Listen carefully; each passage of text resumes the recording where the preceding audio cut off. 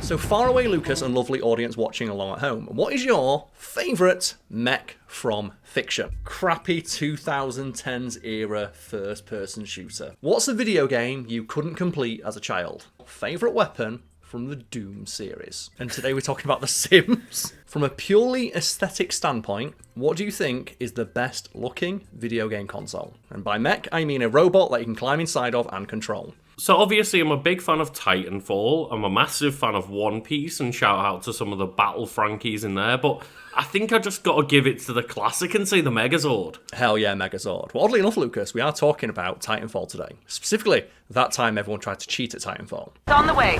Stand by for Titanfall. Titanfall is a video game in which you can punch somebody into a fine mist while in control of a 20-foot high war crime bot with the voice of a British butler. Control transferring to pilot. In short, it is awesome. However, like a lot of games with competitive elements, it was also chock full of cheaters. Cheaters that the developers decided to make compete against one another in what they called the Wimbledon of cheating.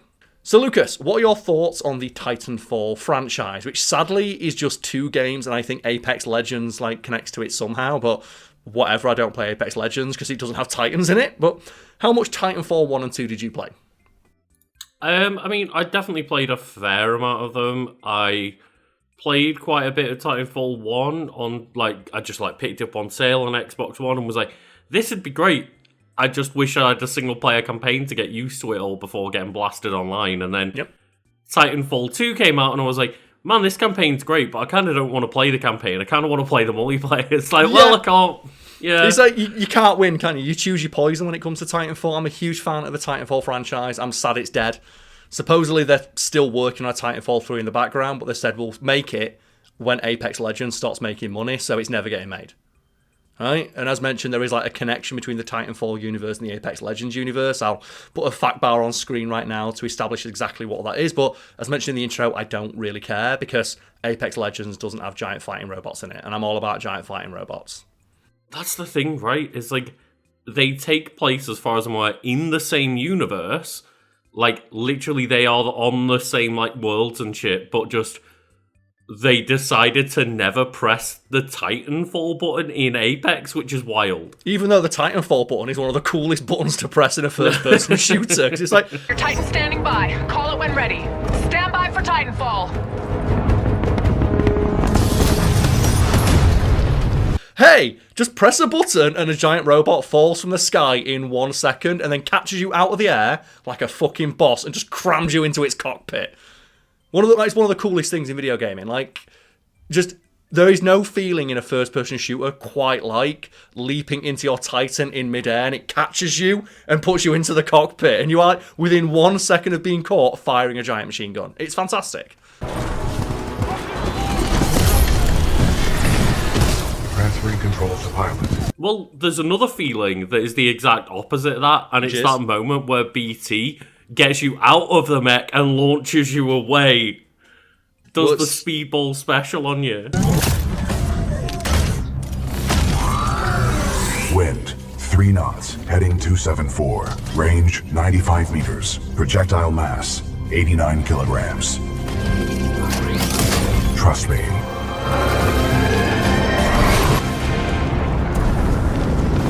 Yes, and I guess we've got to talk about BT. Shout outs to BT, one of the greatest companion robots in video gaming. Where just throughout Titanfall 2, you're backed up by BT, who's just the AI in control of your robot. And throughout Titanfall 2, there are some really great set pieces. The most notable, I think that a lot of people talk about, is the time travel segment, where you have access to a time travel wristwatch, which allows you to switch between the past and the future to solve puzzles. Sorry, Anderson.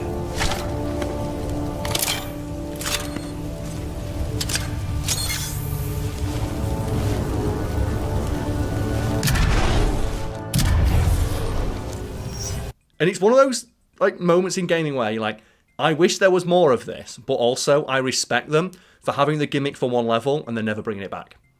Well, that's the thing. You say set piece, but it was an entire level that they managed that for. Yeah, an entire mission that revolves around travelling backwards and forwards in time. Like, that could have been a video game unto itself. Like, that section, without being in the giant robot, is fucking awesome, and I would play that video game. What the hell? Indicating contact with an intruder, but his movement is erratic.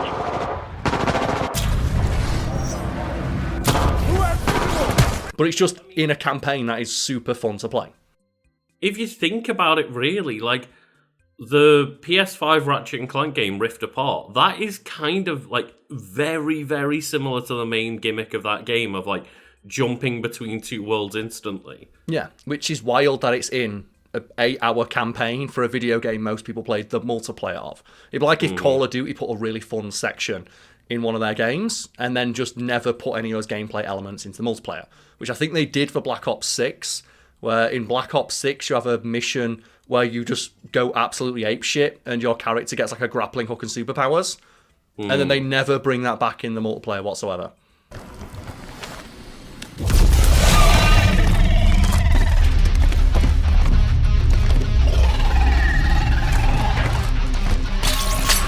Well, I've not played much of Black Ops 6. I played like the opening 2 missions and just called it a day, but you were telling me about like some remote control knife that was just too powerful to put in the multiplayer. Yeah, you get like a knife with a grenade strapped to it that you control in midair, and it has so much control that you can like drive through doors with it and do loop-the-loops. It's insane. And they should just have weekends where it's like, that knife on shipment, let's go. Just give everyone that knife. We're not talking about Call of Duty, we're talking about Titanfall, and my favourite set piece in the game involves BT, and it's where BT, quote-unquote, dies, and you lose BT, and throughout all of Titanfall 2, they never let you use one of the most iconic weapons from the first game, the Smart Pistol, the gun that just auto-locks onto enemies and lets you headshot them instantly. And you're there, and you're like, why haven't they given me the Smart Pistol yet? That's like the weapon from the first game.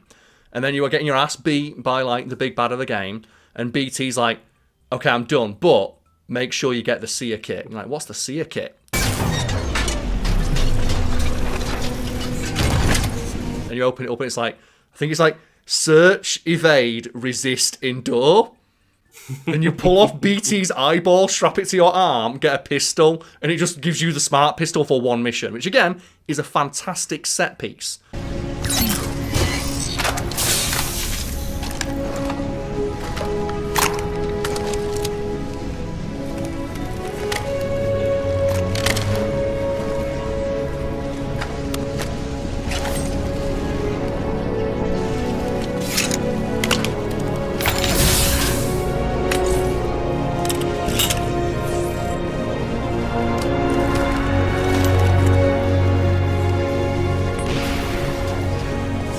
That doesn't overstay its welcome. But just the moment where it's like, well, what do? I've just got one pistol. How am I supposed to escape from a base with one pistol? Don't worry, it's the Smart Pistol. Look on Cooper's position. He's pulled BT's data core. You must have the Seer kit. BT, Cooper, what's your status? Cooper, how copy? Over. The Smart Pistol is like the greatest and worst thing they put in Titanfall, right? It is indeed, yes. So, the Titanfall series has a large focus on mobility and running around as a cool giant robot. And the first game in the series was rightfully criticised. Like you mentioned, it didn't really have much of a story. Like, the story is like 4 tutorial missions that are just on multiplayer maps. And yeah, it kind of sucks that you don't have the ability to just explore that game's systems and get used to them. It doubly sucks when the game was absolutely chock full of cheaters who were getting things like aim bots and wall hacks, which is especially confusing given that you can spawn with, as mentioned, a Smart Pistol, which has already got an aimbot built in. Now, this is a game where they put an aimbot into the game, and people were paying for cheats to give them a better one. God. And, like, let's just mention for a moment as well, like, as far as I'm aware, Titanfall 2 is still just, like, busted to play online, right? It was for a very long time. I believe it is fixed now. But they never announced it was fixed, because announcing that it was fixed would mean they had to also tacitly acknowledge that the game was broken for like 3 years straight. And I'm not sure what the exact story is there, but my understanding of it is just one guy got pissed off and just like overloaded the servers for like 2 years straight with like DDoS attacks, and it's prevented everybody worldwide from playing any amount of Titanfall 2. which is a shame because Titanfall 2, I describe it as the most on-sale video game ever because I've never not seen it on sale. And yeah, it's great. that's the thing. I remember you turning around being like, let's do a stream where we play multiplayer online. I was like, okay, cool. Our Titanfall 2's on sale for $5. Excellent. And just, you can't play it. And I believe you can now, but the player base has kind of dwindled to, it's just the sweats now. Which I'd argue are worse than the cheaters, because the sweats, when you get your ass kicked by one of them, you can't be like, man, they're cheating. It's like, no, they're just better than me. And I don't like that. Yeah, I mean, that's the thing, right? It's like, when a game, the entire online presence of that game is just like, well, you can't really play it without having sucky connections, crashes all the time, etc., etc. When that pervades for years and they just are like, fuck it, we've got Apex Legends, who cares? Like, no one's going to keep playing it. No, except for, like, you know, the diehard fans who are, like, all in on the system. So it's one of those games that I'd love to, like, dip my toes back into every now and again, but just every time I boot it up, it's like going to one match and get sniped from across the map and, like, this is why I don't play anymore. I've just not been in the world for, like, long enough. Please make a third one. Right, but, you know, bring it back to Titanfall 1 and all of the cheaters, though. Like, Respawn, the developer, were keenly aware that cheating was a problem. And there's numerous things you can do to address the issue of cheating. The most obvious one is just ban the people cheating, because fuck them, they're ruining the game for everybody else. And Respawn were tempted to do that, but they had a much better and arguably much funnier idea. Before we get onto that, Lucas, have you experienced, like, people cheating in video games? Like, any notable stories for you? 'Cause I've been into, like, Call of Duty lobbies where there's people who've got aimbots and stuff, and it's just, I really do hope the people who are using the cheats are having fun, but I can never just unimagine the idea of, like, a little kid in one of those, like, toy airplanes you get outside of a shop, rocking backwards and forwards, thinking they're flying the plane. Because you know the person with the cheats thinks they're good at Call of Duty, right? Like, they think they're God's gift, even though they're, like, paying money to cheat to win. You have to wonder what the mentality is, but, you know, you asked me if I've got experience of it, and Yes. I'm a long-term Destiny 1 and 2 player, and they have a mode in that called, like, Trials of Osiris. I can't remember what... I think they changed the name at some point, but basically, you play Trials. And it's a competitive mode within the game where you basically have to get to the lighthouse by getting 7 wins on the bounce against other sweaty teams, and you get exclusive loot. That's basically just custom made for people to cheat, right? Well, yeah, exactly. So, yes, I've got experience with it. It's all over the shop. It's awful, it sucks, it ruins the game for literally everybody else except for the person who's cheating. And Respawn did have a system in place for the first Titanfall game to detect cheaters. And that system was given the quite on-the-nose name of Fair Fight. That was the name given to their, like, proprietary bit of software that would detect cheaters. And you might think that sounds stupid, but I feel compelled to mention it's not the stupidest name for one.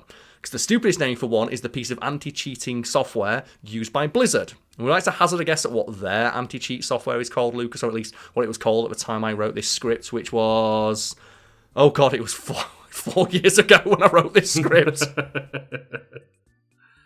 I have forgotten it, but I'm sure I will have heard of it at some point. It's called The Warden. Oh, yeah. Which admittedly is kind of cool. But in regards to Fair Fight, it would detect when a player was performing beyond human capabilities, right? Like, it's fair to say that someone with an aimbot is beyond what a human being is able to do. And what they would do is they collate as much information as they could about those players and put it all into, like, a big spreadsheet. That's what I assume anyway. When I think, like, people just, like, collating information, it's always in a spreadsheet, because a spreadsheet just seems like that's what business people do. Once they had all these names, they went through them to ensure there was as few false positives as possible. Like, you can never fully mitigate false positives in something like this, because it's a robot looking over the information. And, like, keep in mind, this is, like, you know, a couple of years ago now, so that's quite relevant to today, right? Of, hey, a robot can't ever be 100% sure it's making the right decision. Human eyes should probably take a look at this before you, like, sign off on it. Yeah, which is why most games, when you get banned, they have an appeal system, so that, like, most people, if they get banned knowing they've cheated, they're not going to try and appeal. No, they're not. And that does remind me of many, many years ago when I played Halo 3. And a friend of mine got banned from Halo 3 for being too good.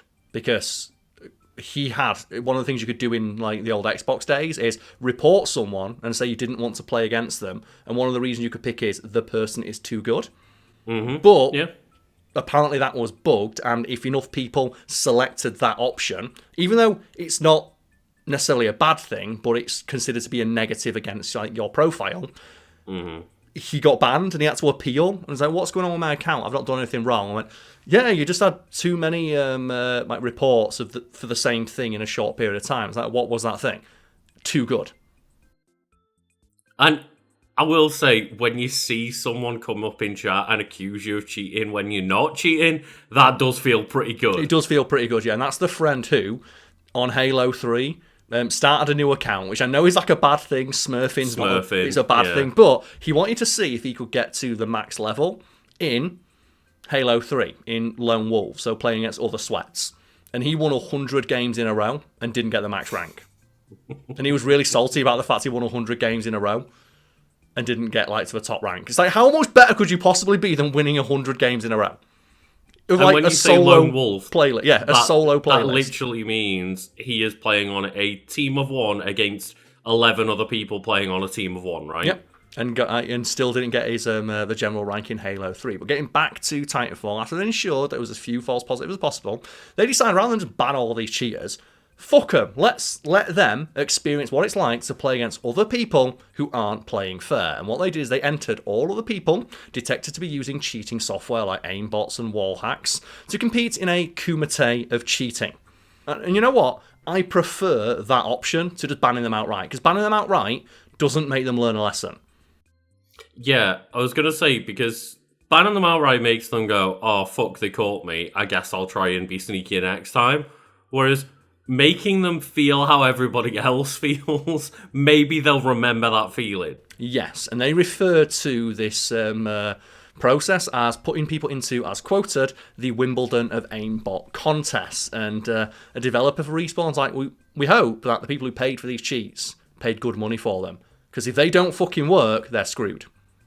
Yeah, because what happens when you go in and you've paid for the shit cheat compared to somebody else paying for like the ultimate pro version? Or just someone who's better at the game who also happens to be using cheats. Because it's like, it essentially levels the playing field, right? Of everybody has now the exact same tools. That's why aimbots and wall hacks suck, because it gives you a direct objective advantage over people who are playing without those things. If everybody has them, then the only deciding factor in a win is going to be now skill, which I'd argue a lot of people who resort to cheating don't really have. Generally, people who resort to cheating aren't that good at the game. Generally not, or, you know, you have systems in a game that encourage cheating, like the thing that I mentioned with Destiny, where, like, you get explicit loot that other people can't get. Yep. And again, I imagine they walk around using that loot of like, yeah, I won this. It's like, but you didn't know, did you? Like we alluded to AI earlier. It's like people who were using AI to create art and then saying, I'm an artist. It's like, you're not though, are you? You pressed a button.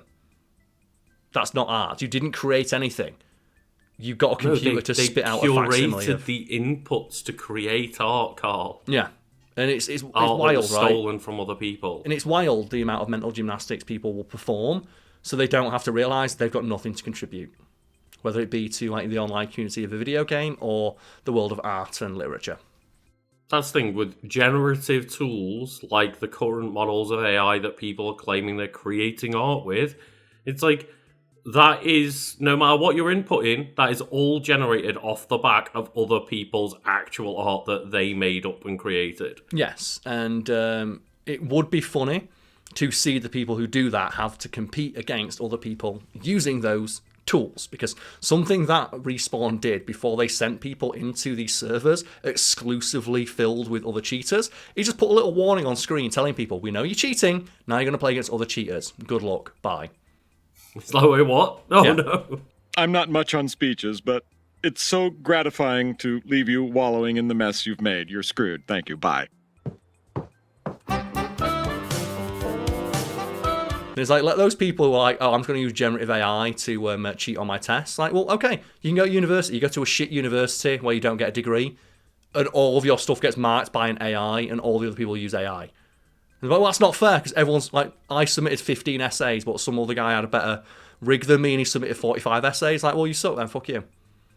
And I can't remember the exact details, but I'm pretty sure that, like, Chinese AI that was released recently that, like, sent everyone up in flames, just, like, they admitted, like, yeah, we used OpenAI as, like, a base for all, like, foundational learning.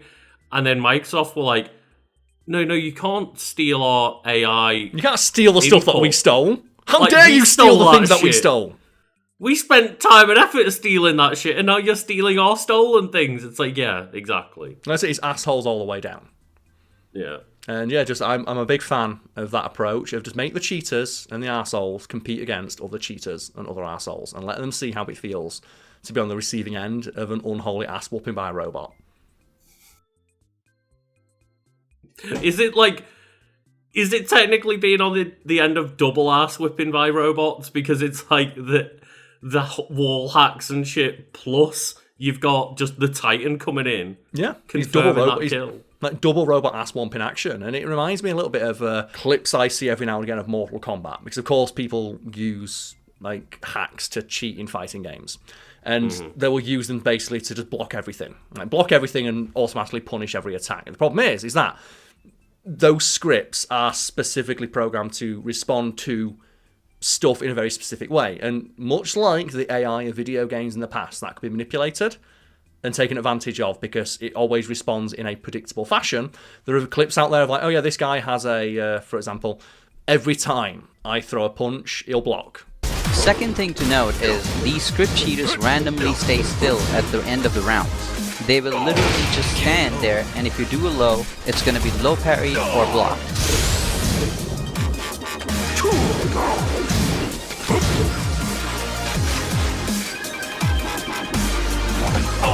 And as an example of what I'm talking about here, one of the more popular scripts, I believe, is one that just automatically makes your character block every time it detects that your opponent is about to throw a punch. So automatically your character will block, so you can't be hit, which is useful, but not infallible. And there are clips out there of people taking advantage of that by, well, all I'll do is I'll just buffer in a punch while blocking myself, and when I see them block, grab them, and they can't break the grab because they don't know what to do. And there's just clips out of people like, okay, now it's like fighting AI, where it's programmed to always respond to inputs in the exact same way, which if you know what those responses are, you can easily exploit them and win every single time. And it's very funny. And speaking of Mortal Kombat, I'm pretty sure a lot of people who have played Mortal Kombat 9 will be familiar with how much of an arsehole Shao Kahn was at the end of the story. Yep. And no matter what I did trying to like actually fight competently as Raiden in that, is it Raiden or Raiden? It's Raiden, right? It's Raiden in Mortal Kombat, it's Raiden in Metal Gear. Yes, yeah. So I was trying my best to like play a competent Raiden, and I figured out that just doing his teleport on loop was the best way to just beat Shao Kahn because he couldn't figure out what to do. Because the AI is programmed to punish stuff with certain attacks, and it can't always differentiate between what you're doing. Same like the old school Mortal Kombat games, which literally read your inputs. Like the game would detect the button that you pressed and would always punish it optimally with like a quicker, more powerful button. But if you understand that it's doing that, you can do things like jump in the air, buff it in a button to make the AI think you're doing an attack, and then just teleport. And as a result, it is possible to like beast on the hardest AI in Mortal Kombat by just jumping backwards and teleporting every single time, and it will hit for free every time. The bosses can't tech this, so you just do net into a standing string, into back one, and they always get hit by it. It sets you up for another jump in, where you just loop it over and over again. Even Shao Kahn is free to it, which is weird because he's usually quite good at escaping things the other bosses can't. This is by far the easiest run I've encountered so far. I'm pretty convinced that anybody could win with this strategy. Same with these cheaters, right? Where they're just relying on a computer algorithm to like move their character, and that algorithm doesn't have the human ability to adapt. No, exactly. It doesn't have the capability to notice, hey, they are tricking me by buffering inputs, therefore I've got to change my tactic. It's like, no, I've been programmed to do this one thing, therefore I'm going to continue to do it and be exploited. Like good old rock. Nothing beats that. And there's just something very cathartic about people who paid money to not play a video game they also paid money for. Like, you're getting ripped off twice there, right? Yeah, and again, it's just that weird thing of I don't know how people get like that. Like, I don't know, sorry. Yeah, and I don't know how people get dopamine out of the idea of, like, well, I paid for wall hacks and aimbots, so I'm therefore better. Like, I just don't know how you can justify it to yourself and not just feel sad about the whole thing. I say it's the same way people justify to themselves, like, using generative tools and then convince themselves they are an artist or a writer. Right? Just in their head, the minimum amount of effort they put in is enough to, like, for them to justify that they did the thing themselves. Mm-hmm. And it's a fascinating area of psychology, and there has been studies done on it, and we don't have time to delve into those today because I've not done the proper research on them. But if you would like to see us talk about, like, topics like this or similar to this some more, you can follow the channel, or you can subscribe to Wiki Weekends, the secondary channel myself and Lucas run, which involves just finding wikis elsewhere online and going through them, see what kind of conversation arises as a result. And yeah, maybe an entry on the psychology of cheating could be a topic for a future episode, because it is fascinating, right? It is, yeah. It's just, again, like, I don't know why, like, oh, well, I'm going to artificially rank up in a game, which means absolutely nothing to, like, make myself feel better. Like, I don't understand. Yeah, and there's layers to it. I think back to, like, one of the earliest, like, GDQs, Games Done Quick, where there was a guy who cheated to get, like, I think a really good time in Halo. Which, okay, fair enough. Sure, you're great at Halo. But then he somehow convinced himself that he was good enough at Halo to go to GDQ. And live on stage, just repeatedly fucks up in front of people. And I guess just after so long of being the best at speedrunning that game, they'd just convinced themselves that they can actually do it, despite not practicing. And, like, knowing for sure that all of their times were illegitimate. And I can understand, like, when we covered the guy who cheated at Who Wants to Be a Millionaire, there's money on the line. Yeah, millions of pounds. I get pounds. it then. But just when it's like, oh, I ranked up on Titanfall, it's like, well, good for you. Well, it's video game kudos, isn't it? The EP. You can't, like, understate the value some people place in the size of their EP, because it's all they've got. Apparently so. Apparently so, yeah. And it's sad. And like I said, there's many examples of it, and there's many examples out there of people just really, really publicly getting called out or failing live on air. Like, it's speaking of speedrunning, there's that dude who was like, oh, I'm the best at... Who just, someone found out, like...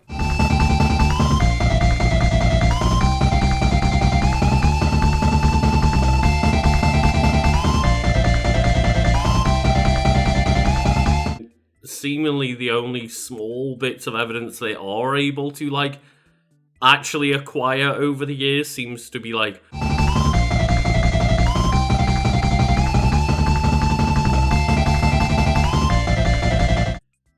We don't know who this person is. We can't say their name.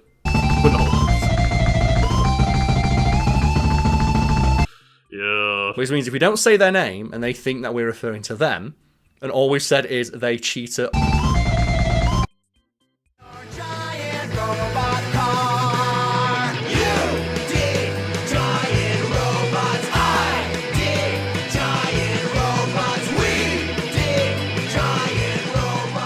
Faraway Lucas and lovely audience at home, what is your favourite crappy 2010s era first-person shooter? Oh, a crappy one. Yeah. Maybe, like, I don't know exactly what year it was, but I remember Call of Duty Ghosts being terrible. Oh, man, I thought you were going to say something real bad like Haze. Remember God, Haze? I never even touched Haze. Do you remember Haze? Folks at home, what's your favourite crap shooter from that era of video games? Because we're not talking about one of those today, we're talking about the game that made fun of them all. Spec Ops The Line.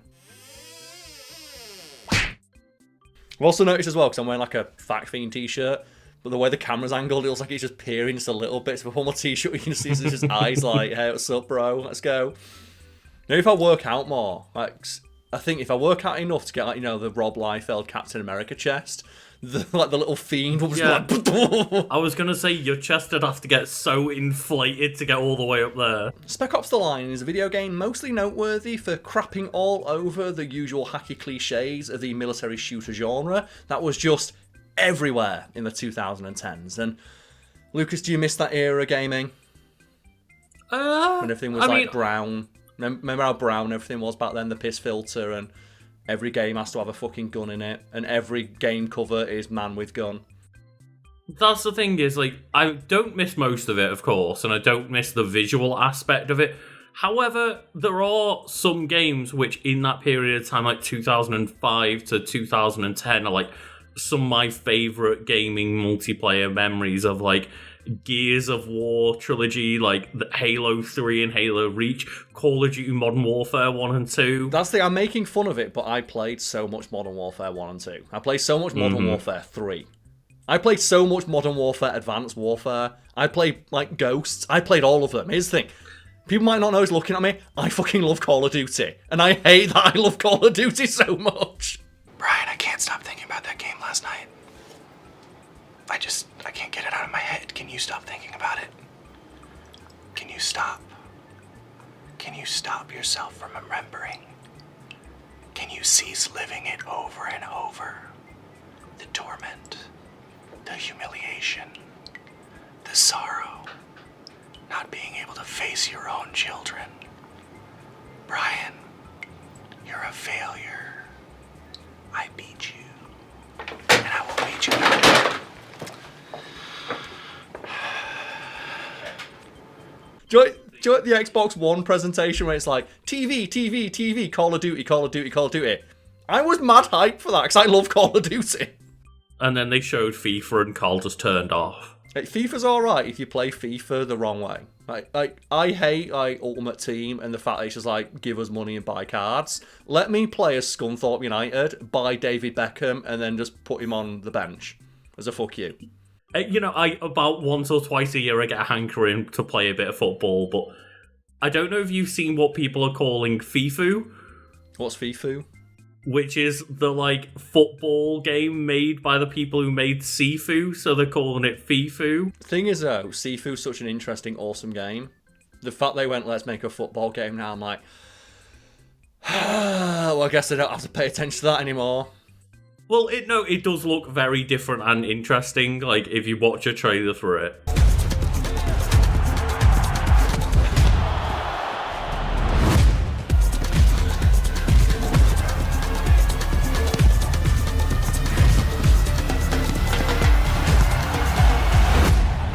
Thing is it as good as FIFA Street? It looks like it might be very FIFA Street, to be fair. Okay, let me change the question. Is it as good as Red Card Football, where you can play as Dolphins? No. With two teams as evenly matched as these, we're sure to see some good football.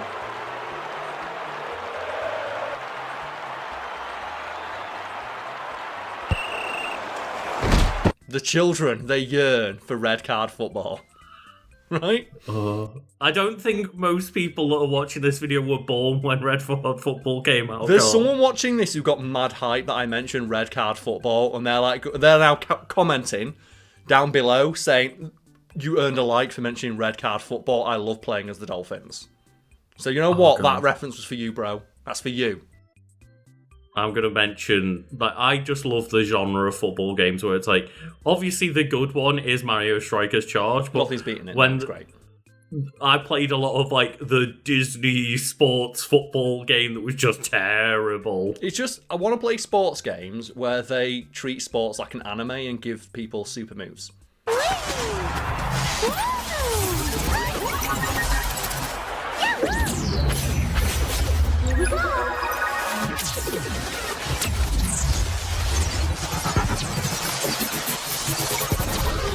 But we're not done with the intro, Lucas, because even though the writers of Spec Ops The Line went out of their way to make fun of all the trappings and tropes of the military shooter genre, that doesn't mean the rest of the people working on the game did, much to the annoyance of those same writers. Now, the official story is still hazy about what happened next. All we know for sure is that the storms got worse. Much worse. Last thing we heard out of Dubai was that Conrad was leading a caravan of survivors out of the city. That was 6 months ago. Yeah, that does not surprise me because I had to be told by somebody that, hey, that game that you played a demo of and forgot about for years, that's not actually the game. Game is, yeah. Well, Spec Ops The Line is a very interesting story, and it's something I think we should cover one day on Wiki Weekends, the sister channel we run. And if anyone out there would like to see us cover it on Wiki Weekends, hey, let us know. Also, check out Wiki Weekends. It's a series where myself and Lucas just scour the lengths and breadths of the internet for wikis on subjects we're interested in, and then go through it and see what kind of conversation arises as a result. And I think Spec Ops The Line is something I wanted to cover for ages, because the making of it is interesting, as is the reception to it. In most cases, from Mass Effect and Infamous all the way back to Jedi Knight, your character profits from whatever he decides. Nobody wins when you make a decision in Spec Ops The Line.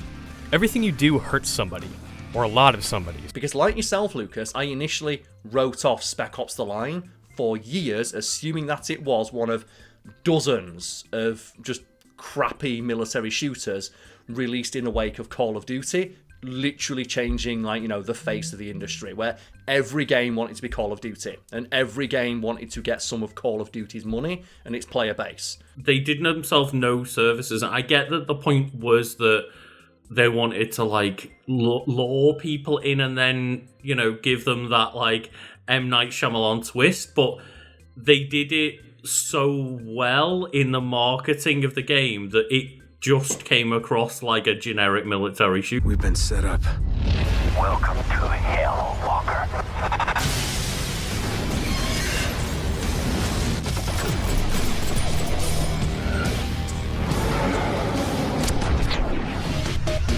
And I feel that in the era of Helldivers 2, Spec Ops The Line might have done better. Or at least it may have done better now that I'm older and more aware of the fact it's a piss take. Right? Yeah, but as you say, the box was the generic box of a guy with gun held in a silhouette with his back to the cover. Right? It was too close to what it was making fun of. Yeah, and then the demo, as I say, I've tried that, and it was just, here's the opening of the game where it's shooting people in it had a cool sand system mechanic, but other than that, it just felt like another generic military shooter. And that's because it was, and something that we no doubt talk about on an episode of Wiki Weekends where we cover it more in depth, is that while the writers absolutely wanted Spec Ops The Line to be a deconstruction and piss take of all the banalities of the modern military shooter, the studio wanted Call of Duty money. And that's why they, for example, put in a multiplayer element that the writers were heavily against. If you skip multiplayer altogether, Spec Ops The Line is a really great experience. Wait, there's a multiplayer There's a multiplayer that no one played, but they put it in, and they took away dev time from the story and the mechanics of the base game, which are actually really fun. You mentioned there's a sand system.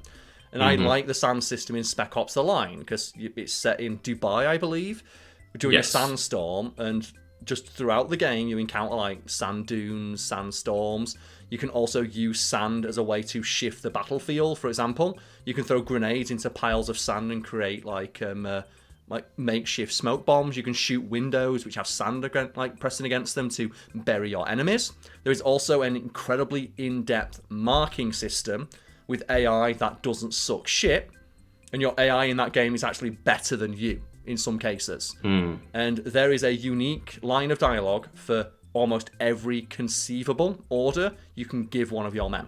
And every unique piece of the environment has a voice line associated with it. So no matter what your enemy is taking cover behind, your main character will always have a voice line that reflects what the enemy is doing, where they are, and what in the environment is can be used as a point of reference for locating them and shooting them. So, as I mentioned, Dubai is an amazing place, but our treatment of Dubai is slightly different because of these sandstorms that have affected the region.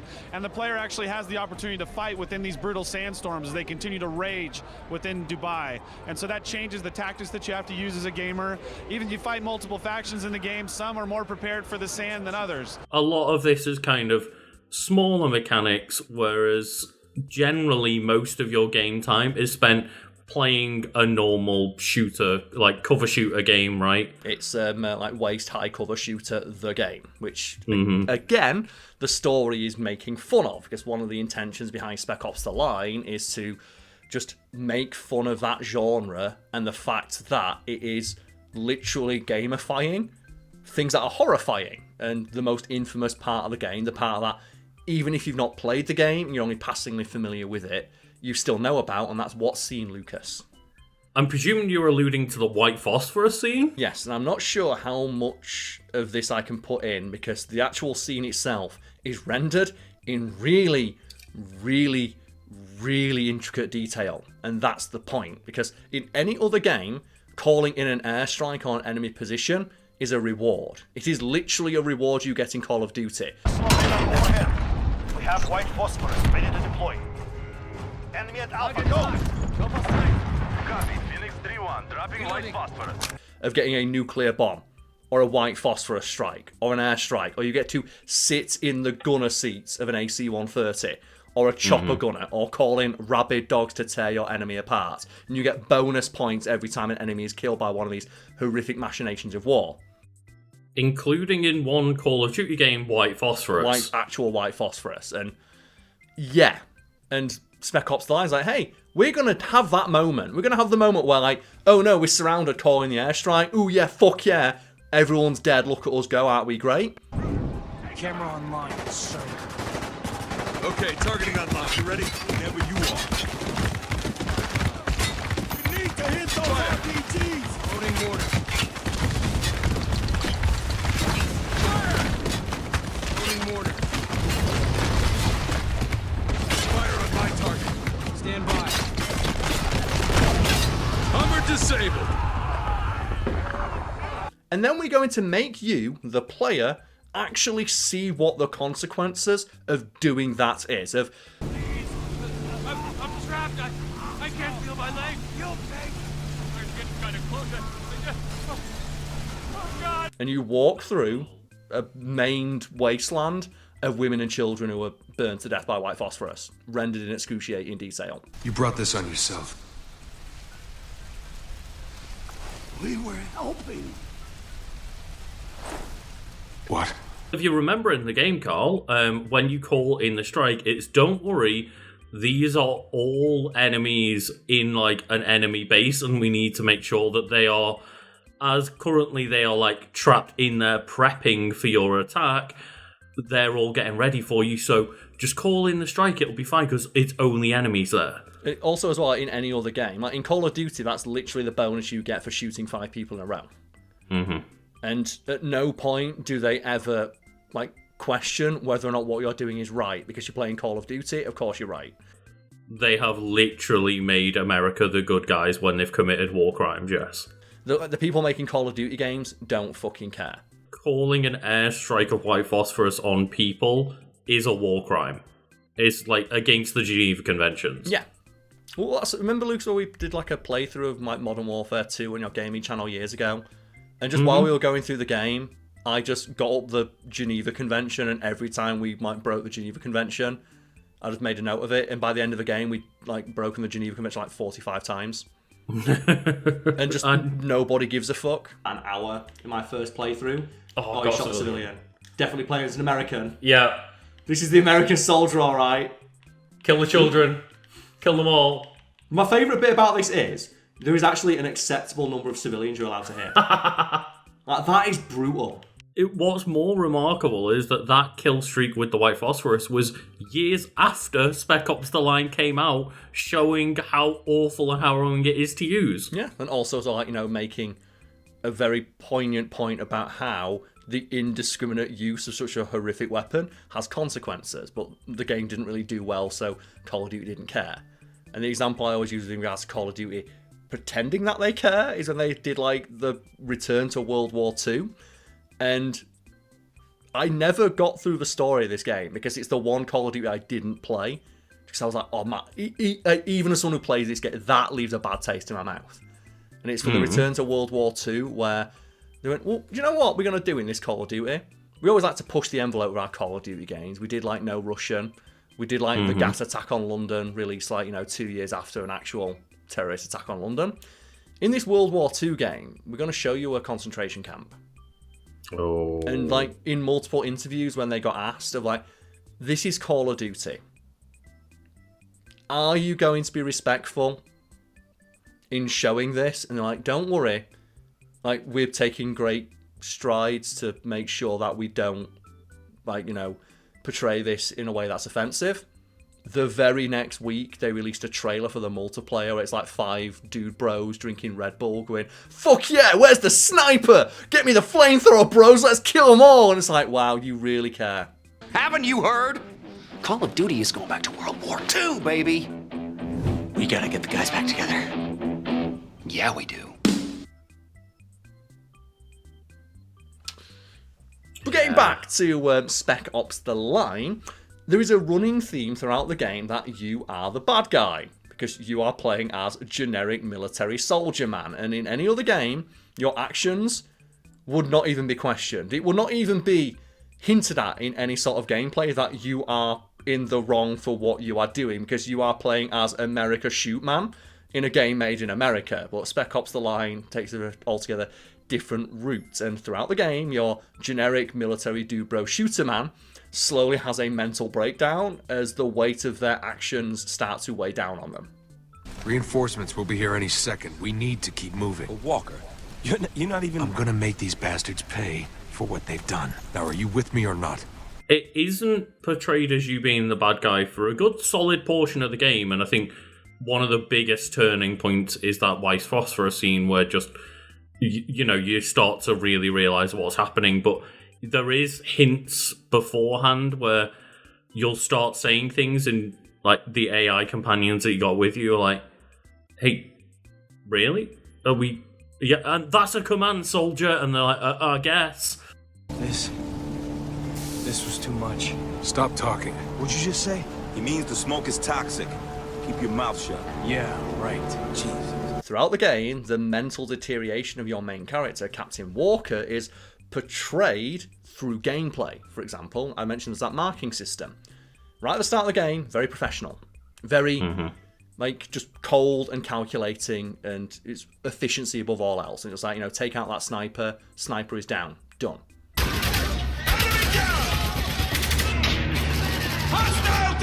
However, as your character is slowly fed through the meat grinder of war and combat, your orders get altogether more unhinged, to the point where you're just eventually screaming, kill that fucking asshole. Kill is fucking confirmed! Got the son of a bitch! There is, likewise, there is an execution mechanic, which is pretty standard fodder for a military shooter game, right? Yeah. And early on in the game, you're like, you know, Captain Walker will dispatch the enemies with brutal efficiency, but will otherwise take no pleasure in the taking of a life. It is, you know, it is done because it is a matter of routine. It is me or it is them. They're a combatant. They have a gun. They pose a danger to myself and my men. I must take them out. As his mental state deteriorates, he starts beating the fuck out of people and executing them in a way where he's trying to cause as much pain and suffering as possible, because he's a psychopath. Yeah, and ultimately, like, the big reveal is not actually shown until the very last few cutscenes of the game, right? But there is one moment, and I think it's just after you, like, make your way to the actual, like, remnants of the phosphorus scene, and I think after that moment, you have a scene where, like, some big, like, heavy dude breaks through a wall, or, like, breaks through a big door or something, and if you get killed in that fight the first time that you die, instead of getting, like, the generic loading screen, all of a sudden there's, like, this harrowing white screen of, like, people dying, and it comes up with, like, you're a monster, you know that, or something like that. Something to that effect. Which itself is a piss take of the Call of Duty kill screens, where they have, like, the quotes about war to try and make the game seem poignant. I saw that. Yeah! Oh no! Oh no! Goes. War. You were killed by a grenade. Watch out for the grenade danger indicator. That's a great quote. Can you just throw them back in single player? You can, yes. That's my favourite quote about war from Bertrand Russell. Like, watch out for the grenade indicator. That only happens one time when you die, the first time in that one battle. And it's just, most people will never experience that, but then I think not only that, if you come back, then the character is, like, changed in some way, and it's, like, meant to be your squad mate or something, and again, it's, like, a sign that Like, you can't trust what you're seeing, and I can't remember the exact details because it's been a long time, but I do remember hearing about that loading screen, which is just a literal blink and you'll miss it once in a playthrough opportunity to see. Yeah, a thing that you might notice more, but is nonetheless really cool, is just the splash screen at the start of the game, which opens up very generic, very of its time, and it is a sniper on top of a roof in Dubai, big American flag, as like Star Spangled Banner plays on an electric guitar.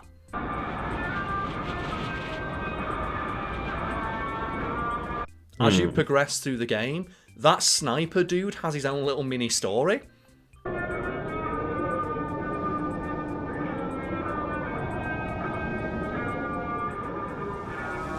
And you'll like, as you complete missions, like the flag that he's in front of gets more and more deteriorated. The city starts to fall apart, fires start, and by the end of it, that dude's just dead.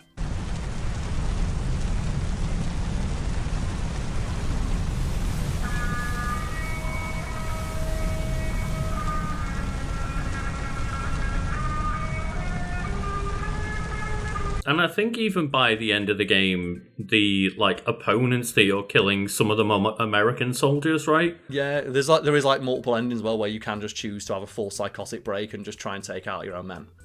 Mm-hmm. It's because it's very of its time, but it's also very interesting to see what they were trying to do. But at the same time, they were being kneecapped at almost every opportunity by the studio who wanted to make Call of Duty, but the writers wanted to make fun of Call of Duty.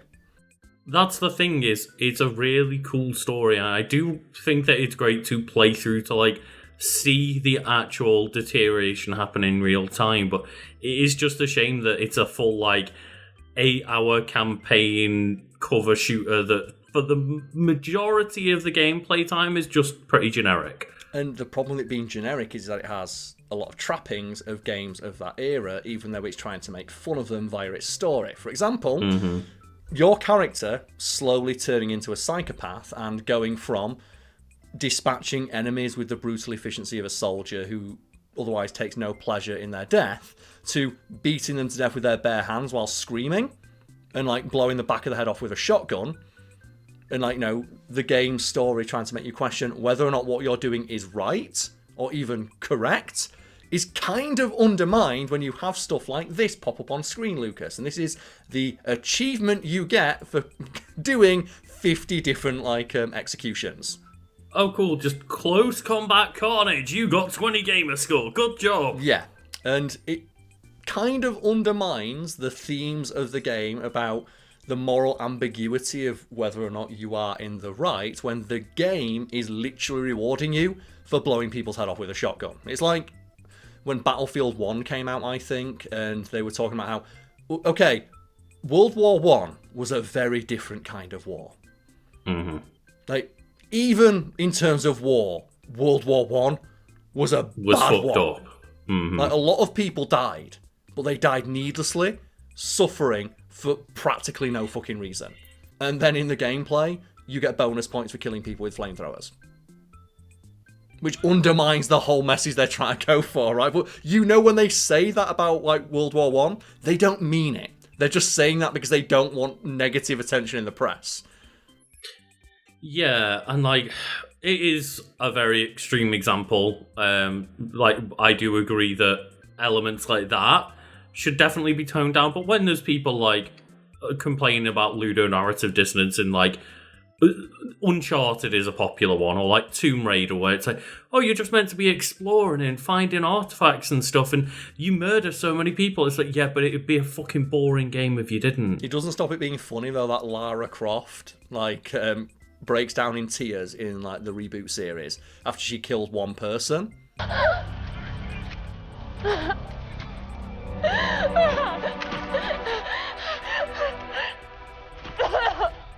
And then immediately after that, when you're like actually getting to gameplay, the game gives you a bonus and reward system for killing 50 people in a row. And again, it is very weird to experience both sides of that coin as you're trying to experience the narrative of Laura getting over one kill, and it's just again, I think I'd still rather it that way than just the game doesn't want to let you have fun and kill people and, like, you know, do cool stuff. I don't mind if they want to do that with the game. It's just, like I said, it's very funny that they try... you go from cutscene Lara breaking down in tears that she kills one person to the game rewarding you for getting headshots.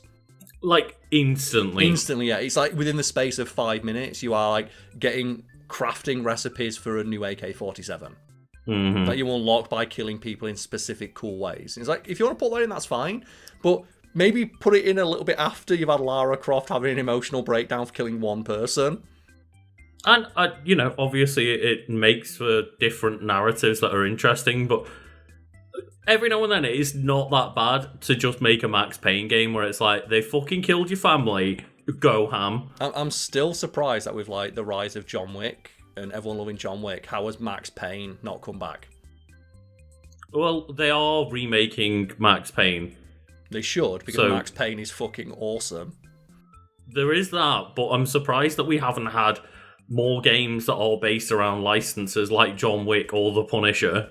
Like, just, presumably, because no one gives a fuck about Max Payne 3 anymore, but if there's not someone out there who's jury-rigged a John Wick model into Max Payne 3... right? Because that game's awesome. Like, Max Payne 3 is so rad for the system of... It's an entire game that revolves around diving through the air, firing 2 handguns at once.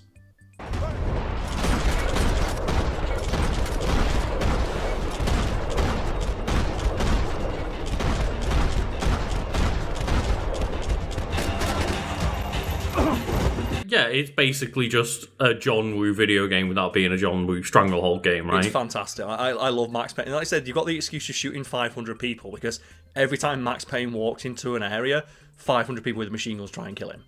Yeah. And he absolutely does not give a fuck about how many people he shoots because he's Max Payne. And again, I don't want every game to be that because that would just be boring. I would want every game to give you the option to dive down concrete steps while firing 2 Uzis, though. Because that is true. The thing about Max Payne is that, like, you don't have health in that game, you have painkillers. It's like, why is Max Payne taking so many painkillers? Then you see my version of Max Payne throwing himself shoulder first down concrete steps. It's like, oh, you need some painkillers after that bastard.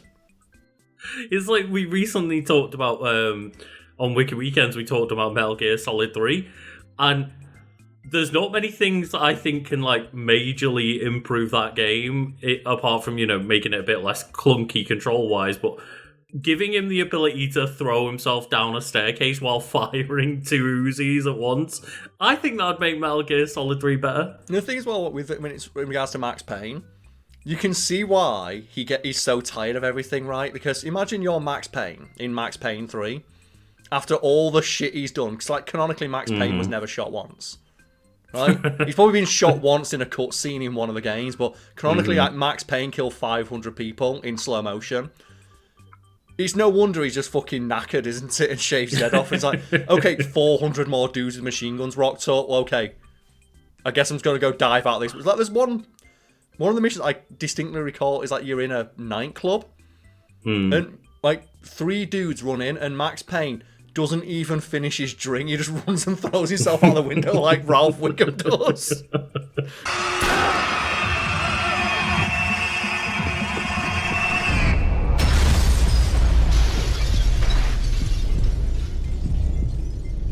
Because he's just like, well, I guess I'm going to throw myself out the window because that's what I always do. Right? That's it. Yeah. You can tell that story because that's the kind of game they were making. And with Spec Ops The Line, that decidedly was not the game they were making, or at least it's not the game they were writing. See, I'm disappointed that in Spec Ops you can't fly through the air in slow motion, just wildly firing, but you said the writers were just upset with how generic the gameplay was. Yes, so specifically the game's lead writer, one Walt Williams, he was not happy about the inclusions that the studio mandated, like multiplayer, and especially achievements, and he didn't really have that much of an issue with achievements, but the specific ones that the studio put in, like, hey, you're being rewarded for killing 50 people with an execution, kind of undermines the story that he wrote. And there's a really great interview with him. I was like, so, did you play the game? I was like, yeah, I played the game. I liked it. You know, I like the story that I wrote. I like seeing the story that I wrote come to life. Every single time an achievement pops up on screen now, I had the same reaction. What was that reaction, Williams?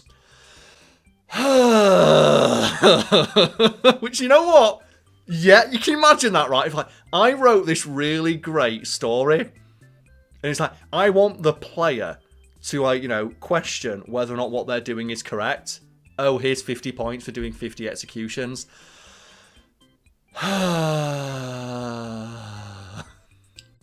Yeah, and maybe you just didn't realise that you have the option on the Xbox to turn off Xbox notifications. Yeah, maybe he didn't, but he did say that I think the game would have been better if you could turn achievements off. And I'm inclined to agree, because I don't think achievements really add anything to any game. Shut up, Karl. I'm going to take my 120,000 gamer score and leave right now. The only achievement that adds anything to any game is the one in Dead or Alive, where if you lose 5 games in a row online, you get a 0-point achievement that says you suck that you can't delete. It's the only one worth mentioning, because you know what? Yeah. I absolutely love achievements like that. I can't remember if it was an achievement or trophy where it's similar. It just came up like, you suck.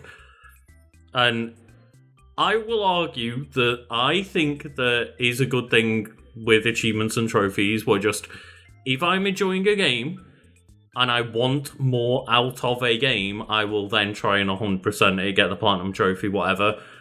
But I don't necessarily agree that achievements add anything in the sense of like, if it's just me playing through a game and I want to be one and done with it, then yeah, sure, I don't care, but it does give me a fun excuse to play a game I'm enjoying more. I'll clarify that I don't think they're completely valueless. I think in terms of just tracking your progress through a game, and you know, if you look back through your list of achievements, you can get a pretty succinct snapshot of how many games you've played and how much of said games you managed to get through. That's quite handy, right? But there's some games where clearly the achievements just weren't implemented well, and I think the era where Spec Ops The Line was released is one of those times, because never forget, Lucas, you had like Ghost Recon Advanced Warfighter, one of the achievements in that game, which is a legit achievement, but it kind of fucking sucks if anyone wants to go back and play that game, where one of the achievements was, because it was before they were like, hey, you can't do this, one of the achievements was becoming the top player on the multiplayer leaderboards. Which is an achievement, but they very quickly realised for achievements and trophies, you can't have an achievement in your game that players can't get. Because players don't like it when they can't get all of them. Even though that kind of undermines the idea of an achievement, which is another reason I don't like them, because they made them easier so people didn't complain, which made them less interesting.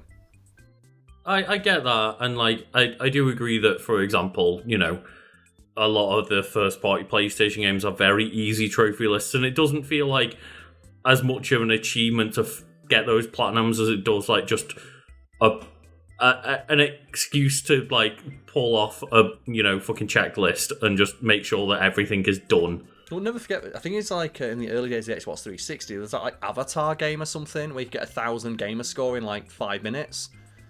Oh, there's a huge, like, there's an entire genre of games of this developer is making money by making you get easy platinum trophies. Or just like, they made the game and then like when they sent it to Xbox, they said, now put achievements in. So like, well, fuck it, just give them 100 gamer score for completing every level.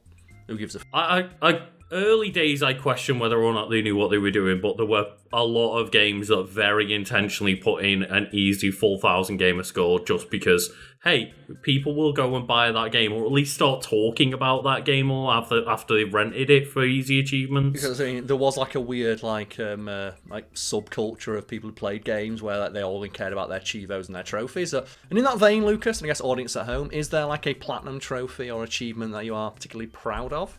Because the one for me is beating the original Ninja Gaiden 2 on Master Ninja difficulty. Because that is a fucking achievement. Anyone who knows, they know. And they know when I say the original Xbox 360 version, they know I earned that shit. Fairly simple so far. Alright, I'm just going to run. I'm not going to fight anything. I'm just going to run. And Lucas, you tell me when things start to get ridiculous. Oh, God. Oh, my word. To be clear, oh my God, no! To be clear, every single enemy on screen right now is throwing explosive shurikens that can hit you and cause explosions. Oh God. And Lucas, to be clear, the game isn't slowing down on your end because we're playing this on Discord remotely. It's slowing down because there are so many enemies on screen. Okay. So just look, Lucas, look. Look at what I have to fight. Look at this. Look at this. Look at it. I'm just going to stand still now and not block and just watch what happens to Ryu. Oh my god. The damage.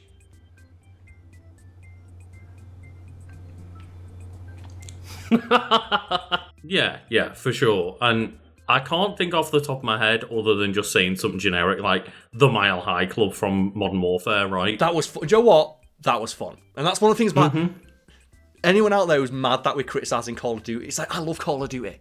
I just wish it would embrace how silly it is rather than trying to address serious topics or real world things that have happened, because they just don't have the talent to do it. And the fan base that they have cultivated, myself included, do not want to engage with it, because I'm embarrassed when I see them try and engage with real world topics, and then like the other half of the fan base refuse to admit that there's anything wrong with, for example, referencing real world things that people actually died during, or gamifying breaking the Geneva Convention. I'd rather them just admit, fuck it, it's set in the future, or an alternate time. My pitch for a new Call of Duty game is, I want them to say, okay, this Call of Duty game is set during World War IV. And when they say, what happened to World War III? What about World War III? World War IV? We don't talk about World War III. Yeah. Or alternate history. Just like the Nazi zombie stuff. How is that not an entire game? Yeah, and it's one of the most interesting DLCs is an alternate history in one of the Assassin's Creed where it was George Washington becoming a King George Washington, right? Ubisoft decided, saw that and went, you know what we should do though? Let's just like painstakingly try to recreate actual history. It's like, but it's so boring. It's so boring. I'm not saying history is boring, but I mean their commitment to trying to make the games really historically accurate when all of their DLC is like, hey, why don't you play as evil George Washington? But then at the same time, none of the games are historically accurate enough, because like it's either, you know, do it or don't, because like Leonardo da Vinci wasn't inventing fucking super spy weapons for assassins, you know and what I mean? if you're gonna have him invent stuff but only go like at one step beyond, right? It's like, if you're gonna have Leonardo da Vinci making like super weapons for assassins, have him make a fucking like, I don't know, mech suit. Right? Well, he for the time period, he basically did. He gave you like a fucking glider with bomber features. Yeah, and it's like, if you're gonna do that, keep it up. Keep putting the weird shit in. But they seemingly wanted, like, it's like Call of Duty of like trying to have their cake and eat it too. Of like, we want to get the good press for like, you know, being really respectful of history and actual, like, you know, soldiers and heroes who died in these engagements. But at the same time, we want the dude bro fans who don't give a fuck about any of that and buy like cans of Monster for the double XP weekend. And I think the best example of what I'm talking about here is how split the fan base is for Call of Duty now. And you can just go look at like Black Ops 6 and the multiplayer for that, where just it's seemingly split right down the middle between people who like the milsim stuff, where they like the really accurately recreated military shooter aesthetic, and they like seeing the cool guns, and they like seeing just like the tactical shit and the cool looking dudes in military outfits. But then they go and put Nicki Minaj in and Homelander. Yeah. And they're putting like Squid Game collaborations in. Oh man. And it's like, I get it, you want to like Squid Game's popular, but if you're going to put all that bullshit in, don't stick to the weird super realistic military aesthetic, because one, it's embarrassing, it's kind of offensive to like, you know, the referencing like fucking Desert Storm in this one and Iraq and Kuwait. It's kind of like objectionable in that sense, but also it makes your game look shit because now your aesthetic is all over the place. Why not just lean into the second thing? Because you're not really going to piss anybody off by just putting like Squid Game into like generic military shooter that where you just set it in made-up-istan. Absolutely fuck off, Cogs. I'm very offended that they put a Squid Game in. Because you know what? They didn't put in that fucking MC Escher room as a map in Call of Duty. I'm so pissed off. The only thing I'm annoyed about with the Squid Game collaboration is that the outfit costs $30. And clearly like, people are buying it. And again, I'm fine if that's what they want the game to be, but when you have like the Squid Game people running around Saddam Hussein's bombed out mansion from the campaign, where you go to Saddam's compound and bomb it. It's like, this is weird. And I do wonder, when they approach like the people who own these properties, and in some cases like the real world people, like when they approach like Nicki Minaj, do you think she was like explained to that your character, you're going to be running around like a bombed out hospital where war crimes were committed? Carl, I think what happened was Nicki Minaj's manager went, hey, do you want X amount of millions to be in Call of Duty? Yeah, sound. I think that was the entire conversation. That's the thing. No one thinks about it, which is what annoys me so much. But I love Call of Duty, but every time I play it, it's like, just, even if you discount the fact that, okay, it's kind of weird that you have, like, Squid Game people running around Saddam's bombed out mansion, it just looks shit. Yeah, because they're not in the colourful staircase room. Yeah, they don't match the world that you have created, so why do you keep creating that world and then immediately populating it with Fortnite characters? Do you know when you play Fortnite now, or you look at Fortnite, and you see people playing like the generic Jones skin, and he looks really out of place because he's like generic shooter man. Mm-hmm. But he looks so out of place with what the aesthetic of the game is now, with like Godzilla and Hatsune Miku running around, or like Cell wearing Jordans. I will admit though, Peely nailed it day one. Yeah, but Jones, like he's Jones, like he's the default Jonesy, character. I think. Like, I think it's Jonesy. How out of place does he look? Because he was from when the game had a very different aesthetic. And that's what I think of Call of Duty now, where Call of Duty still has that weird, super realistic military look, but they immediately abandon it every time they release a new game because they know what sells is crazy, loud, colourful bullshit. So why even... What is the point of, like, accurately modelling Ronald Reagan in one of your games if in the multiplayer you're just going to have me run around as John McClane shooting at King Kong? It's very funny because obviously it was an announcement that kind of hit the more broad news and audiences, because Destiny 2 has had a lot of collaborations, but there was recently one where they announced a Star Wars one, and it's like, hey, you're going to be able to buy like Stormtrooper-esque armors, like different Stormtroopers, to put on your 3 different classes. Like, you're going to have like a mini Death Star as your little ghost companion. You're like...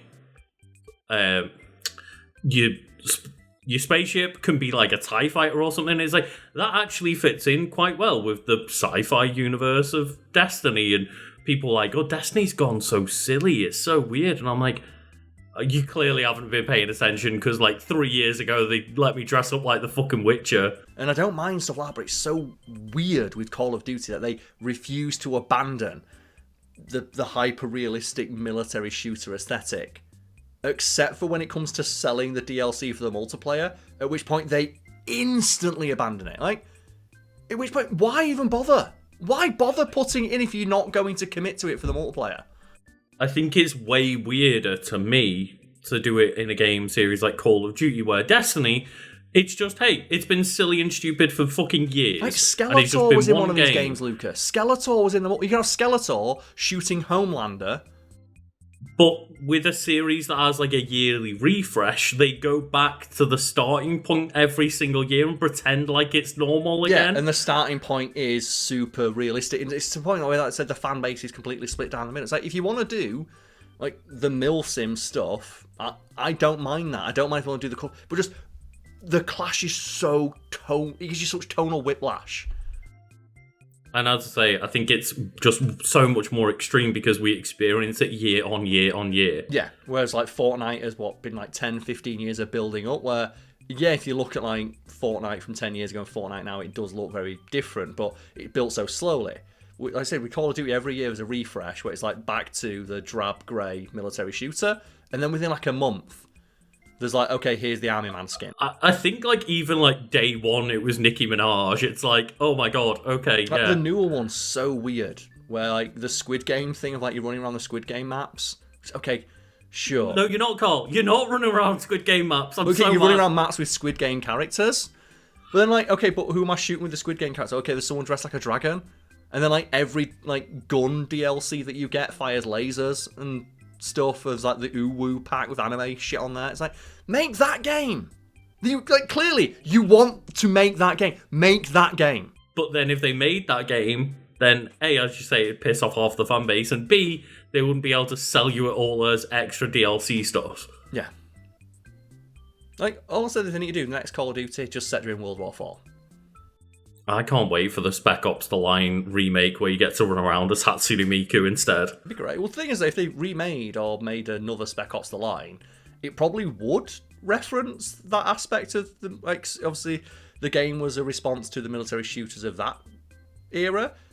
If it was going to respond to the ones of this era, it would have to mention and make fun of like the horrible monetization, right? And how tone deaf it is to put in real world people and gamify conflicts. You right? can only imagine that whatever publisher is behind it goes, yeah, but actually do some of that, and there would again be that narrative dissonance and like the weirdness around it of like, oh, you're making fun of it, but also you are also selling $30 Squid Game skins. I still think the best one is that they just put Homelander into Call of Duty. Because just Homelander with a gun, fighting Skeletor, on shipment, calling in airstrikes. Fucking like, shipment 24/7. It's just the fact that Homelander calls an airstrike and it's like, what's he? He is the airstrike!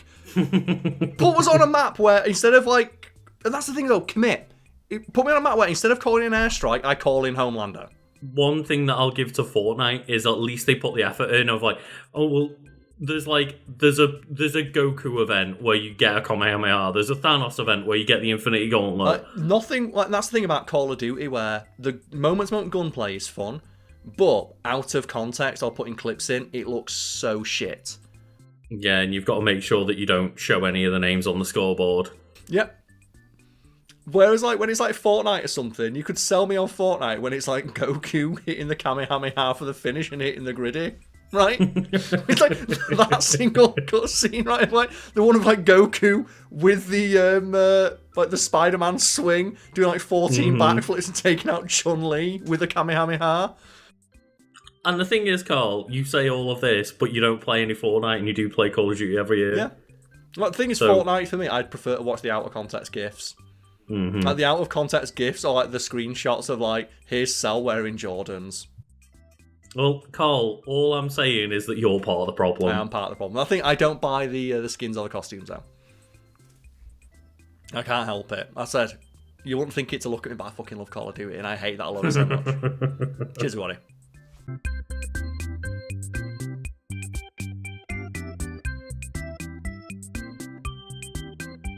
Far away, Lucas, and I guess lovely audience at home, let us know in the comments, what's a video game you couldn't complete as a child? Oh, God, let me tell you about the amount of times I rented and failed to complete The Lion King on the SNES.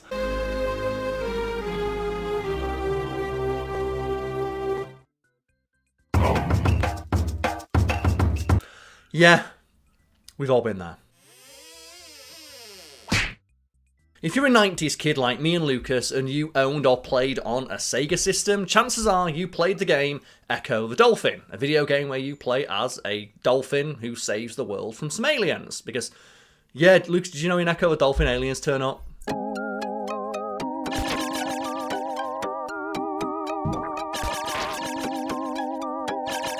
You mentioned this to me a couple of weeks ago, and I have only memories of swimming around and, like, screaming at walls and caves and stuff, like being lost. I do not remember aliens. Well, you'll be surprised how common that experience is, because one thing the game is known for, primarily, is being really, really hard. Something it turns out was entirely intentional, and something the person responsible for that difficulty later apologised for. I am concerned about the crew. After all, Ecco the Dolphin is not just a game, it is an adventure.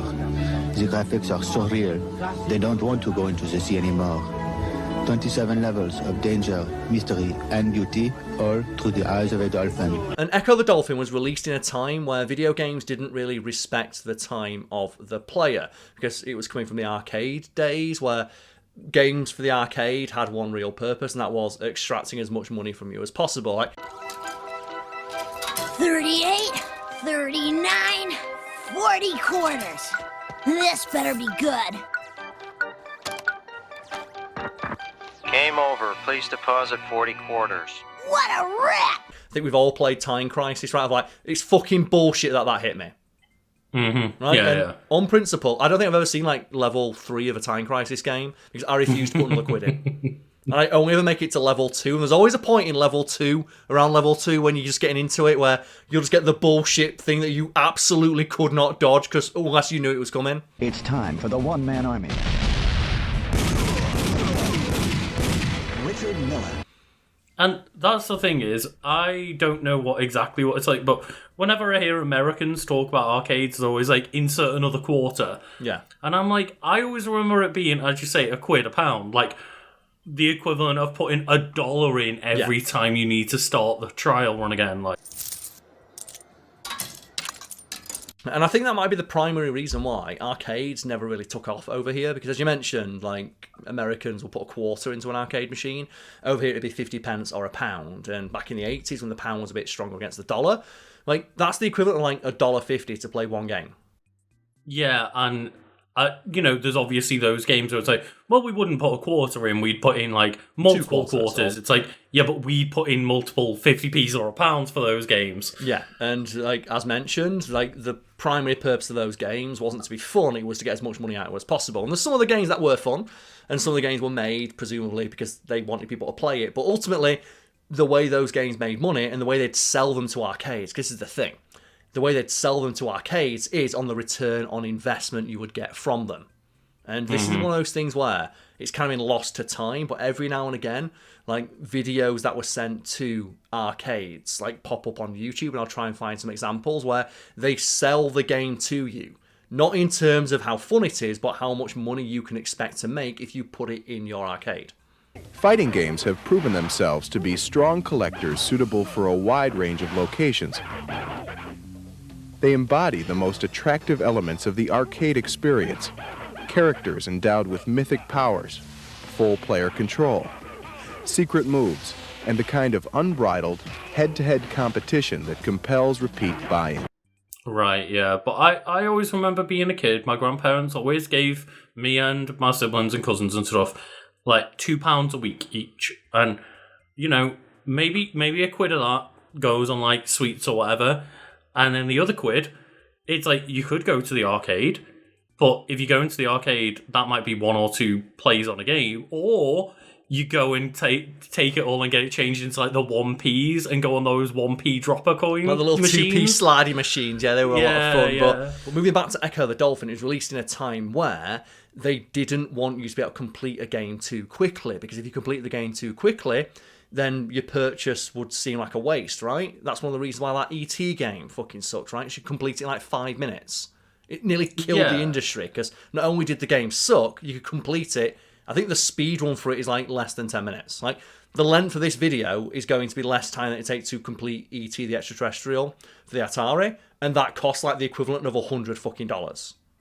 I think you mean the video would be longer than how many This video will be longer minutes. than how long it would take to complete the game. And I'm just going to be honest, like, there's a few things I'd pay $100 for that last 10 minutes, and one of them's not a video game. there's a lot of bad things that I could reply to with that, but they were not only essentially a lot of the games were ports of arcade games onto home consoles, so Which they just had that design ethos in mind, right? Of like, we wanted to put another quarter in. That's why I like Mhm. things like lives were a thing. And there's nothing that pisses me off more when I play an arcade port on like modern systems or more modern systems, and it doesn't have an options for like free play. Yeah. Like if I try and replay like Metal Slug or something like that, and it doesn't have the option for just unlimited lives. Yeah, that's always bullshit. And it's one of those as well, as you say, like, if a game took an hour to beat, then, okay, yeah, obviously skilled people could, but if everyone could beat that game in an hour, that's a game that you would just rent and no one would be buying. And that's part of the reason why Ecco the Dolphin was so bastard hard. And the person responsible for that difficulty is one, Ed Annunziata.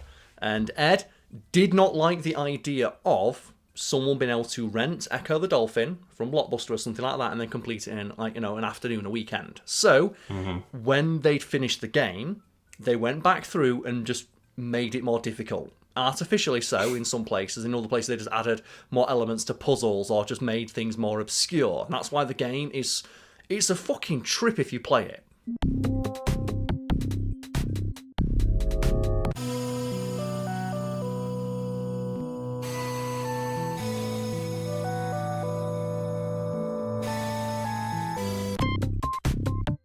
Because I remember, like, a friend of mine, he has one of those, like, arcade machines where it's got, like, loads of games on it.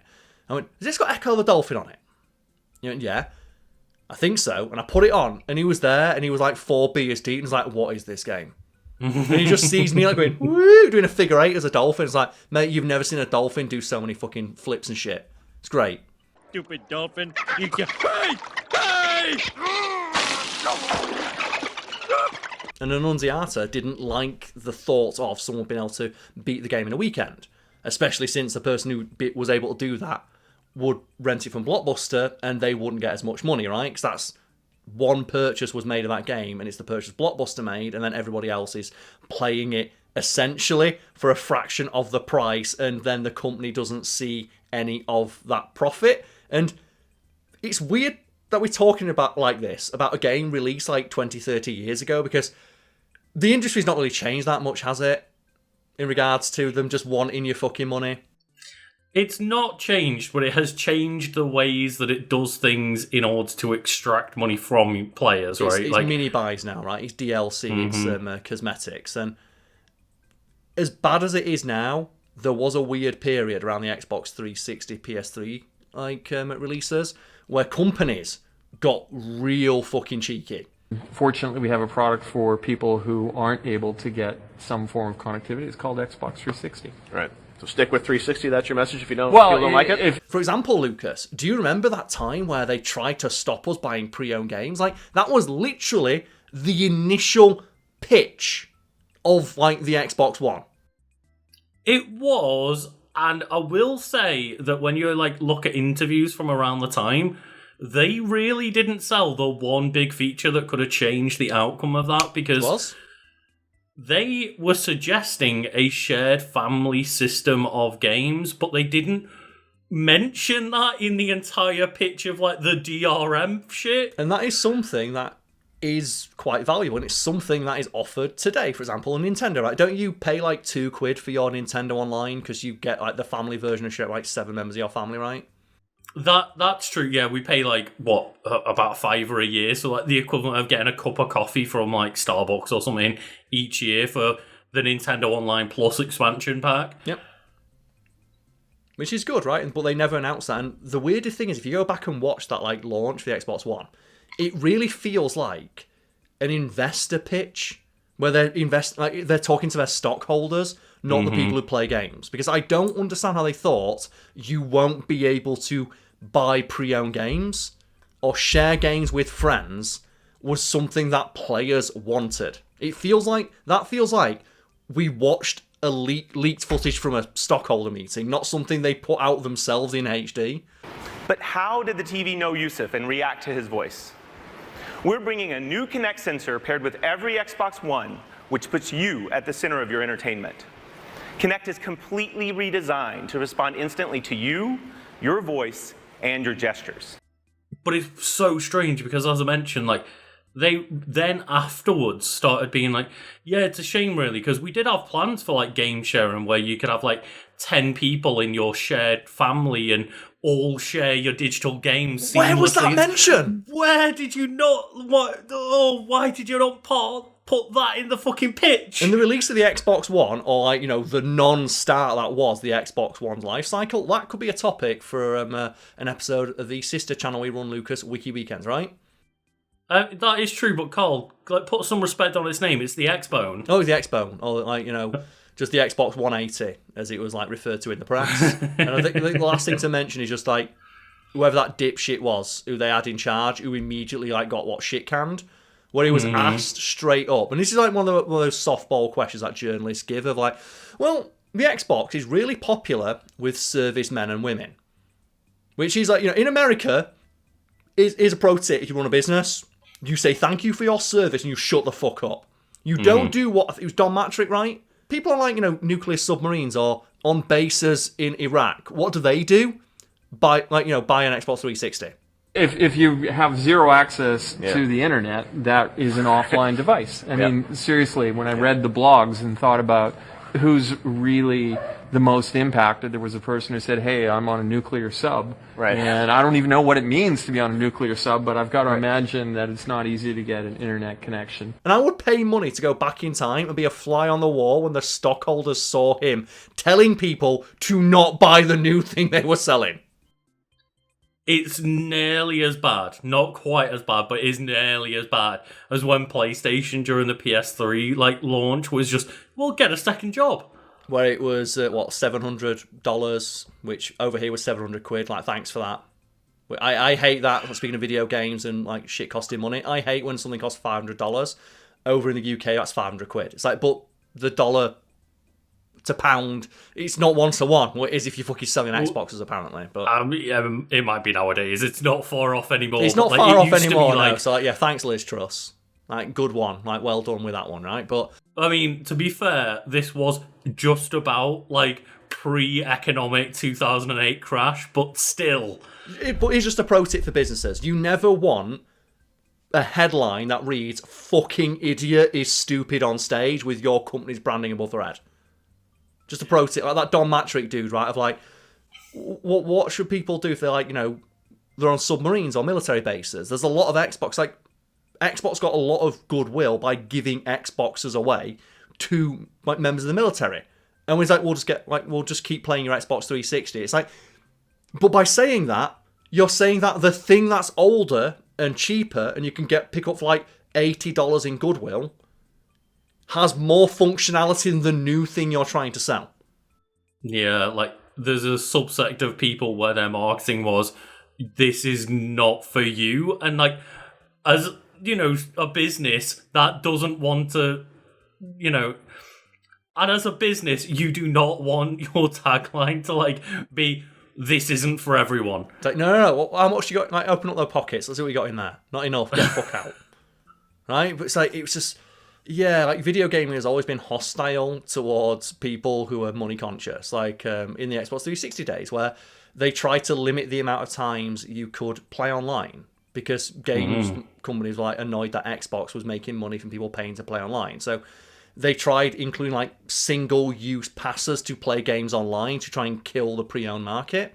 That was the way EA decided to try and get rid of pre-owned games, right? It's just, well, if you don't buy it new, then you've got to pay like £10 to get an online pass. It's like, I'm already paying to play online, you fucking dickhead. And all that did was just kill any chance of those games having any sort of successful online component, because one of the things that keeps games alive is the pre-owned and second-hand market, right? Or I guess in the digital age, there'll be things going on sale, and if things don't lower in price, you can't get that second, third, fourth influx of people. The people who maybe are a bit more price conscious, maybe don't have as much money, maybe just couldn't afford it the first time around, right? The answer is there's a lot of developers on those games, and that's the real cost of business when it comes to gaming nowadays, is like keeping high-skilled tech people in gaming. It must be really hard as well when you keep continually shutting down the companies making games. Mm-hmm. Right, that's a story for another day. Perhaps a Wiki Weekends episode. So yeah, follow us on Wiki Weekends. God, that'd be depressing. It'd be a depressing one, but it'd be interesting, right? In that way of like, just fucking hate business people ruin everything. Fortunately, we have a product for people who aren't able to get some form of connectivity. It's called Xbox 360. Right. So stick with 360. That's your message if you don't like it. But in regards to Ecco the Dolphin, it was ruined by one guy, and Annunziata went back through earlier levels that he felt were too easy to make them harder, specifically because he didn't want people to complete it in a weekend. But when reviews started rolling in, and all the reviews were like, it's an interesting, pretty cool looking game, I've no idea how to beat it.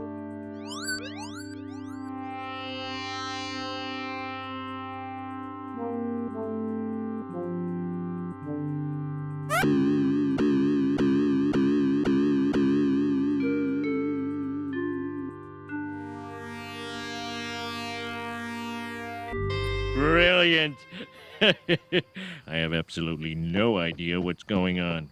reviewers found Ecco the Dolphin really difficult, and Annunziata was really kind of shocked by that.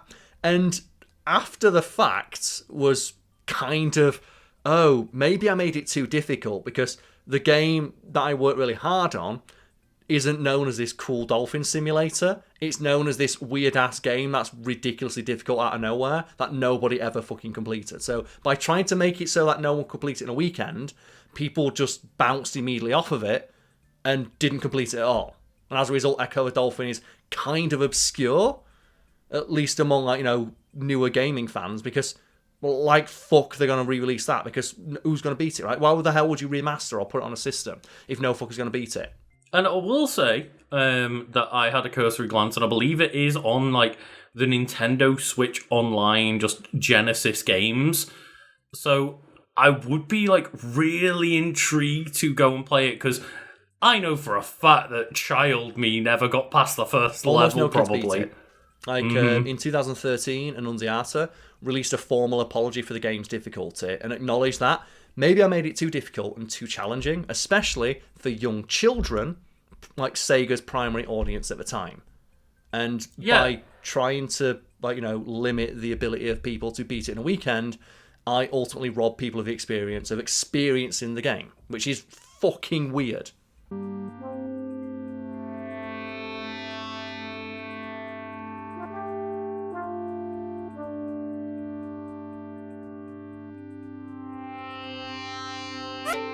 And I do remember being a kid, and one of my favourite animals as a kid was dolphins, and I saw a dolphin game, went, doing sick.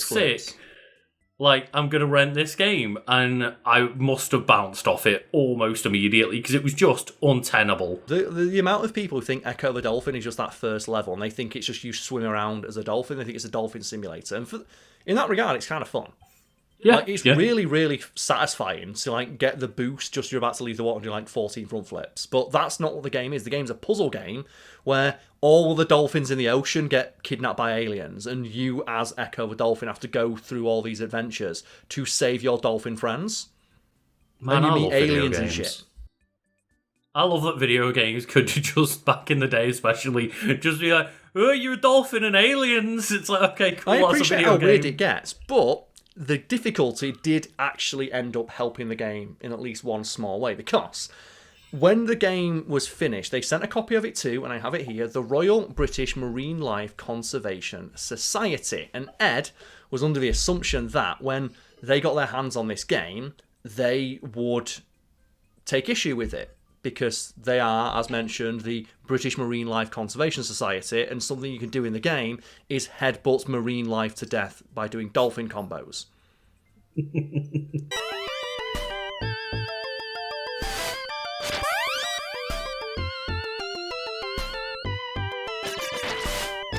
But the game was so difficult, nobody at the society could get past the first level, which is just you swimming around in the ocean as a dolphin, talking to other dolphins and doing cool flips. So they just assume that the entire rest of the game must have been like that. So they actually gave the game their blessing and sent an invite to Annunziata to join the society for creating a game that was like celebrating dolphins and like the idea of conserving ocean life, even though a key plot point in the game is that Ecco fucking hates every other thing in the ocean and will kill it.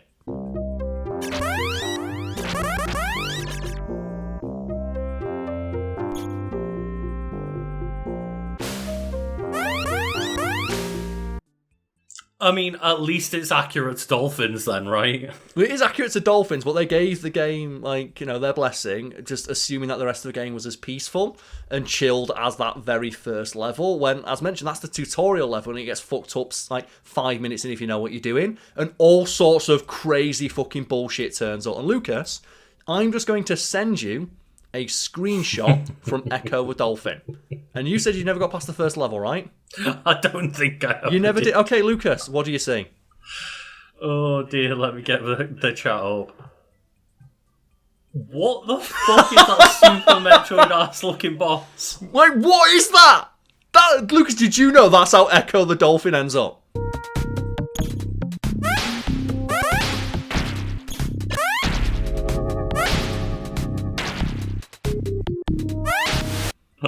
did not. And would you like me to read a quote from the Society about Ecco the Dolphin? And just keep that image in mind as I read this quote out. You rescue your family after a storm and solve puzzles. What a peaceful game. Isn't this wonderful? And you end up fighting like aliens and shit. Look at that awful Lovecraftian nightmare monster.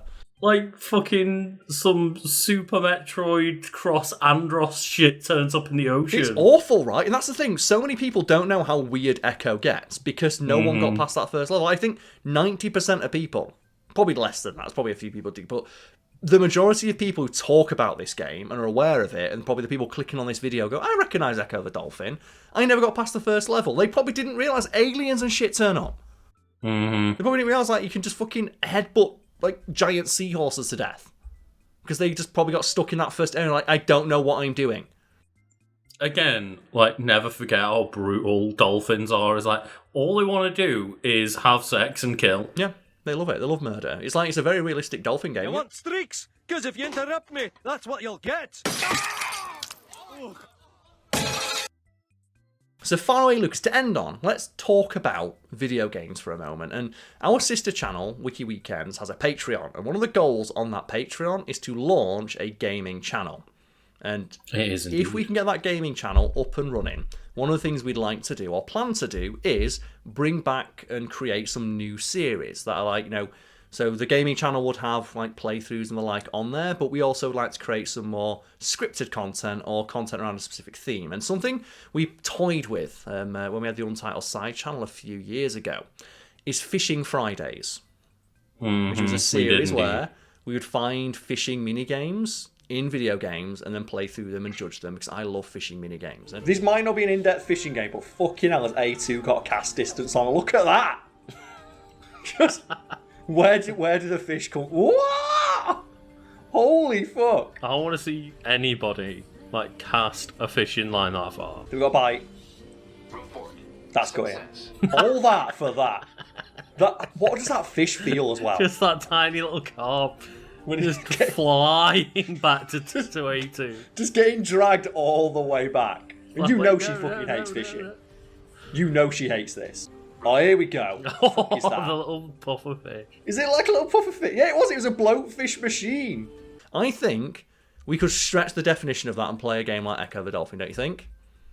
I mean, there's fish in it. There is fishing in it, yes. So that's like one of the series that I would love to revive over on a theoretical gaming channel if we can get enough support on Wiki Weekends and the associated Patreon. So if people would like to see myself and Lucas literally beat our head against a brick wall as a digital dolphin, you can help make that happen. That's the thing, right? I presume that the hunting of fish via dolphin would classify in some way as fishing. It's fishing, right? It's like, we only had like a couple episodes of that, but I always thought it was a very strong gimmick, and I would love to revive it, because me and you had a incomplete list of the various games with fishing mini-games in there, and presumably our audience at home can suggest many more, and that's one of the things we'd like to do. But I think we played like that like Manhunter game, right? Where it's the shark PG. Lucas, do you know what I've often asked you? The question of sell a game with a screenshot or a picture. This is how you sell this game to me. Like, look at that. Which isn't Man-Eater? great. Man-Eater, something, right? Manhunter's probably a different game. No, Manhunt's a game, right? Manhunt is a different game. That is a game. You definitely kill things in that, but you're not playing as a shark. You're playing as a dude. Not a dude that just likes to murder in many, many ways. Yeah, you know what? That's another topic for Wiki Weekends and Cover. That'll be a Halloween episode, so I was always scared of that game. You should be, Karl. Like, never forget that game was, like, banned across many different countries. Which would be an interesting thing to cover, right? But in that vein, Lucas, are there any, like, weird games or games with, like, interesting hooks or premises you'd like to discuss? Because, like, Ecco the Dolphin is one, right? Like, just, hey, Dolphin Simulator, let's go. Or, like, Man-Eater, it's like the Shark PG, which isn't great, but, I'll put some clips in the episode now, and people can go check it out below if they're interested. We've got some humans here, Lucas. Oh, come get them. Well, I don't know, they're on dry land. That's the thing I'm wondering, like, how do you think we're going to get there? Can you just fling yourself at humans? Oh, no, Lucas, that'd be stupid. Why would I be able to do, like, oh, fuck you, oh, I'm on land! I'm in! Ah! I'm always fascinated by the idea of Katamari as a concept. That's the roll, right? Yeah, just roll and get bigger, and then scoop up the galaxy by the end of the game. Like, a game with a gimmick that I always loved, and it was a series. I'm not going to say it didn't get a chance. It got several chances, and each of the games released in that series are all good. But I'd love for it to come back, and like I'd love to see its gimmick expanded upon, and that's Beautiful Joe. Henshin a go-go, baby. Yeah, that's the thing, Henshin a go-go, baby. That's like, Okami's coming back. And Okami's a great game. I love that gimmick, the paint, right? Because you're replaying it on your Twitch stream, right?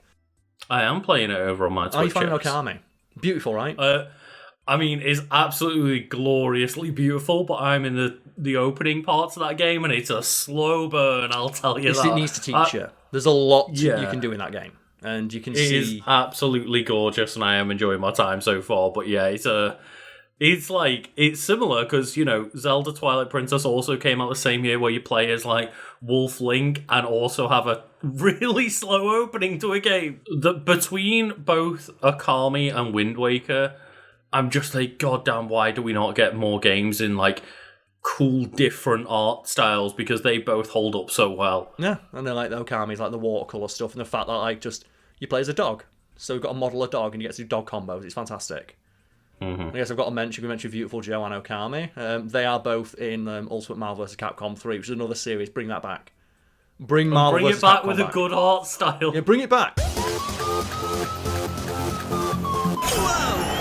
Real hero? For real? What was I again? Yeah, doesn't matter. Or the thing that fans of Marvel vs. Capcom have wanted for years: Capcom vs. Capcom. Fuck Marvel. Just don't deal with all that Disney nonsense. Just make Capcom vs. Capcom. Do it. But I want Berserker Barrage. You could give another character that. No, you've got to make it Wolverine. You've got to Berserker Barrage. Well, it's more as well like. I guess we're just going to talk about Marvel vs. Capcom again. Fuck it. Just like the voice lines in that game live in my head rent free. Like you said, like the Wolverines were like Berserker Barrage, like Swiss cheese.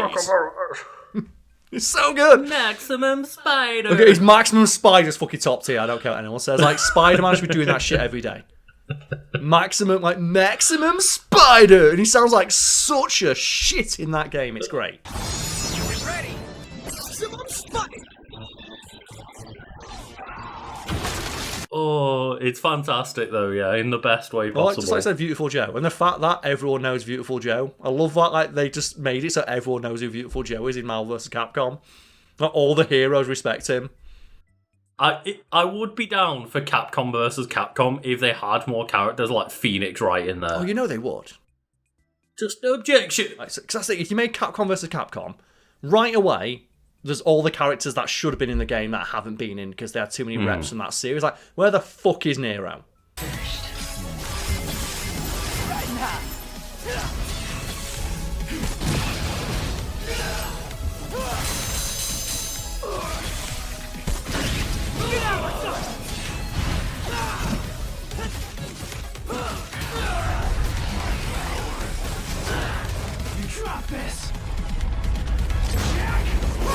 I know there's still games like that. We have Dragon Ball Fighters, but that's like been out nearly like 8 years now. What? The bin! Hey there! Hey there! Hey there! The bin! Try this one! It can be! Struck of this!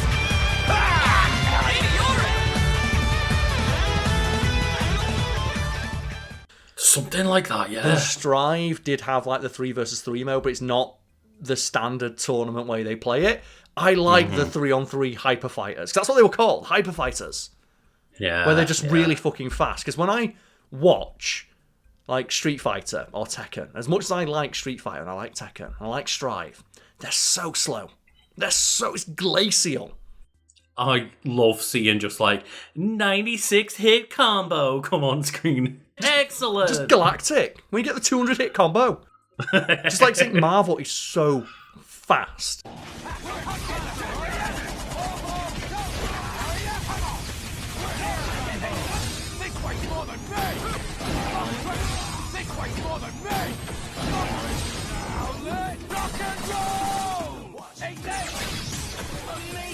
And I guess if we're talking about like bringing fighting games back, bring back Soul Calibur. Where is Soul Calibur?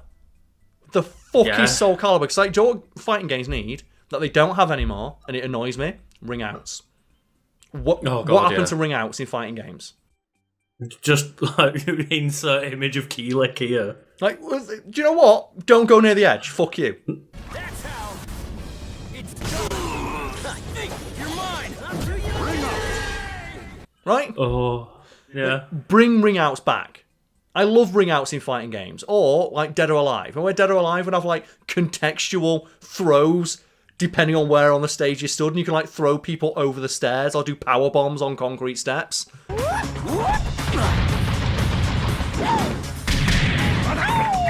You could throw people into the next part of the stage, right?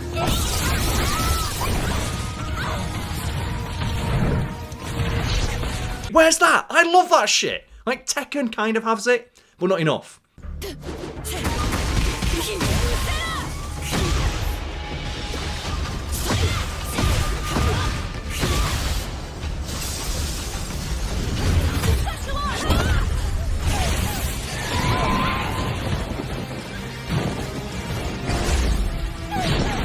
You just kind of break the floor, though, don't you, normally? Yeah. And Tekken, like, they advertised Tekken 8 as saying you can do all this crazy bullshit. And the guy who worked on Dead or Alive, who, like, implemented that system, was working on Tekken. But it's not implemented enough. And they actually toned it down. Every time they update the game, they tone down how powerful those interactions are, so it makes them less useful. Right. And we're never going to get that Dead or Alive combo where someone does a 0 to death on the stage they put in, where it's just the infinite falling platforms, and they pick a character who's got a throw where he catches you in midair, and all he does is he gets you right in the corner and he throws you off the edge, jumps down and catches you in midair and throws you down again. 0 to death. It's like, give me that shit.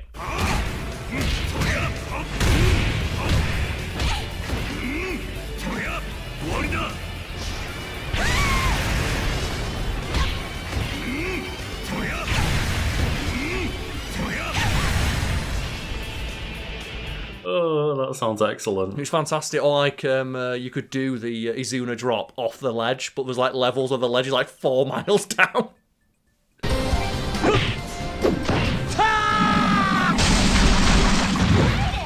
Oh god, it reminds me of seeing those like images and stuff of Smash Bros. Where you get the clips where like Rob will do the pile driver on a moving platform, and the platform moves away from underneath it, and pile drives you down. So good. Like, bring that shit back. Like, I know fighting games are kind of doing all right. Like, we've got a lot of good fighting games, like Mortal Kombat 1, Tekken 8. Yes. People criticize them, but we've got like the big three are here, and like, you know, they're doing quite well, and they look fantastic. But I miss ring outs. As bullshit as they are, as annoying as they are, there's few things in gaming as satisfying as when I was playing Soul Calibur 4, and I'd play like Siegfried, and I'd just do the leg throw where you flip them up and you pancake them, and you get them, like, you've got your back to the wall and you pancake someone over your shoulders and get the win.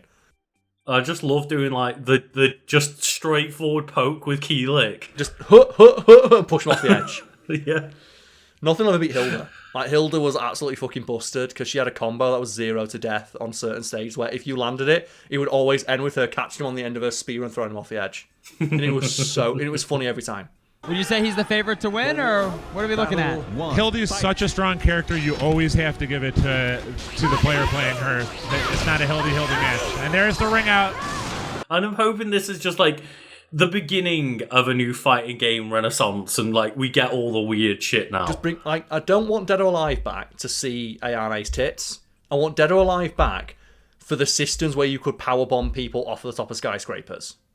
Mm-hmm. I don't care if the character's got her tits out or not, but can she do a front flip and kick someone so hard they fly through a wall? That's the shit I want.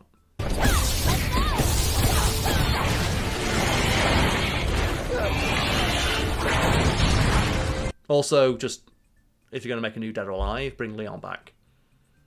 Because Leon was my favourite character, because he's just a dude wearing a turban. And like, his backstory is like the simplest backstory ever, where he's like, he had like a hot wife. And on a deathbed, she says, the man I love is the strongest man in the world. He's like, well, I'm going to beat up everybody. And he just rocks up. I think he's in like 2 games. And the 2 games that he's in, he's fucking unstoppable. Because all he does is just do like power bombs and shit. And he has one of my favourite tag throws in anything. Do you remember they had like the cool tag throws in like Dead or Alive, where you'd like get your teammate in. His is just, he grabs them and just smashes their head into a wall. Because you know what? He's the strongest man in the world.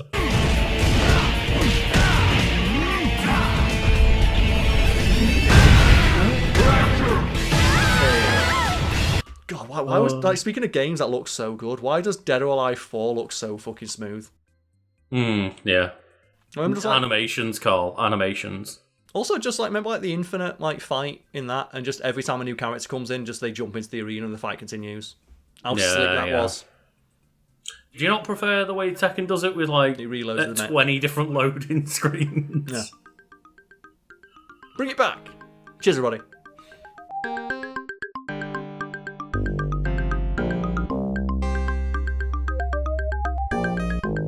Knock, knock. Who's there? Let us. Let us who? Let us in. It's cold outside. Every time I do like a new recording with somebody who's not familiar with that way of like syncing up audio, they're always like, "Who's there?" As if like it's a horror movie and they're scared of who's outside. And it's always a lettuce. The worst part is, in my head, I just saw like a cartoon head of lettuce. Fun fact, I've probably told that joke about 500 times now. That is the joke I've told at the start of every recording session we've done for the last 3 years. Like during the pandemic, just every recording session started with that not joke. It works. It does. It ain't broke. For anyone out there who's wondered why would you tell a not joke at the start of a recording session, normally you'd clap to sync up audio and visuals of just bang. You can just sync up the, like, you know, the moment my hands come together and the sound of the clap. But it's very difficult to sync up audio in the same way. But if you tell a not joke, you can get the cadence of conversation. But anyway, welcome to another episode of Fact Fiend. I'm joined by Najela of the New Jersey Red Umbrella Alliance. And we're going to talk about Skyrim. Yay.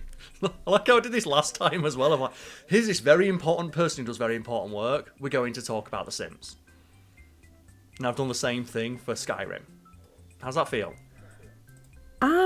Pretty good.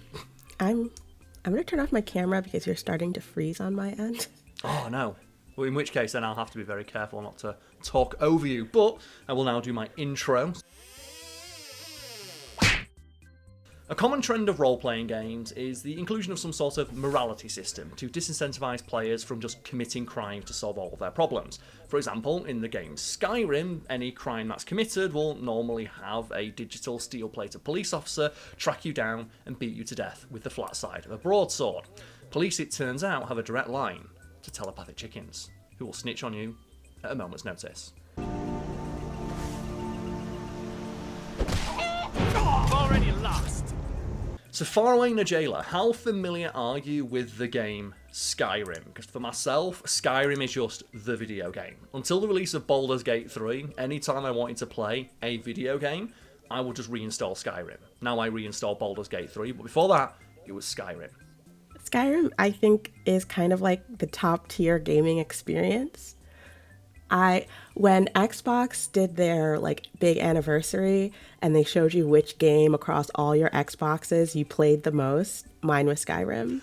I feel like it would have been for myself if not for the existence of Halo 3, because I adored Skyrim. And even though I played it the exact same way every single time, I always had fun. I always think, oh, this time I'm going to be an orc berserker.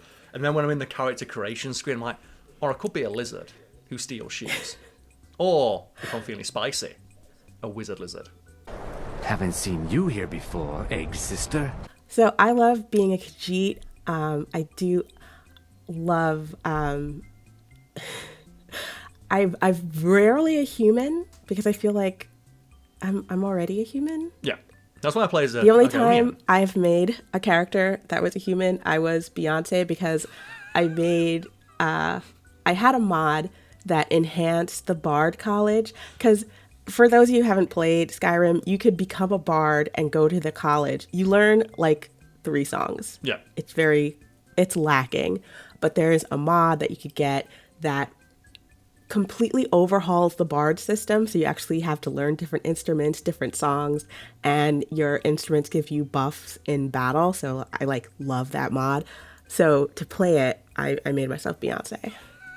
So that's pretty good, because playing as a bard reminds me of like why I love Baldur's Gate 3 so much. And on a recent replay of Baldur's Gate 3, I decided to just, screw it, I'm going to make every member of my party do the exact opposite of what their intended role is. So I made like Karl the Berserker into my thief. I made like Astarion in like the vampire rogue into my barbarian. Then I made like Shadowheart, the goth girl, into the bard. And I didn't realise that every like character in the game has unique voice lines for every single class, including their own barbarian scream.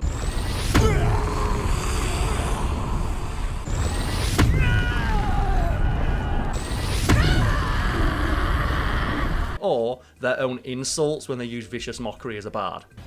My life. Part 12. The boring opponent. You're greasier than a war grist.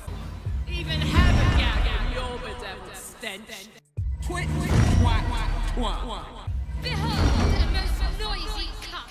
I had no idea. It's so good. I didn't realise, like, Karl, the huge, big, 8-foot-tall barbarian woman, when she's sneaking, she'll just sometimes laugh under her breath and go, sneaky Karl. And it's like, what is this video game? Stealth mode activated. Why does it have so many sisters? Why do they put so much effort into it? I love it, but I replay it at least once every 3 months now. Help. But I feel like when they put that much effort in the game, it makes it like infinitely replayable. Exactly. And which is why you have Skyrim on everything. Yes. Because it's infinitely replayable. Even though I always play the same character, a lizard who steals people's shoes and occasionally casts magic. The Lizard Wizard. But to explain, Skyrim, like many role-playing games, has a morality system, and it's kind of in-depth, but you don't try and think about it too much. But you are able to commit many crimes, like trespassing or stealing. However, there is a penalty for doing so, because the developers didn't want the solution to every given problem a player might encounter to be crime. Anyway, I started blasting. Bah! Bah! Well, I don't see so good, so I missed. Then they ran away. As in the real world, I have such a problem doing crime in video games. Like, it would be so much easier if I played Skyrim and every solution was crime. But I can't do it because I'm like, oh, but then they'll be mad at me. Well, that's like the beauty of video games, right? There's that Tumblr post that goes around every now and again of like, video games make kids violent. And it's like, meanwhile, I'm over here refusing to pick the evil option because I don't want to be mean to the NPCs. Yeah, that is me in a nutshell. Yeah, and I hate doing that. I remember it was it's Baldur's Gate 3. I was playing through that and I said, do you know what? I'm just going to be a dick to my party. Why not? Fuck it, I don't care anymore. And just once I was like, you know what, Karl, stay in camp for a little bit. And when you tell her to stay in camp, she just goes, really? Really, really? And I felt so bad. I felt so bad in that moment. I was like, no, actually, no, you can come along. She's like a puppy. It's like, no, okay, you can come along on the adventure. You can, like, throw more, like, goblins off of, like, cliffs. I know you love that. We know you by your true name, MacLeod. Praise A lot of times I'm playing Skyrim, even though I've modded it to be Jesus and back. Whenever I get like an assassin called on me, I'm like, but who was mad enough to assassinate me? I'm so nice. I always love that when you get the assassins, because I always call my player characters one of two things, and it's either Dick Smasher or Wu-Tang. I don't know where that started, but just every player character I can choose the name, it's Dick Smasher or Wu-Tang. Or like in Baldur's Gate, it's now like, just Son of Wu-Tang. But just it's like when the bandit, just like you read their note and it's like, okay, find and kill Dick Smasher. And it's like, if I got that, mission as a bandit, I'd be like, no thank you. I don't want to know how they got that name. I'm not hunting down Dick Smasher the Dragonborn. That's the most metal name I've ever heard. And we're in a fantasy setting. Bollocks to that. Well, I feel like if I was in any fantasy setting, like, I'm not doing anything that would possibly be an inciting incident. Like, I do not want to be the main character in this world. Oh yeah, absolutely. That's the thing, isn't it? If like just like on Twitter in video games, you don't want to be the main character of an RPG, because the end is you're gonna have to go fight God, and it's like, I don't want to fight God. But you're gonna have to. You're the main character. You've got the biggest hairstyle. You have to go fight God. It's like, but I don't want to fight God. Just fire the dog. If Cade wins, I will lose my shit. If we win with this, so I think we've killed one of the parts because we're only doing damage to one damage for one part there. Yeah. Oh, I did! He did it! Cade won! Cade! Yeah. We just shot a dog at the ultimate opponent. We beat God with a dog. Lucas will watch dog backwards. Exactly. I'm so sorry. I thought I muted my phone. No, it's fine. It didn't show up on mine. And if that's the thing, hey, if the notification shows up, I'm going to add it to the background of the video. The last time you were on a video, like your Discord wasn't muted, and a bunch of your Discord notifications bled through into the final bit of audio that we had in the final And I'm cut. so sorry. No, here's the thing. I found it funny because it got me while I was editing. While I was editing, I kept checking my phone. I'm like, what? It said I got a message, then I realised it was in the audio. So what I did is I isolated the sound of your Discord notification going off and added it into the video more. I was looking at like the comments, and everybody's like, "Oh my god, why is our Discord keep going off?" And I was like, "I'm not that popular, I swear." Yeah, it's because I heard it in the background. Then what I did is I said I isolated it, turned the volume up slightly so it was more noticeable, then added it back in a bunch of times. Because you know what, if it got me, it's going to get somebody else. But speaking of getting people, in regards to the crime system in Skyrim, it's fairly simple. You commit a crime, you pay a fine. And if you can't pay a fine, you either get killed by the cops or sent to prison. And most basic crimes are accounted for in the game systems, going from trespassing all the way up to murder, all of which, again, you can just pay with a fine, which makes Skyrim quite a realistic video game if you think about it, because if you're rich enough, you can commit any crime and just pay to get away with it. When I first started playing Skyrim, the thing that used to annoy me is the horses. It's very easy to get on the wrong horse. Oh, absolutely, yes. And then you get on the and now you're a horse thief, and they take horse thievery so freaking seriously, way more than I anticipated. Here you go, girl.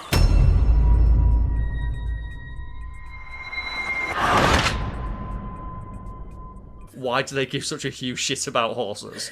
I just think they really like their horses. Maybe. Which, like, same. If they weren't terrifying, I would have so many horses. To be fair, in Skyrim, they do have the all-terrain, like, 4x4 horses that can go, like, vertical inclines. That's a pretty good horse. I'd want to keep that horse. I try not to do crimes in Skyrim.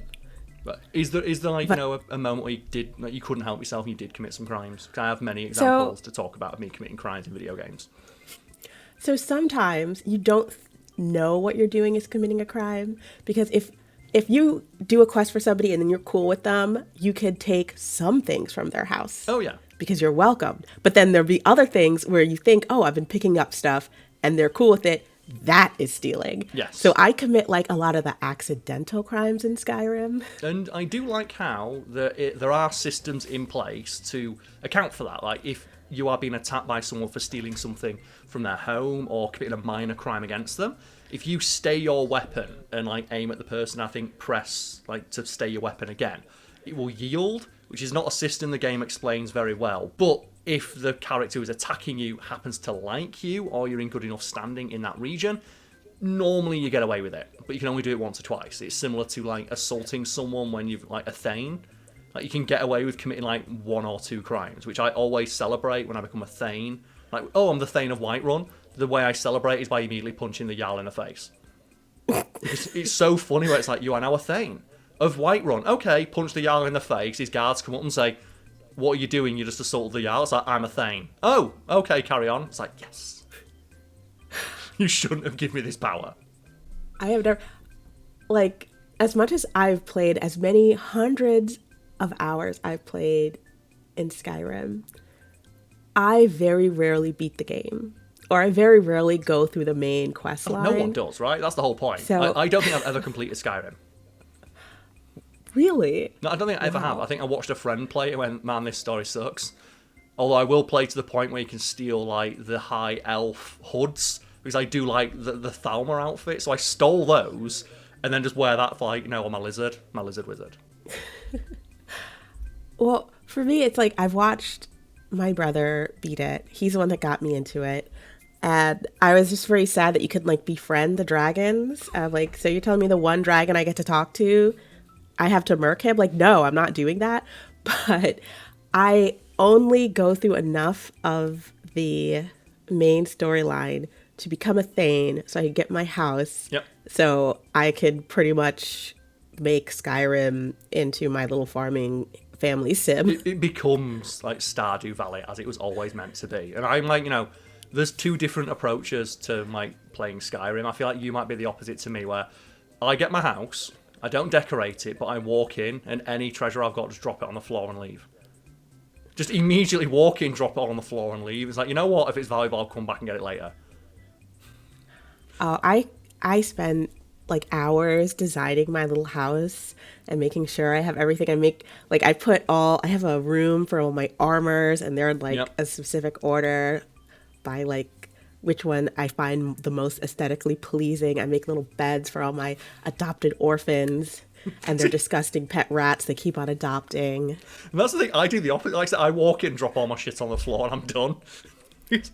Just pure efficiency, baby. But in regards to the crimes that you can commit in the game, while there is a system that discourages you from committing crimes, via fining you and having guards pursue you endlessly.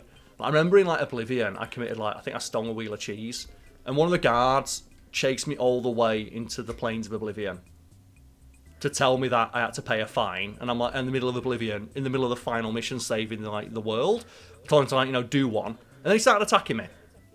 He joined the side of the Daedra for a 40 gold fine. What a dick. I mean, you shouldn't have stole that cheese. I shouldn't have stole that cheese. Man. I remember once as well, I think I got really annoyed. A shopkeeper tried to rip me off. I tried to buy something off him, and he told me that I wasn't offering enough, so I tried to haggle and it went wrong. So what I did is I punched all of his items on his shelf onto the floor. And then the guards got caught, but this is why I play as a lizard wizard, because Argonians can breathe underwater. So what I do is I just go hide underwater in a lake, and the guards will swim down, just stare at you underwater until they die, and then float to the surface, and I steal their armor. It's mine now. Ingenious. That's not crime. That guy killed himself. I didn't touch him. I always play as like I said, the lizard wizard. It's too real. It's too strong an option. I also love as well that Argonians get a passive buff to unarmed damage that they never tell you in game. Just as a race, they get a passive buff to unarmed damage because they have scaled hands, and they just never tell you that, which I always found fun. But it makes so much sense. It does make sense as well. And that's the kind of thing that Skyrim's great for. These things that the systems that aren't explained but make the world feel more realistic. And if you just so happen to want to be a dickhead who commits crimes, you can join the Thieves Guild, where they encourage you to steal everything that's not nailed down, or the Dark Brotherhood, where you can commit murder for fun and for profit. And I always join the Dark Brotherhood as well, just to get Shadowmere, because I want the unkillable vampire horse. I joined the Dark Brotherhood for my clown friend. Oh yeah, he's a really good follower as well, like Cicero, because he's just I love he's his so dialogue. creepy. Oh, Cicero has returned, not to kill the kind listener, but to serve until one of us dies horribly in service to our mother. Best friends forever. But I'm just a huge fan of Shadowmere. 'Cause one of my favourite prompts in video gaming is when you get Shadowmere, and your prompt is, behold Shadowmere, and it rises out of the earth in its stock A pose like a fucking Pokemon. Because it looks so shit when you look back on it, but at the time, oh my god, it's Shadowmere, the vampire demon horse, let's go! The thing, as much as I love Shadowmere, he is so aggressive. So when I'm trying to play my passive way, he's just going nuts. So you could be walking peacefully, picking flowers in a valley, and there's a giant a mile away. Your horse is going to go aggro that giant, and then I'm going to be kicked in the face about it. Yeah, I love though when with Shadowmere, because Shadowmere is unkillable. I remember once I've seen Shadowmere go and attack a giant, and the giant did the thing where it hit him and sent him 1,000 feet into the air. I was looking and thinking, I'm not getting that back. I'm not getting that horse back, am I? And then half an hour later of in-game time, Shadowmere just rocked up as if nothing happened. I went, that's why I got Shadowmere. If that was any other horse, it'd be in orbit. Yeah. But Shadowmere came back. But Shadowmere got me killed way more than it ever saved me. Well, that's the thing. It's just I don't really like using like the horses in Skyrim because they're not really that great. So just having one that's unkillable means you can go off cliffs. Just the idea of like I can just take a shortcut off this mountainside is just really, really handy. Well, I have a mod that makes horses like moving storage. Oh, that's another thing as well, yeah, because the other thing you can do with Shadowmere, I think in Oblivion, not Skyrim, is if you knock out Shadowmere, you can quickly go into Sneak and then reverse pickpocket all of the items you don't want to carry onto Shadowmere, and then just knock it back out again when you want to get more items. Alternately, because Shadowmere has infinite HP, you put the difficulty up to the absolute maximum so its HP pool goes like to like a bazillion points. Then you can just like cast destruction spells against Shadowmere to level up, which I always find hilarious. I know of that method. I just don't want to hurt my horsey friend. But it's an unkillable vampire horse. And I also think as well, imagine someone looking out the window and seeing that. So is the Dragonborn still out there? Yeah. How long's it been? About 4 days. They're still punching the horse. Still punching the horse. It's like, do you want to go out there and talk to them? No. I don't want to go and talk to the person who's been punching a vampire horse for 4 days straight. I'd rather not do that. To me, like, I know there probably isn't like this robust like reputation system in Skyrim, but I feel like I'm being judged by all the people in Skyrim. The thing, there technically is, and this is something we talked about in a previous Fact Fiend video, the Radiant AI of Oblivion, which was overhauled and included in Skyrim. But in Oblivion, in the video when we talked about it, the developers noted that, yeah, the Radiant AI we implemented, which is supposed to make the world feel more alive and lived in, and allows NPC creatures and characters to interact with one another in semi-realistic ways, it was too smart. And the example they quoted is, well, some NPCs were programmed to be addicted to drugs, because that's apparently a thing you can do when you're designing player characters. Like, just make a digital character who's just addicted to drugs. And the problem is that the characters who were addicted to drugs would, as part of their programming, try to seek out the nearest source of said drug, which just so happened to be a dealer of the drugs who hid in a nearby cave. And they said that every time a new instance of Oblivion started, every drug addict in the game world would immediately descend upon this cave, punch that drug dealer to death, steal all of his drugs, take all of the drugs, and then overdose and die. And then the player would stumble across that scene later on and not be able to interact with any of the characters there. So they had to tone that down and limit like the area in which, like, you know, the AI's like bubble of interaction could impact. I'm Rena Bruyant. I love dogs. Doesn't everyone? Bye. That makes so much sense. Yes. Well, previously it was just like, oh, we're just going to give them infinite range, because surely there's going to seek out the closest things. It doesn't matter if the range is infinite. Say if they're hungry. For example, in Skyrim, if a character's hunger meter goes down, they will seek out the nearest source of food.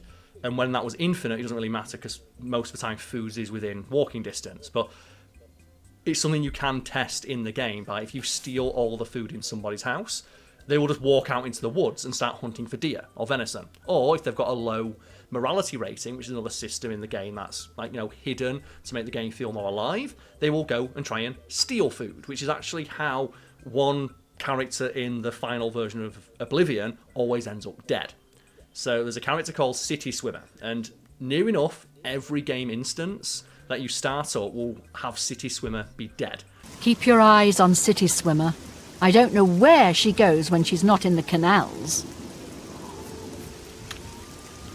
Blessings of Stendar upon you.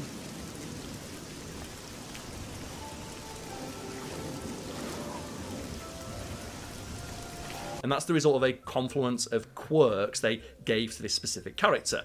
So City Swimmer is programmed to be starving, which means they want to seek out food, but they're also programmed to be shit poor, so they try to steal food. However, they are also, in addition to being starving and poor, programmed to be bad at stealth. So they will almost always get caught stealing.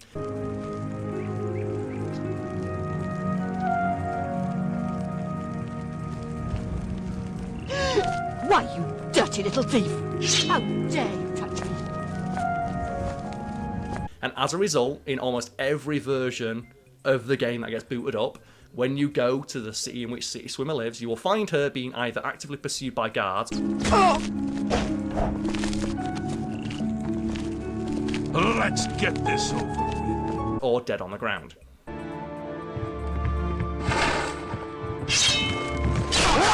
Pay the fine! And what makes it really harsh is, like, most of the time you'll go over to like the corpse of City Swimmer and there's just a loaf of bread. They got killed stealing a loaf of bread.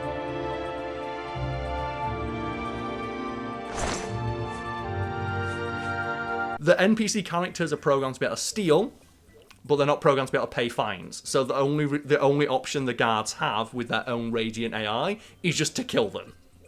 Which is just so brutal, so right? Harsh. They basically created that character to die.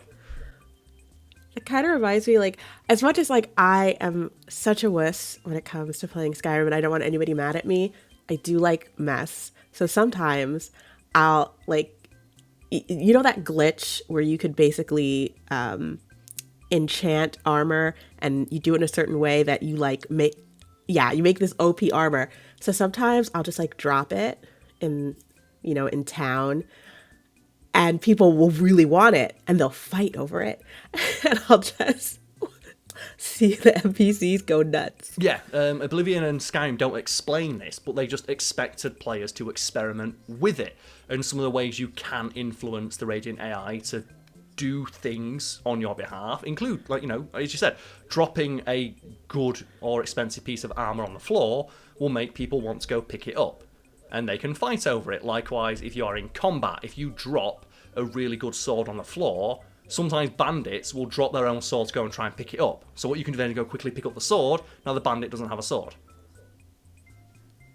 Which I thought that is a way better way of using that. Well, that's the thing as well. Than me just making NPCs fight for my amusement. They never tell you that you can do this, but they just put the systems in place so that anyone wanting to experiment can eventually find it. And you know what, folks, don't let us know your favourite example of, like, manipulating or abusing the systems and AI within an RPG like Skyrim or Oblivion. But bringing it back to Skyrim specifically and their snitch chickens, the Radiant AI in that game allows, like, characters to interact with animals. And normally the interactions are just, this character is hungry, this animal is programmed to drop food when it's killed, that character, when hungry, will seek out that animal to kill it and take said food. But due to just something they overlooked in the programming, every single animal in Skyrim has a direct line of sight to guards, for some reason. And I love that they don't tell you this. Of course. When the first town you end up in has so many chickens. And I think they did that on purpose. I feel like this is a universal experience of playing Skyrim for the first time. You walk into the first town and you just walk up to the blacksmiths and say, well, I'm going to take this sword, no one's around, immediately get a 40 gold fine because someone saw you do it, someone reported your crime. And this is a thing that players complained about when Skyrim was released.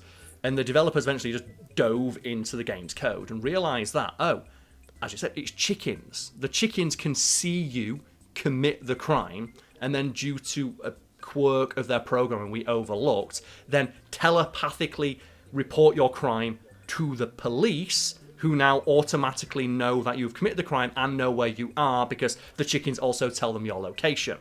And for years, players assumed that, okay, this is just a quirk that only happens with chickens, right? It's a oversight in the way chickens are programmed. But it turns out every single animal in the game world has the ability to witness you commit a crime and then report it. But because animals have neutral morality, some of them won't. Because they don't have a morality, they just put their morality ranking at just smack bang in the middle. So some of them will see you commit a crime, but then just won't, for whatever reasons. Like deer, for example, can see you commit a crime, but won't report you. Horses, though, will. Which means that you can sometimes be snitched on by your own horse. Damn, ACAB includes your own horse? It does, but the one that gets me is dragons within the game's files count as animals, which means that in Skyrim, it is entirely possible to be reported for a crime by a dragon. Which I think is like The dragons, like, by the end of the game, like, you can take a dragon out with your bare hands. They're not a threat. I just think that's the dragons evolving to the point of, like, well, like in, like, Marvel, it's like, you can't kill me, but I know what he can. Level 8 guard in steel armor. It's just the dragons, like, getting bullied by the Dragonborn so much. Like, it was him, officer, just a snitch finger. It's their most powerful shout. Yeah, that's the thing. Like, you're doing, like, the fuss rodar, and they're like, you know what? No, officer, it's him. It was him, officer, get it. That's the most powerful dragon shout of all. It was him, officer, get it. Look at that snitch finger. I'm telling. Was that an unblockable? I'm telling right now. Yo, I told your ass. He did it. I got the paperwork to prove it. You laid on child support, bro. Maya's gonna throw confetti, guys. Get hype. So thank you for joining me on this episode, Najela. Is there anything you would like to plug? Because I believe at the start I mentioned that you are here on behalf of the New Jersey Red Umbrella Alliance. So would you like to speak a little to the work that they do? So I'm the executive director of New Jersey Red Umbrella Alliance. We are a human rights organization that is focused on fighting for the decriminalization of sex work and fighting the stigma that criminalization creates. And one of the things that we're doing is we are preparing a study that we're going to present to the UN Human Rights Council, and we do this during the Universal Periodic Review of the UN. And to do that, we need to survey many sex workers, and we always want to compensate people for taking this survey. So we are fundraising for that effort. And I shared a link with Karl. Hopefully that will be on your screen or somewhere. If you would like to donate to help us do that, we also have a running mutual aid program. So we help people just stay housed, stay fed, stay safe. And we are also trying to re-up our safe sex kits. So those have condoms, lubricants, dental dams, and things like that to keep our community safe. And they are unfortunately really, really expensive to procure. I think there's a great Adam Ruins Everything bit about it of with charities, just give them money. It's just because they know how to spend your money better than you do. And I think the example they use, like food charities, people try and donate food. It's like, well, for the $1 you spent on that can of beans, if you give us that $1, we have deals with supermarkets and wholesalers. We can get, like, you know, the equivalent of $20 worth of food for your $1. The truth is, the best way to help a food bank is to donate money, because we buy food on a wholesale level and we work with farmers, so we can take the $1 that you might spend on a single can of beans and turn it into exponentially more food.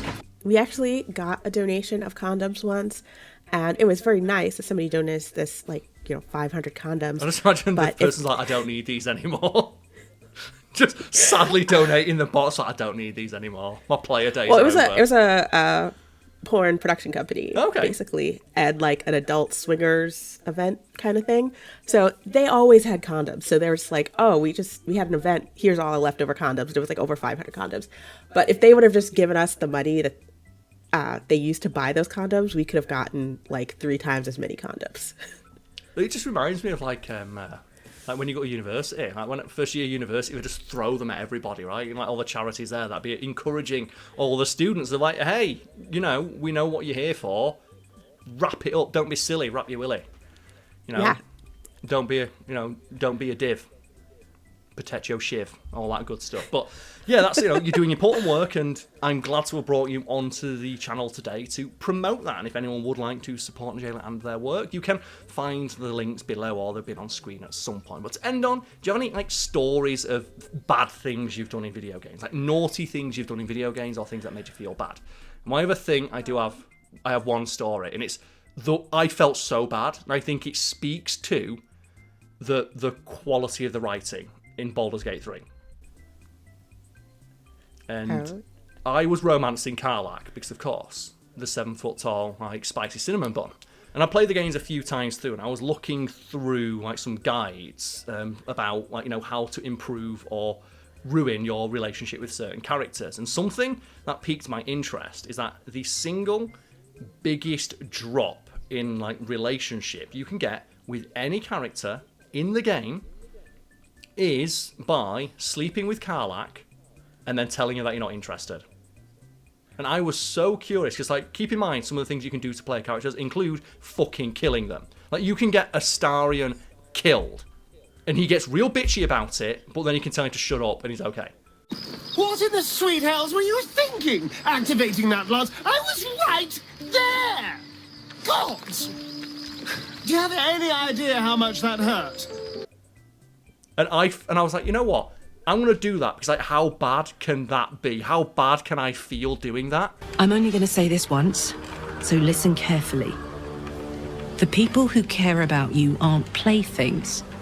You don't get to toss them aside and pick them up again when you get bored. My heart isn't a toy, got it? Treat it like one, and you're going to get burned. Badly. I'd ask you to explain yourself, but it's clear you have no idea what you want. I hope you figure it out before anyone else gets hurt. And I was like, I felt so bad by doing that, but I wanted to see, well, this is the worst thing you can do in the game. Yeah, this is the worst thing you can do in the game. How bad can it be? I felt so bad. I had to, like, just boot up an old save, so I was like, oh god, no, Karl, like, I'm sorry. Let me see my top 3 bad things. Okay. Well, like, starting off really light, I don't if you guys remember Fable 2. No, do you shoot your wife?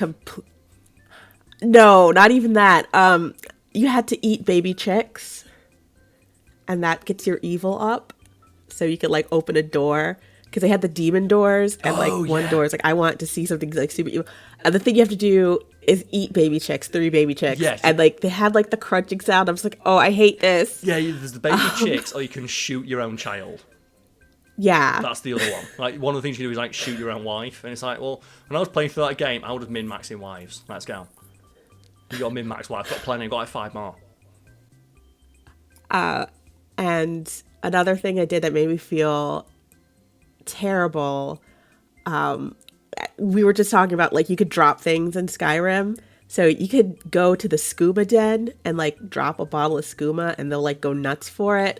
And then I'm like, this is so bad. I was like, I felt like a bad person, and I did it once, never did it again, because I was like, is this who you want to be? Do you want to be causing just, like I said, digital bum fights? Yeah. It's not great, right? Hard to look in the mirror after that. I was like, did not feel great about that. What was another video game thing that made me sad? Oh, another thing with Fable 2, spoilers for a very old game, but they give you a choice where there's this, like, evil spire, and you have a dog. Like, just the best dog ever. And at the end of the game, the bad guy shoots your dog in the face, and then they're like, hey, you can resurrect all the people who died building this spire, or your dog. It's like, hey, I'm sorry people who built this spire, but you're not a good boy. Everyone picks that choice. I don't blame you, because as well, the dog is a useful mechanical tool for the game as well. It basically is removing your ability to search for treasure. It's not even that. It's just like, it's my dog. Yeah, it's like, the dog didn't do anything wrong. Exactly. Fuck you. It's my dog. But, like, if you pick that choice, all the end game stuff, there's one party member, the Hammer, who's just like, I can't believe you did that. Like, who are you? I don't even know you right now. And, like, they will never be nice to you again. Well, it's bollocks to you. I don't care. I've got someone who's going to be nice to me forever. My dog. And that's like, speaking of dogs, you have that in Baldur's Gate. You have your dog, Scratch, and there is a point in the game where you encounter Scratch's owner. And it's like just this asshole dog breeder who beats their dogs. And every party member, including the evil one, is like, fucking kill her, murk that person right now. Murk him right now. And, like, one of the worst decisions you can make is giving the dog back. And keep in mind, in Baldur's Gate, who would do that? You can have animal communication, so you can talk to the animal, and your dog just says, please don't send me back. They're going to hurt me. And it's like, no, go back, do what you told, you're a dog. Master! I am ready to go home now. Meant for what to happen? When are you taking me home? Stay here.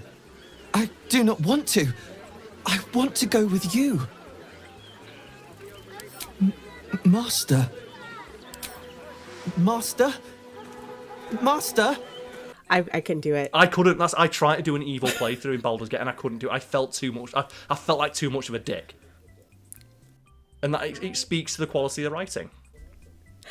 Like, even in bad games, I can't be mean. Like, Crackdown 3, I waited so many years to be very much let down. But they have like these refugees, and like I don't want to be mean to them, even though they are getting in your way and like walking into your bullets. Like I still feel bad because like these people are just refugees. They didn't do anything bad. I don't want to shoot them. It's like, we know that Time Crisis, something like that, and the people just jump in the way of your bullets. Don't shoot! And it's like, get out of my way. I'm trying to save like stop making it so easy. But you get but to I a feel point really bad. Yeah, you get to a point when you're playing the game though where it's like you have to Kratos it and close your heart to it and go, they wanted to die. That person wanted to die. They jumped in my way. There was nothing I could do. Because I think one more dog one. It's not something that happened to me, but I was watching a friend of mine play through like Grand Theft Auto 5, and he was just like driving around in his car, and a dog ran out in front of his car, and he hit the dog, and it made like the dog noise. The hurt dog noise, and we both looked at each other. He put the controller down and just pressed the button on his Xbox to turn it off. And they went, "Oh fuck! I didn't save it."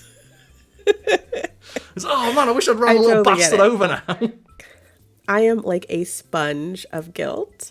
So even like the weirdest games have made me feel bad. Like Dead or Alive Beach Volleyball was a horror show for me because it was just a whole bunch of pretty girls being like, oh, you want to be my friend? Well, this gift you gave me did not please me. Like, it was just like a weird high school simulator for me. I don't need this. It's like, Kasumi, you rock around in a fucking bikini 99% of the time when you're supposed to be a ninja. Your taste clearly isn't that great.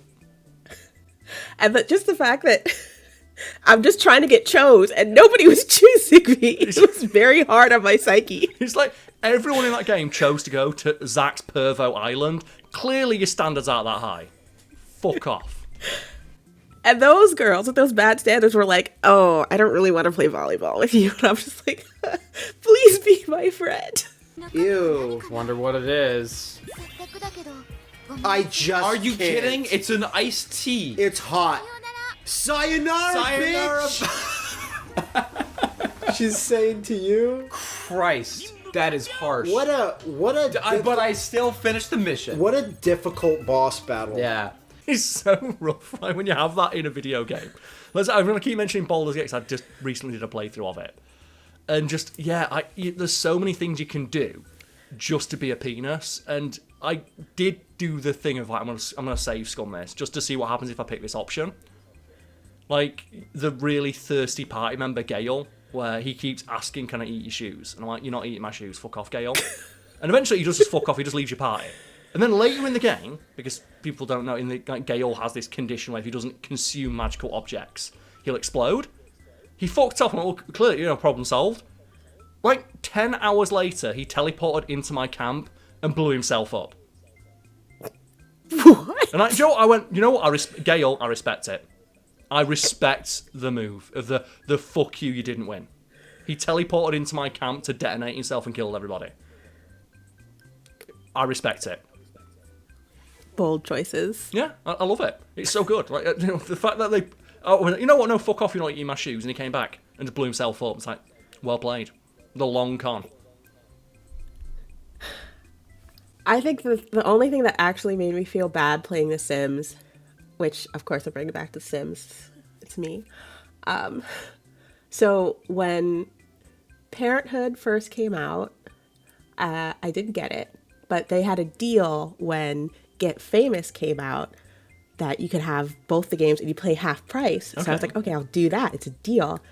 So I added a whole bunch of like celebrities to be famous people in my world. So I made like Fall Out Boy and Panic! Like just dumb things. Video games are awesome. But I also was very into like the family gameplay that Parenthood did. So I was trying to have like perfect children. So I had my Sim self and I had my little Sim baby and I raised her mod free to be the perfect child. So she maxed out all of her education. She was a straight A student. She had perfect sim qualities. So she had manners, everything maxed out. Mm-hmm. This is incredibly hard to do without mods. Just like real life. Especially because it was like buggy as hell. Like just having a sim child that made it out of toddlerhood without starving to death, very difficult. I did it. I made this perfect sim child. So I noticed that my sim child had befriended Brendan Urie. And you're like, no, and I wasn't no, paying no. attention. And so I had a birthday party for her when she was a teen to age up into a young adult. So I'm thinking, oh, she's going to be great. I'm going to like pause this. And when she gets to university, she's going to be a perfect. She, at the birthday party, snuck off as soon as she aged up and got knocked up by Brendan Urie in a goddamn bush. It is amazing how realistic video games can be sometimes. I like, you know what, just like how realistic is that, like Brendan Urie perving on a just turned legal girl? That's amazing video game. And I was so mad. How do they know? How do they know? That I made like a dungeon in my basement that I put the Brendan Urie sim in, and I would just like, I made him immortal so he could die, but he wouldn't stay dead. And so he was just like continuously starving to death and then resurrecting. And then my brother came up one day and he like saw what I was doing and he was like, "What is wrong with you?" He's like, he knows what he did. Bad. Like, it's like, you know. And I told him, he was like, "So you know you're the villain in this story because like your little sim daughter fell in love with somebody, and because you didn't like them, you tortured them to death continuously." So yeah. And like, and I was like, "Okay, but you don't understand. I tried so hard, and she was perfect." And he like defiled her. That's a horror movie right there. I'm pretty sure I've seen that horror movie. It's like when I was playing. Oh, again, it's the same friend who like crashed into the dog in Grand Theft Auto. He was playing GTA 4. I remember like he's one of those people who like he'll try and play. He'll come up with his own rules for the game and try and stick to them. And the rule is like he got to the literal first bit of the game where you can drive taxis for Roman, and he was trying to make $1 million driving taxis just to see if he could. And he would walk in every day. I remember watching him play. It was infuriating, but you kind of respected his commitment to the bit of, like, he would make Nico go to sleep. He would walk across the road to like the hot dog cart. He would get a hot dog, and then he would walk, not sprint, not get in a car, walk to Roman's taxi cab office like 2 blocks away. Very, very slowly. And he would walk and he would wait at the red lights and everything. I remember watching him do this, like, it was oddly therapeutic to watch. And on like the 3rd day of doing this, he was crossing the road. He's like, "You know what, Karl? I think today's going to be a good day for Nico." And as he said it, a car just like careened in front of him and came to like a complete stop, but hit Nico enough where he just like folded in half onto the bonnet. No. And my friend, he just looked at me and went, "I tried to be a nice guy," and he just swapped to his pistol. And the way like the physics worked in that game, like Nico was like lying on the crumpled heap on the floor. So when he stood back up, it looked like he pulled the pistol out of his pants. And my friend just went, "It begins," and just shot the guy in the head, and then just ran into the street firing the gun into the air. And it was like, because he spent so long building up to it and it was completely organic, I just lost my shit. I think sometimes when you're trying to play by those like very narrow rules, like it takes so much effort. So when a little thing goes wrong, when you just lose it. You just become a person that you didn't know you were capable of becoming. But it's just the fact that when Nico was like got hit and he's on the floor and he just looks at Karl, "I try to be a nice guy." Just perfect. But yes, if you have a similar story, let us know in the comments. But otherwise, thank you for watching, and we'll see you all next time. Cheers. Thank you.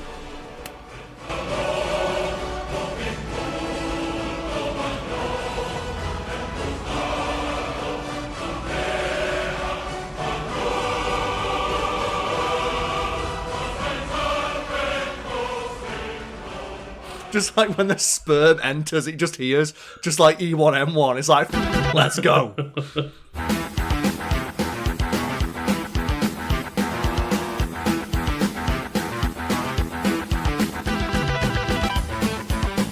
Just the glory kill on the egg. Like, Joe the Kako team when it pulls the eye out. Oh god, no. No, stop talking about it. Right. No. So faraway Lucas and lovely audience at home, what is your favourite weapon from the Doom series? It's got to be the super shotgun, right? I don't know if there's another answer. The fact that the super shotgun is just a regular shotgun, but Doom Guy kills so many demons with it, the demons worship it like Excalibur or something, right? It's great. It might as well be the amount it's slain. Within the context of the Doom universe, the BFG represents the pinnacle of weapons technology. Considered to be the single greatest asset in humanity's arsenal against the endless hordes of hell, the gun is almost as iconic as the series it hails from. Danger. All personnel evacuate to Mars surface. The Slayer has control. Which I think is fair to say, right, Lucas? I know you mentioned the super shotgun has been your favourite weapon, but the BFG has got to be one of the most iconic weapons in all of fiction. Yeah, I'd say so. It's definitely up there. Like, I do think that they themselves weakened it a little bit by making the Doom Eternal one not the BFG. But I still think that everybody thinks of the big fucking gun. Yeah, or the Bioforce gun, depending on which version of the game or bit. Yes, we'll get to that in a moment, Lucas. It's the big fucking gun, Karl. I'm not done with my intro. A fact that is attributed to the gun's awe-inspiring power and ability to decimate an entire horde of demons in a single shot. Something it did so good in early versions of the game literally could not handle it. And I think this is kind of funny because there's a running joke, right, among programmers and hobbyists that you can get Doom to run on anything. Including, living beings. But anyway, that's a discussion for another day, quite literally. Yes, because we talked about, the game Doom and the various, just contraptions people have created to play Doom over on our sister channel, Wiki Weekend, which you can check out, link below. My favourite one is that someone got Doom running on a crab. That's the thing where it's people have turned living things into Doom machines. Oh, that guy was here's a pregnancy test, he's playing Doom. That's one of the best ones, the pregnancy test. To me, that's just the sperm, right? That's the sperm on its way to the egg. Just a little Doom guy. Just when the sperm enters, it just hears, just like E1M1. It's fucking let's go.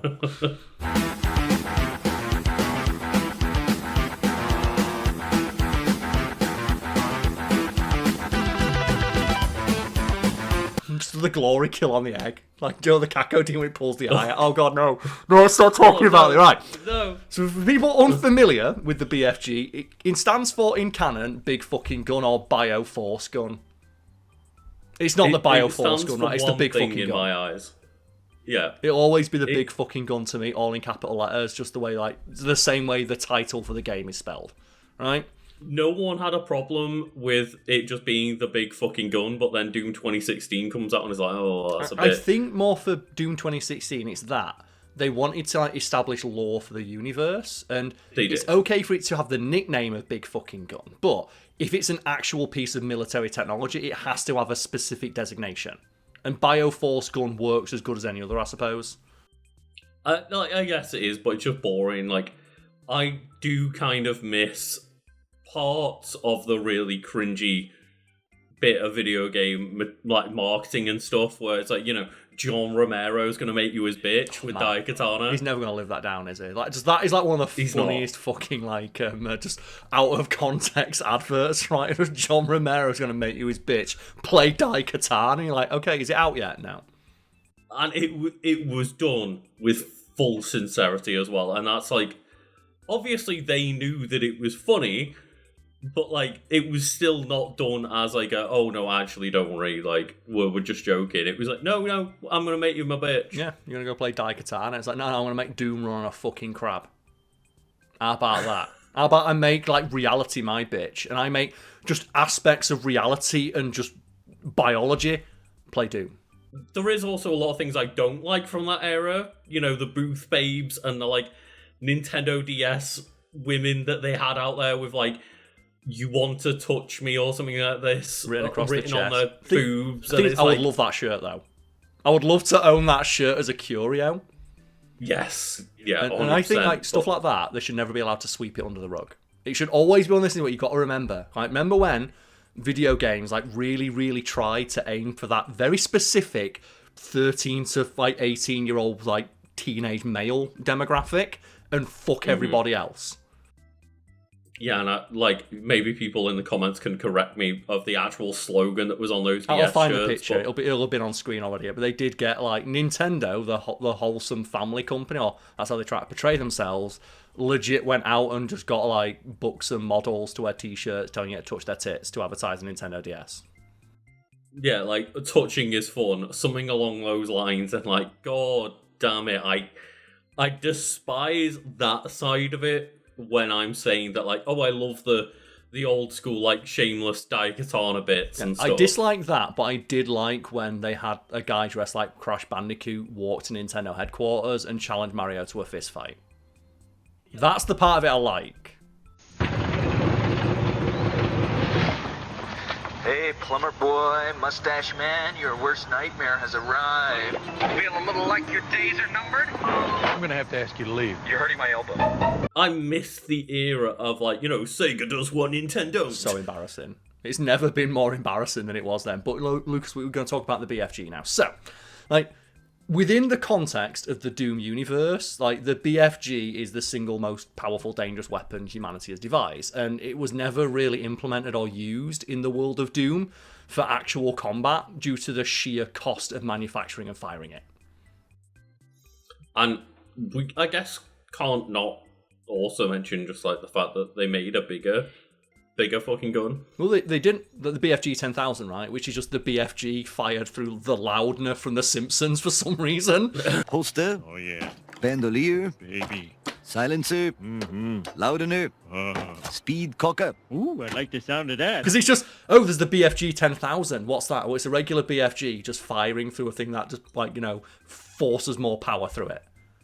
Yeah, it's just an amplifier, like, that thing that creates craters is essentially just the BFG. A BFG put into like a fucking Nintendo Switch dock, and it goes onto your big TV. That control pod contains the energy source of the BFG 10,000.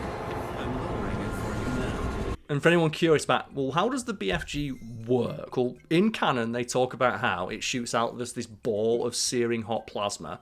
And you see this more in like Doom 2016 and Eternal.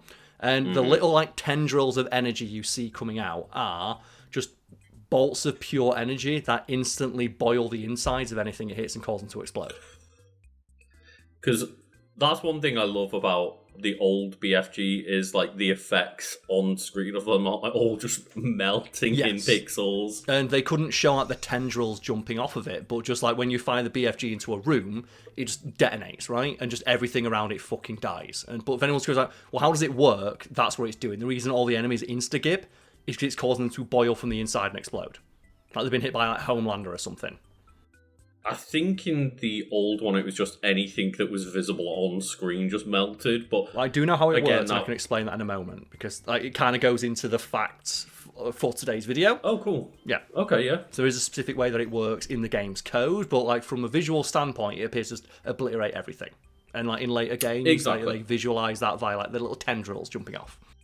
Yeah, it's the screen clear, right? Yeah, and it's not often used in the world of Doom, if ever, like I said, due to the exorbitant cost of producing one and firing it. And that's why, like, in the games, you find it's an experimental super weapon, there's one, and the ammo for it is spread across the world incredibly sparingly.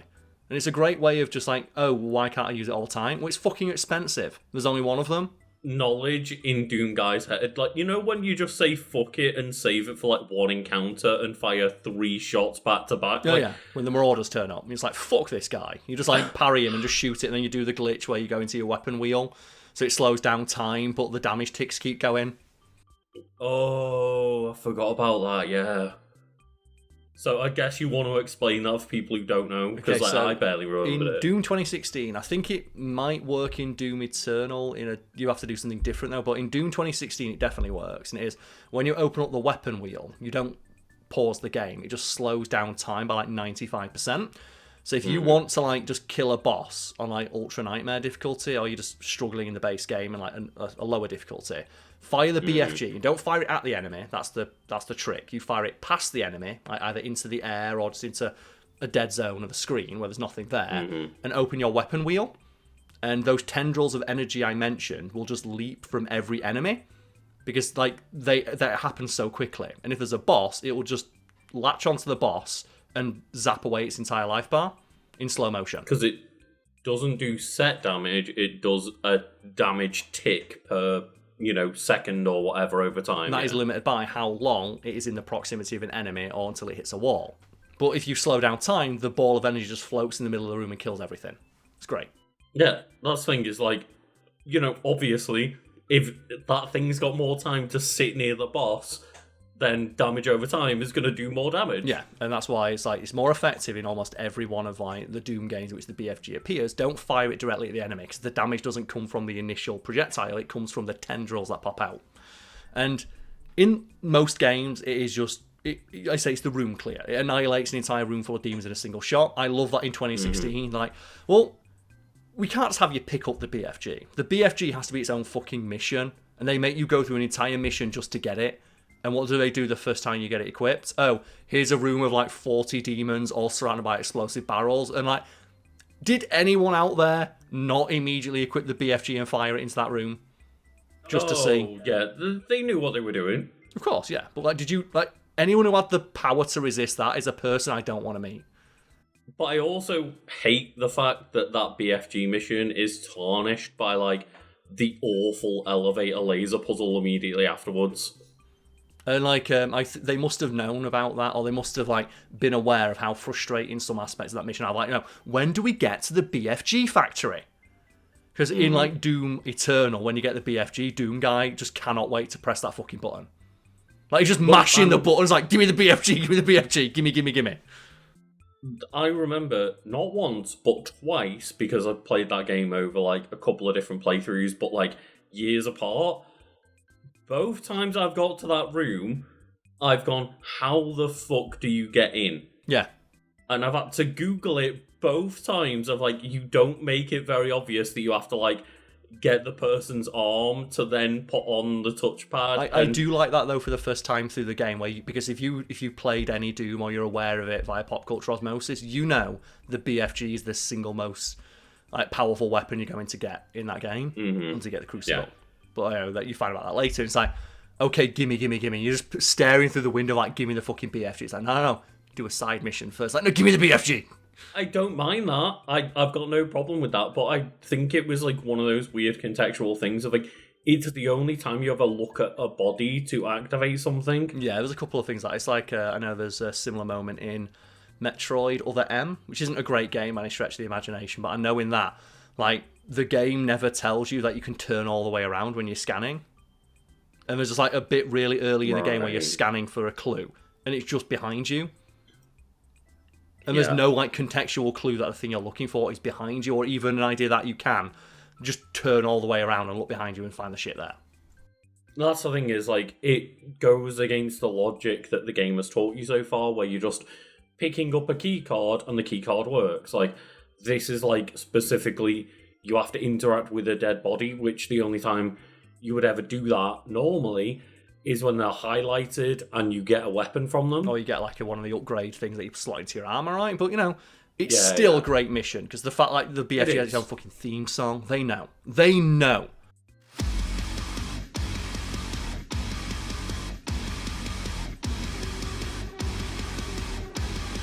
And like you said, in Doom Eternal, they do the same thing with a super shotgun. And I love, as mentioned in the intro, that the super shotgun, it's not a special shotgun. They call it the super shotgun because it's just a good fucking shotgun. There are other super shotguns out there. The one that you find in Doom 2016, that's presumably the one Doom guy used to forge his fucking legend, for him to nick it off him in Doom Eternal, is just a regular shotgun. You find it on a guy who just has it. It's not a special shotgun. It's not magic. It doesn't have powers. It's not an experimental super weapon. It's just a really good shotgun. You pretty good with that shotgun? Not that I have to be at this range, but I'm a fucking surgeon with this shotgun. It's obviously similar to the idea that when Master Chief is using weaponry that he finds on other enemies, it's not that Magnum in Halo Combat Evolved is a magical Magnum. It is in the first game. In the first game it is, when it fired explosive rounds that could kill warthogs in 3 shots, but I get what you mean, yeah. It's not canonically a special Magnum. It's a very powerful weapon, but that's just Master Chief using it magically themselves. Yeah, it's like one just... of my favourite tropes in regards to fictional weapons is when the weapon itself has no like magical properties or any special properties, but it is considered to be legendary because of the actions that are accomplished with it. Right? Yeah, it's magical because you could 3-tap people, not because it was a special gun. It's like this sword isn't special because it has any like latent magical powers. It's special because it was wielded by a great knight. It's like when a sword becomes legend because it kills a dragon, right? That sword's now the Dragon Slayer or some like generic name like that. It's like, well, it's not a special sword by any stretch of the imagination, but it's special because it was used to do something cool.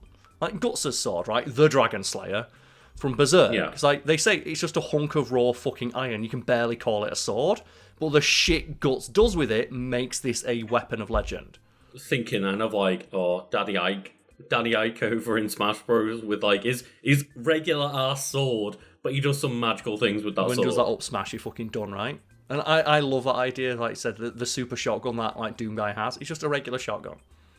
But the demons are so fucking terrified of it because of what he did with it. It's like the demons know that if Doom guy's holding this, you're dead. Yeah. Right? But anyway, getting back to the original Doom, like the power of the BFG was thanks to a quite clever bit of programming. So I alluded to earlier, Lucas, there is a specific way that the BFG works. And are you familiar with this at all? I'm not familiar, but I will give a shout out to like id in general because John Rowe and John Carmack, the two Johns, like when they were forming id and making Doom and making other games as well, they were just like absolute technical masterminds. Oh, they were, right? Like it's just like the fact that Doom can run on anything is partially due to the fact he was just so well optimized. Like they invented smooth scrolling for PCs. Yes, like that's why it's considered to be like a challenge for hobbyists to get it to run on anything because Doom is so fucking well optimized. You can, like winnow it down to be small enough and efficient enough to run on a fucking pregnancy test. That's why it's like just uses that yardstick, and it's really impressive from a technical standpoint. Yeah, if people are confused about what I just said with the smooth scrolling, like Super Mario Bros, for example, you just run across the level, but like PC games at the time were not doing that, and it was screen by screen, and you just, get to the end of one screen, it'd go to a new screen. And, like, they sat there and basically prompted Nintendo of like, hey, we can do Super Mario Bros. Ported to the PC if you want, because we figured out how to make that scrolling work on computers now. Like, they ended up then getting denied, and I think they made, like, a joke game out of it and stuff, but the idea that they figured that out when no one else was doing it. And if you want to see us touch upon that a bit more, again, go check out that Wiki Weekends episode linked below. So, in the original Doom, the way the BFG works, the game kind of lied to you a little bit. So, you think, firing it and looking at the way it works in-game, that it just fires a big ball of green energy, and then when it hits the enemy, the explosion is what kills everything. That's not how it works in the game's code. A BFG ball deals random damage between 100 and 800 and multiples of 100. So where's the rest of the damage? The majority of the damage is dealt through the green sparkly particles, but how exactly do they appear? In the game's code, it doesn't fire out a single, like demon testicle annihilating blast of plasma. It fires out 40 invisible rays, like a shotgun blast, like in a big spread. Now, whoever is hit by the tracer must receive the calculated damage. This tracer code is iterated 40 times, with the tracer angle slightly changing each iteration, creating a cone of tracers. So, to keep it simple, your BFG projectile explodes, and you emit 40 invisible tracers in the shape of a cone in the direction the BFG ball was shot that each deal random damage. And each of those rays has enough potential to kill effectively anything in the game, and that's why in the original Doom, the single most effective way to defeat Barons of Hell is to get right up close. It is effectively a shotgun that instead of firing buckshot, just fires 40 beams of searing hot invisible plasma.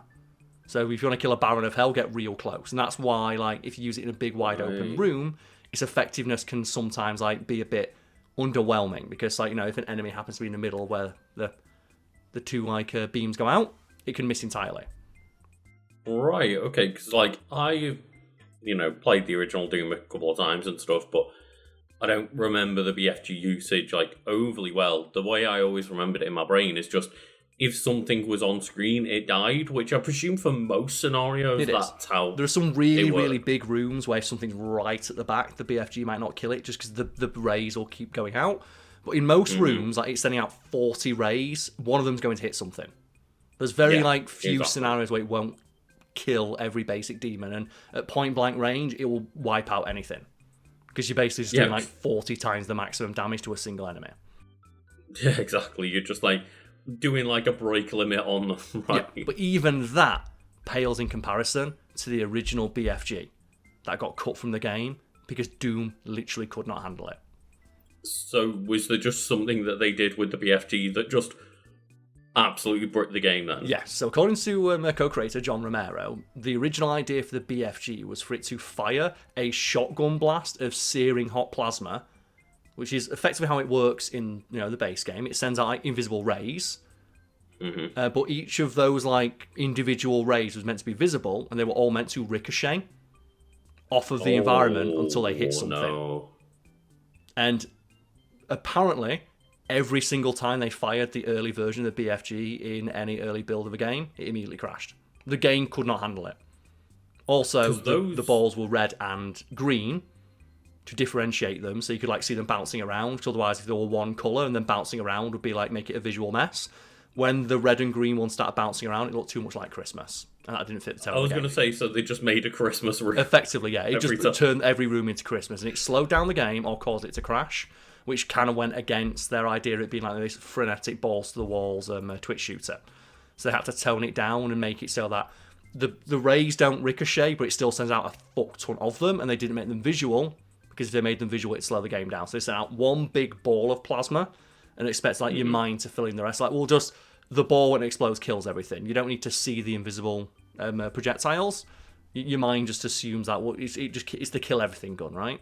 Yeah, no, I've never once questioned the visual aspect of it. Of like, no, it blows up and everything around it dies. Cool. But I do find it quite interesting that the original version of the BFG was so powerful it even broke the game it was in. Yeah, and those corridors and rooms were like pretty small in the original Doom game, so I can imagine the amount that they would all ricochet is insane. And that's the thing. I think that's what like caused like it caused slowdown, and in some like extreme cases, the game to crash. And they didn't want any slowdown whatsoever, because the whole game is about like ripping and tearing, moving real fast. And I mean, that's the thing. Like that game had like, I don't know whether it's technical slowdown or just for the effects of like, game feel. But like even when you like shot things with a shotgun, there's a little bit of like a stutter to it. There's a bit of hit stop, right? It's like to sell the impact of the weapon, but firing the BFG made the game almost unplayable. So they had to tone it down, and yeah.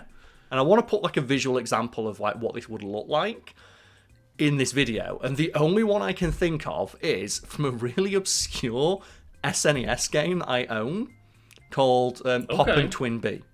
And are you familiar with Pop and Twin B? Because in Pop and Twin B, one of like it's a like you fly along and shoot things like Gradius sort of thing. One of your attacks that you have is you just go blah blah, and you fire out like 400 projectiles that ricochet around the screen to clear it.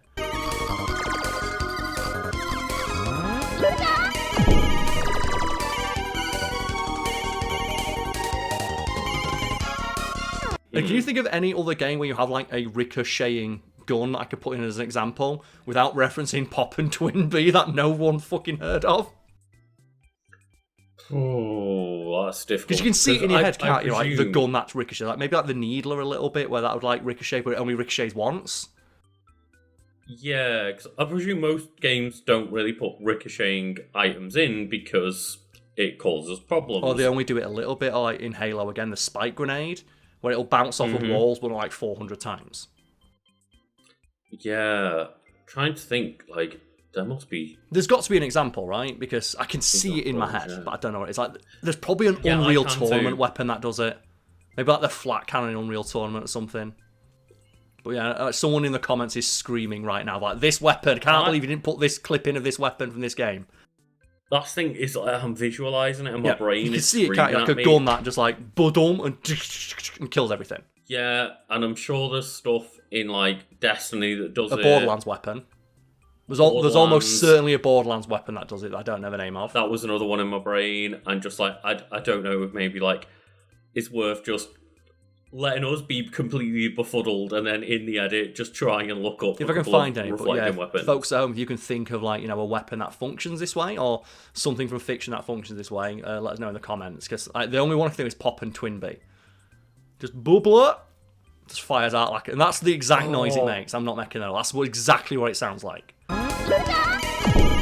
I'm so frustrated with myself right now because I can see so many different examples in my head and I can't think of any of them. There are weapons that ricochet, like there's like throwing knives and tomahawks in like Call of Duty stuff. Not very notable franchise has one of spine the grenade in best Halo. There's a guns couple of in Borderlands all of weapons that fiction. like ricochet and bounce off of walls, but nothing that just sounds like specifically the shotgun blast that then blows back. There's probably a time splitters weapon that does it. Oh, absolutely, yeah. There's a time splitters weapon, there's an Unreal Tournament weapon that does it, because those games are awesome. There's probably a Resistance Fall of Man weapon that does it. Yeah. Isn't it like one of the weird alien shotguns that sends out a bunch of spikes? Probably. I haven't played those games since they came out. Either way, though, like, the BFG in the original Doom was fucking rad, and they had to tone it down. I think that's awesome. But in that vein, Lucas, can you think of just a cool gun from a video game that you think works in an interesting way? Because my answer is always the Needler. I love the Needler. It's one of the few weapons in Halo that feels actually alien. I don't think I've like mentioned it to you before, but there is a weapon that's like very kind of Bungie-esque in that sense, because there is a weapon in Destiny. Obviously, Bungie went to make Halo and then Destiny afterwards. There is a weapon called Telesto. Okay. And Telesto is like a fusion rifle. You charge it up and you shoot spikes out. And then the spikes dig into objects and explode. So it's We've got a Needler at home. It's a Needler, but in a different sense. And that weapon is famous for breaking Destiny more than anything else has ever existed, because... Does it just work? Does it interact with like the game's mechanics in a really obtuse way? There's so many times where just like, yeah, we've disabled Telesto due to a bug and it's broken the game. Just like, for years they couldn't get the grasp of like one new patch interacted with Telesto in just such a weird way that we broke Destiny again. I just love interest. Like one of I mentioned Halo earlier. One of the things that frustrates me about Halo is that all the Covenant weaponry, say for stuff like the Needler, just feels like, okay, there's a human weapon equivalent, but this one fires bolts of plasma, which are just visually distinct, but like otherwise have the same like gameplay use. Like the plasma rifle, it's just an assault rifle or an SMG, but worse. The carbine, it's just the battle rifle, but worse. The fuel rod cannon, it's just the rocket launcher, but worse. But like the Needler feels truly alien, and there's no human equivalent to it, and that as a result it stands out so much, and it pissed me off that just every time they introduce a new like human weapon or a new Covenant weapon, there'd always be the equivalent from the other side. It's like, why not make both factions feel distinct? There was another one that I remember being, I think it was Halo Reach brought in it, where it felt like really unique. Of it was one that like shot homing plasma grenades. Yes, the plasma launcher. And it could follow people around the map. It just shot plasma grenades that homed in. And, like, that doesn't feel like anything else, right? Because it's not only shooting, like, homing rockets, it's shooting, like, homing grenades that find you down, stick to you, and then explode. And that feels like something that the UNSC didn't have an equivalent of. Yeah. I always liked that. Like, for the most part, the UNSC weaponry, human weaponry, was very direct. Mostly like based on like kinetic projectiles, and some of the alien weapons like did lean into it feeling alien, and they could like shoot around corners and stuff, but they kind of like shied away from that in later games. Like, no, but I like the idea that a Needler can shoot around corners. Check this out. Whoa, Kai. It's my favorite Covenant weapon. Can you put that down, please? It's all right. And all I'm really saying is, just if you're gonna make a game where there's aliens, put fucking alien guns in there. Where's my alien shit? I think it's one thing that I do to this day, like, just hail Destiny 2 for, because it got to a point where, yeah, the exotic weapons at first were like, oh, here's a sniper rifle that does a lot of damage, or like, here's a rocket launcher that shoots more rockets. And it got to the point where like a lot of the weaponry was real weird shit. Yeah, it's like Borderlands is like, I occasionally will replay like Borderlands just because some of the weapons in that don't work like weapons from other games, and I find that interesting. Yeah, like one of my favourite, just kind of in terms of the mechanics of it, weapons in Destiny is a rocket launcher where you like shoot it into the sky and it shoots like a void orb into the sky. Then you release your trigger and it just sends out like a bunch of smaller void orbs to go seek out enemies and destroy them all. And like you're basically like launching like this weird alien mortar upon people, and it's sick as fuck. Yeah, I'm a big fan of like just weapons that feel distinct and unique. It's why like Unreal Tournament basically hasn't been topped. It's like I don't think any like just basic weapon you can pick up in like a first person shooter is as fun, unique, and interesting to use as the shock rifle. The shock rifle still feels like one of the most interesting weapons. And it's so simple. Just fire. Alternate fire is a big ball of energy. Primary fire is like a quick beam that you can use to snipe people. And you can shoot around corners with it by launching the big ball towards the enemy. And then when it gets behind cover or over the cover where they're hiding, shoot it with the primary fire and it explodes. So simple, and other games have ripped it off. Like Borderlands rips it off. Yeah. When we play like Gage the Necromancer, one of her upgrades is like just Death Trap will fire a big ball, and it is a direct reference to Unreal Tournament. Like, why have more games like not use the gimmick of alternate fire? Alternate fire is always the coolest fucking thing. That's one thing that I absolutely adored Time Splitters, especially every weapon having 3-4. alternate fire, right?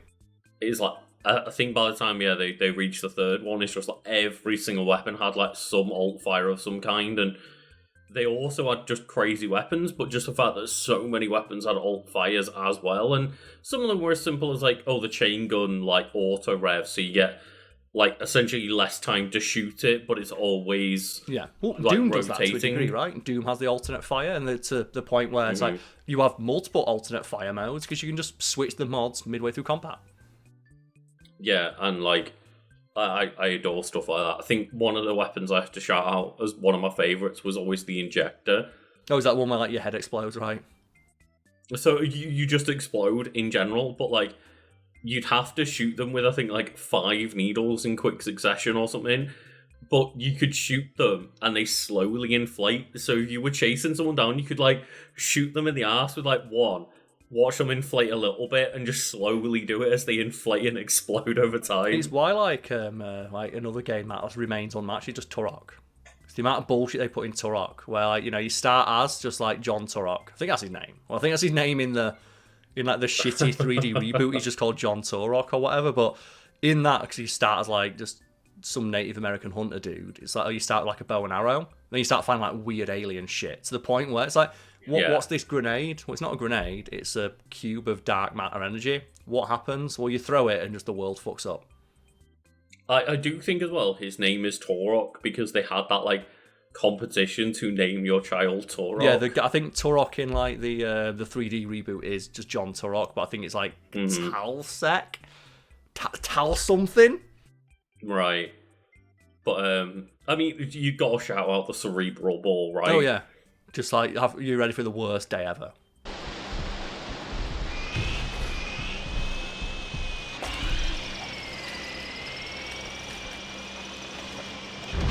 Are you ready for just a drill to just go right into your skull and blow your head up? Yeah, and I think every weapon in Turok did have alternate fire, or most of them did.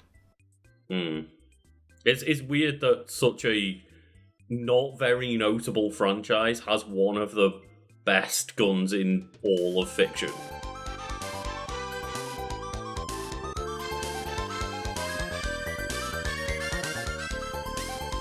So hello and welcome to another episode of Fact Fiend. No, that's the Wiki Weekends I do the intro for. For Fact Fiend, it's more just casual intro. So, hey, welcome to Fact Fiend. I'm joined by Najela of the New Jersey Red Umbrella Alliance.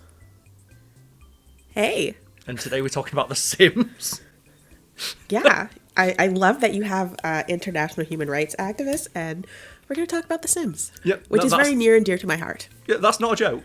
Jayla's really important stuff, and I brought her on the episode to talk about The Sims. I don't know how important I am, but I am a whore of some renown.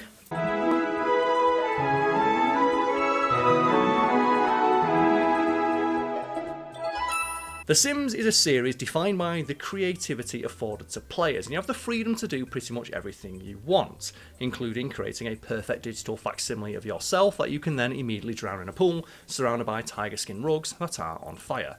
The one thing the game won't let you do, though, is mistreat a guinea pig, not unless you want to potentially cause the end of the world. So I believe, in addition to being like a renowned human rights advocate, that's not a joke.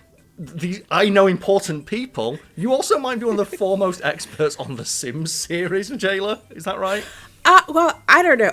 There are people who have written books on it. I haven't stalked Will Wright or anything like that, but I have been playing The Sims since its inception. I'm one of the few people who played the original Sims online. I played almost every iteration of The Sims just to see what it was like, and it is like my autistic special interest simulation games, and of all the simulation games, The Sims is my favorite. Yes, and I've played quite a bit of The Sims, but mostly the first original game, The Sims. The Sims 2, 3, 4, and all the expansions are kind of just unexplored territory for me. And I know that they do get a lot more in-depth in what you're able to do, but that kind of ruined the series for me, because the fact that they introduce stuff like aging, it's like, I don't want to age, I age in real life.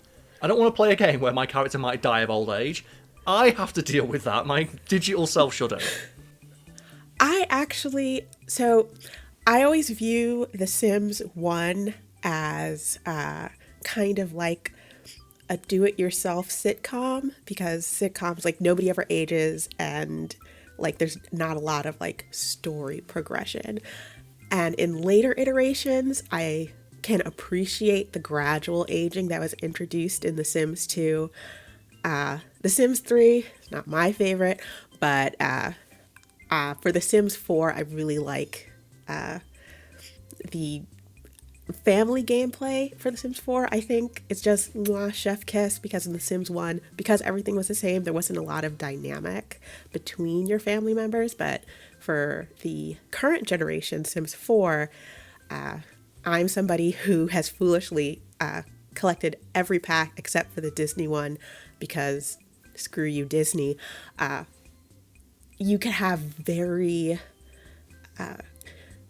creative ways of making interesting families with all kinds of different dynamics. That's the thing I've seen, yes, because my awareness of The Sims 4 and the freedom that you have in that game is limited mostly to the memes. And as someone who's like deep into that scene, is it true that people will like try to like basically EV breed children in that game to create like perfect digital versions of the Sims?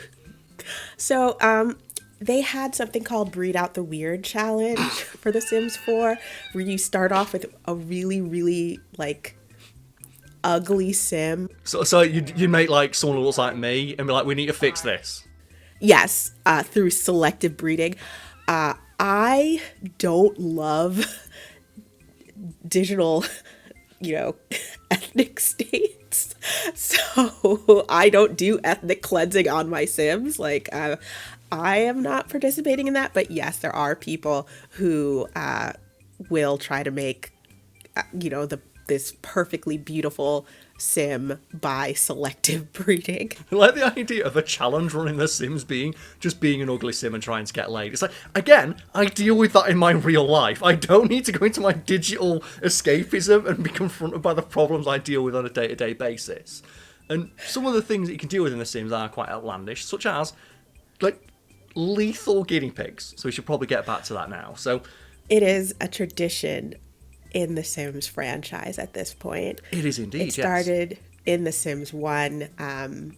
They introduced pets in an expansion pack. So you had small pets, and you also had cats and dogs.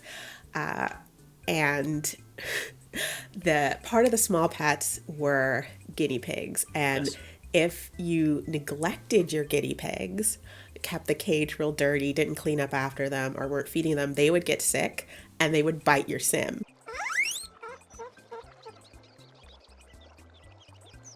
Ow!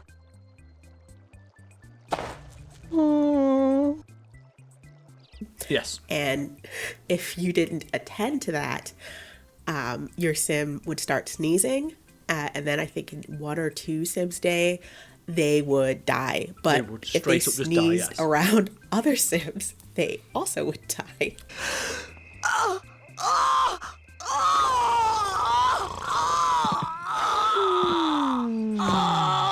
They would indeed, yes. So I went and tracked down like the story behind this, because I was always kind of aware of the fact there was like an update to The Sims that just put in lethal guinea pigs. And what really fascinated me is the fact that, one, it's true, because it sounds like one of those video game myths, right? Of, did you hear they just put an update to The Sims that killed everybody with a guinea pig? It sounds like, or maybe it's a bug. Turns out it was neither. It was intentional, and they never told anybody. That's what makes it so fascinating to me. There was no update. They said, hey, look, you can now give your Sims pets, including a guinea pig. And the guinea pig, you can pick it up, you can play with it. You can, love that fuzzy-wuzzy little ball of fur. Or should I say, you have to, because as you mentioned, if you didn't, it would get sick. And when it got sick, it got angry and decided, I need to take someone down with me. And as you mentioned, it would bite your sim, and at that point your sim would get sick. Right? The guinea pig would inject into your sim the payload. There's a new virus in the database. What's happening? It's replicating, eating up memory. What do I do? Type cookie, you idiot. And it would be this computerized virus that the game never told you about that would kill your sim dead in 2 days. Also, the guinea pigs would die. Like, of course. It was a kind of toss-up if your neglected guinea pig would bite you, or if they would just like turn over and you get like sad music, like a sad trombone.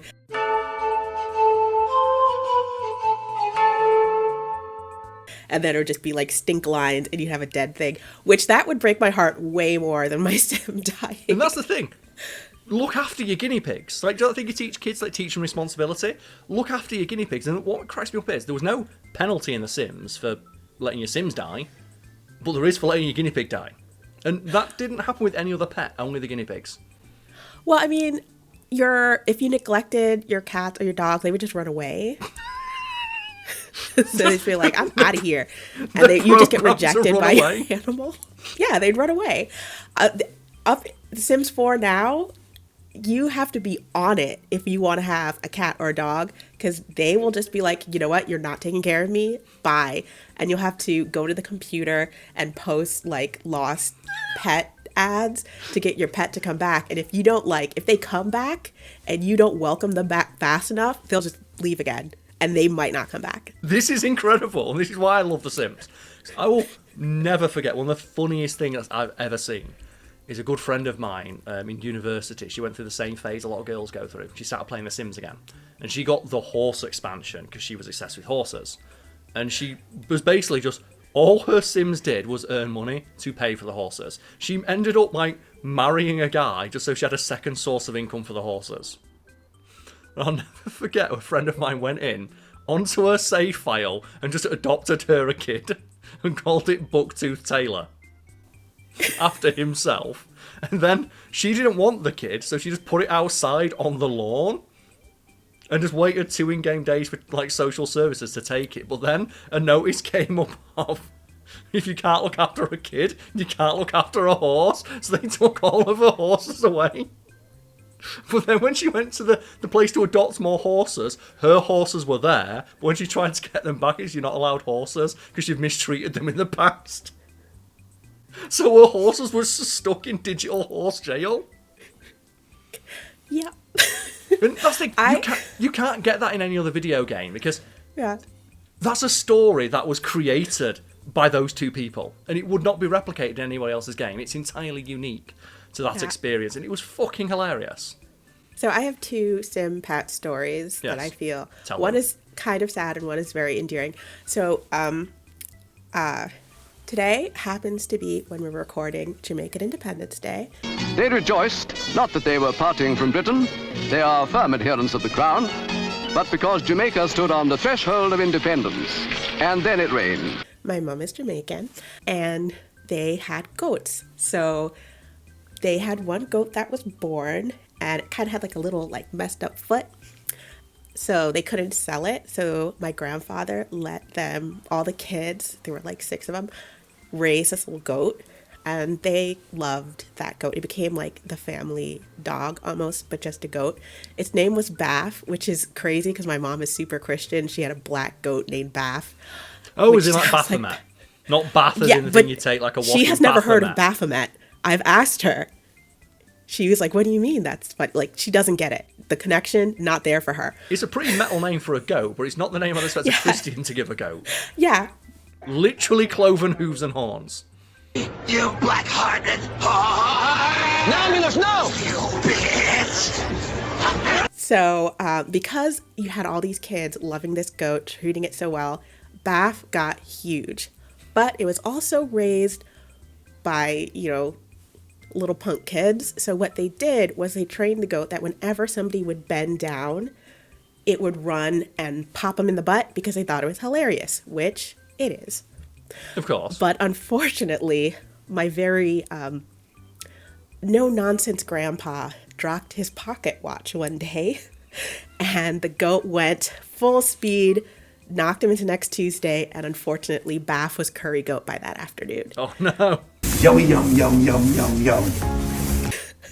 My brother was going to Full Sail at the time that The Sims 1 Pets came out. So what he did was he reskinned the dog and made it a goat. So we could remake my mom's goat for her that she lost. And it will just live forever in The Sims. Yes. So when I was a teenager, I presented my mom with Bath the goat, and she would just had a little sim of her and Bath, and they would just have little goat adventures, and it was adorable. The power of video games. She tried to make she decided to buy a fireplace. And if you know anything about The Sims 1. I know where this is going now. Yeah. So my mom made her sim save Bath the goat and put it outside, but then her sim caught on fire, and then Bath the goat came back, I guess, to hear her little simlish screams, and they both burned to death.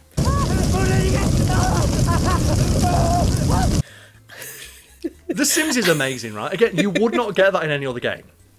You would not. That's a story that you can only tell about The Sims. Yeah. So that was one of a cherished childhood memory with The Sims Pets. It was trying to give my mom, trying to end generational curses, because it's a rite of passage if you're Caribbean. One of your cherished pets will be eaten. For me, it was a pig. I cannot. Which I also tried. I got the farm mod for The Sims 4. Just so I could get a pig, so I could have my pig back. Just the pet pigs. And I think my Sims pet story is not as, just childhood annihilating as that one. But it was, I remember I just kept getting fired because I downloaded the Sims pet expansion, and what would happen is I didn't get a pet, but all my neighbours did, and all the pets would piss on my lawn. So that when my Sim walked outside, the stat room would just crater because they're walking outside and their entire peripheral is just puddles. a sea of piss, and there was no way to clean it up because there were so many cats, and they got fired from work because they were so sad at all the piss outside their house. Yeah. So I had to build a corridor, and they had to sprint to work every morning to avoid the piss. So the solution to that was you had to build a fence all around your lot to stop them at the getting very in. edges to stop them from getting in. Yeah. So there was a cheat that made it so you could build right up to the street, so that way nobody could get into your lot, and you would just delete one thing of the fence for your sim to go to work, and then close it back. And then rebuild it back up. Yeah, I never thought that. I built a corridor to the car that would pick my sim up, and then deleted all of their windows, but then just put 500 lamps everywhere so they wouldn't feel depressed. And that's the Sims is amazing for that. I remember once in The Sims 1, because you can, for some reason, just make a house that only has a child in it. And you can just live out your Home Alone adventure, and a child can't earn money, they can't cook, and they can only take one day off because they have to go to school. And it got to the point where my child Sim was selling windows to buy pizza. Yeah, you actually can't do that anymore, because The Sims 4, when you make a household, you have to have at least a teenager to watch a kid. So you can't just have like orphans. See, and that's why The Sims 1 was my favourite experience, because you can live out your Macaulay Culkin adventures. But in regards to children, that brings us back to the guinea pig plague, because the guinea pig plague, as you mentioned, you could cure it, but there was no in-game explanation of what you had to do, and the only real way to avoid dying was to just rest for 2 in-game days. The problem is, children couldn't do that because children had to go to school every other day. At least. Yeah. So children would just be... And the thing is, most people bought guinea pigs for their sim children as a pet. Well, I mean, you could let them sleep, but then they would have to they'd be sent off to military school. So your kid wouldn't be dead in game, but you just wouldn't be able to control them ever again. So you would never see them again, but at least you would know in like the sim ether that they weren't dead. But they will never come back. And what made the plague so dangerous is that even in-game exploits to avoid death did not work. For example, the Grim Reaper, you could parlay with the Grim Reaper in one of the expansions to beg for death. Like, if someone died, you could ask the Grim Reaper for a second chance. If you managed to pull that off with a sim who died of guinea pig plague, they would immediately drop dead again, because fuck you, look after your guinea pig.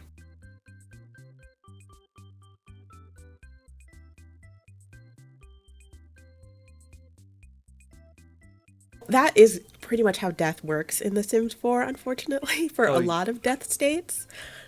So I think that's also the case with the expansion before last was called For Rent, and it introduced a fungal plague, which is, I think, a callback to the guinea pig plague. Instead of guinea pigs, it's mushroom and like fungus. So if you have like mold on your lot, your Sims will start coughing, and they give you like 2 warnings, like, hey, you should really clean this up, or don't touch that. If you ignore those warnings, then your Sim will kind of go very much The Last of Us and spring fungus and then collapse and die. But if you go to the Grim Reaper and they pop back up, they still are sick. So if you don't fix it, they're just going to die again. See, that's, again, The Sims is amazing for that sort of thing. And in regards to the guinea pig plague, they did eventually issue a patch that fixed it, but they never explained what the plague was. There were hundreds of thousands of players complaining on the forums, like, what the hell, my Sim died with no explanation. Maxis, it was Maxis who made the initial one, yes? Mm-hmm. They released an update which included that basically the digital equivalent of a vaccine from the guinea pig plague, so you would just have the cough and sniffles for 2 days instead of dying in game. And then the closest they got to actually telling people what was going on was a painting of a sad guinea pig, which featured a poem which will be on screen right now, which basically just said, hey, if a guinea pig is not looked after, it'll get angry, and if it's angry, you don't want to go near it. And that's the closest you got in-game to any sort of warning that mistreating a guinea pig could potentially kill you and every other Sim in the world, because it was contagious and could go to other Sims and NPCs who could keep it in their house and then bring it back. Yeah, but I feel like that is how The Sims has communicated with players. They usually have to look at like descriptions of things in build buy mode and see what you're purchasing, because there was also something called the sad clown painting. Yeah, what does that do?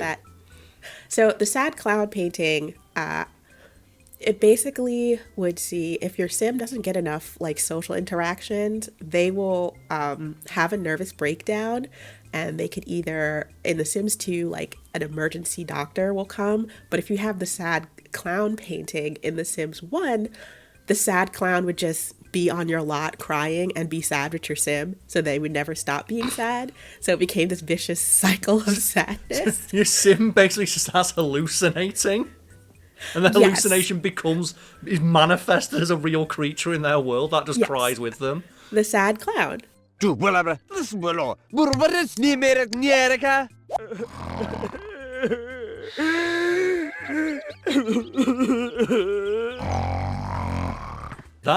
I never knew about that, but I knew the painting was always weird. I never wanted it on my wall.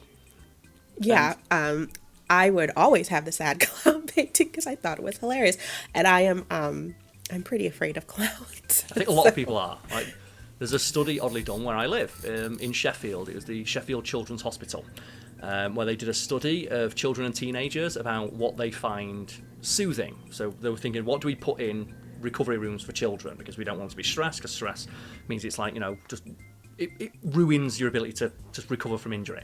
Because if you're stressed, you can't focus on getting better. And they found that literally 100% of all polled children found clowns scary. Literally 100%. First off, you look fucking horrified. It's a clown, man. People love clowns. Stop doing that. Don't do that again, okay? I will give birth. I don't know why they became a thing, though I do like learning about like clown culture. Yeah, it's a real thing. And there's like, you have to like paint your face on an egg when you become a clown, and it becomes that's your face, and no one can steal it. Clowns get into that's fist like your fights. calling card, and like the different colors of clowns and harlequins mean something different. I think it's interesting, but like if I'm in a subway car and it's just me and a clown, I'm not staying in that subway car. No, as you should, because which is a real thing that happened to me when I worked in New York City. That sounds about on par for what probably happens in New York from like my recollection of all the stories I've heard about it. Because I would not want to... If I just saw a guy walking down the street dressed as a clown, I'd be like, well, clearly that guy is either a serial killer or on his way to become one. Hello, hi, excuse me. Why are you dressed like that? Imposteur! Tu es un imposteur. You're the imposteur, if that word means what I think it means. If you're getting on the A train and there's just an empty car, you just know something's not good in that car. Sometimes it's a dead body, but sometimes it could just be a clown. And you know what? I'd much rather ride with the body than the clown. I'm sure most people would. Let us know at home, like, your favourite Sims stories, and if you would also rather ride with a dead body than a clown. It's always an adventure when we have you on an episode of Taylor. But to end on, there is one final bit to this story. And the bookend to the Guinea Pig Plague story is that the producers didn't know why developers decided to put it in. And they said, and I quote, they seemingly added a world-altering plague on a whim. And according to that same producer, every single time they release any update that features pets or small pets, they will be asked the same question. Are you putting the plague back in? To which that producer responds the same thing every time. Maybe. And that's just like... the fact they've got the balls to just do that. Yeah. And it has escalated in The Sims 4 because now not only can your guinea pigs kill you, but if you are really good to your guinea pig, they can achieve super intelligence, build a rocket ship, and then they will escape your Sim's house. Because they... on the rocket ship. I'm better than this. Yes. You have to straddle the fine line of treat the guinea pig well, but not too well. Yeah. They can also tell your Sim a joke that is so funny that they will laugh themselves to death. I love video games with stuff like this. It's like when Skyrim first came out and a bunch of people like, how did I get caught? I was sneaking in a town, got caught pickpocketing, and it turns out that chickens in the world had line of sight and were snitchers. And they would have line of sight and would be able to communicate telepathically with guards and snitch on you for committing crimes. You don't want to mess with Skyrim chickens. Just the snitch chickens. It's a whole nother video. It is indeed, yes. That will be a topic for another day. But I hope everyone at home has enjoyed this one. And before we end, Najela, is there anything you would like to plug for the folks at home? Because I'm not lying. You do important work, as you're about to mention. Yeah. So I am the executive director of New Jersey Red Blanc Alliance. And we are a collective of activists that advocate for the human rights of sex workers concentrated in New Jersey, but we also do work with the UN system of human rights, and we are fundraising because we want to be able to have a boot camp to train future leaders that are in marginalized and criminalized communities. So if you go to our website, njrua.org, there is a handy dandy donate function, and you can help us continue the work that we do. Yeah, and we're going to sweeten the deal right now because I'm going to make an offer to anybody else. You've got a story that you're going to tell right now because I didn't believe this, but as mentioned, you've worked with the UN. Yes. And you are a fan of the channel. You're a friend of the channel. I've known you for many years now. And you went to the UN wearing my merch. Is that right? I did. So I was recently in Geneva for the 56th session of the Human Rights Council. There was a not so great report that was filed by the Special Rapporteur on violence against women and girls. And I was basically there to testify against said report. And in the building, the UN in Geneva is kind of a weird building, if you guys have been in there.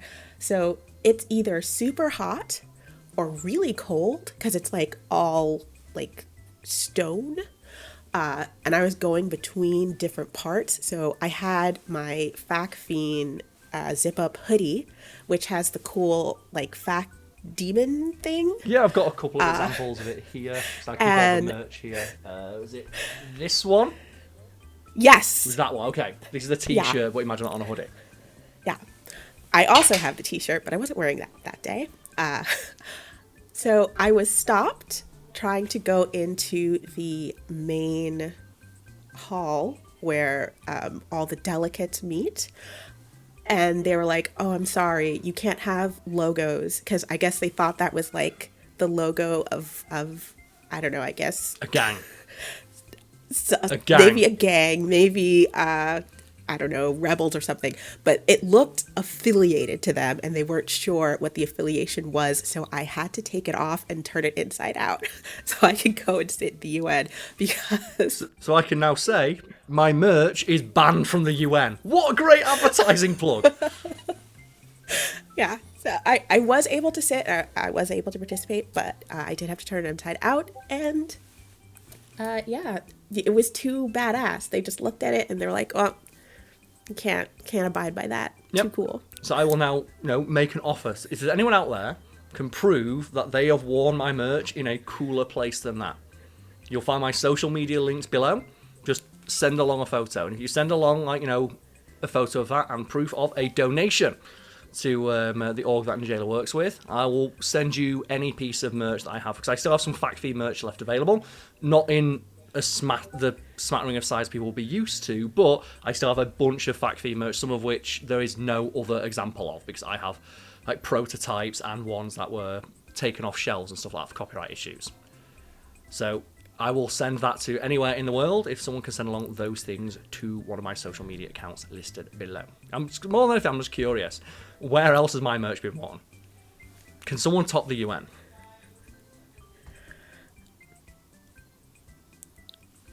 I want that to be my bragging right, though. It's just as well to the UN, right? It's like, it's too badass. It's too raw. Awesome.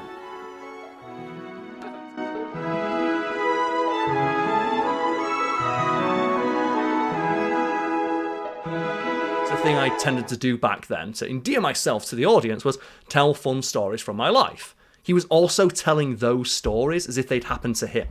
He was plagiarizing my lived experience and used that shit to get laid. Well done. So Faraway Lucas and lovely audience at home, same question. From a purely aesthetic standpoint, what do you think is the best looking video game console?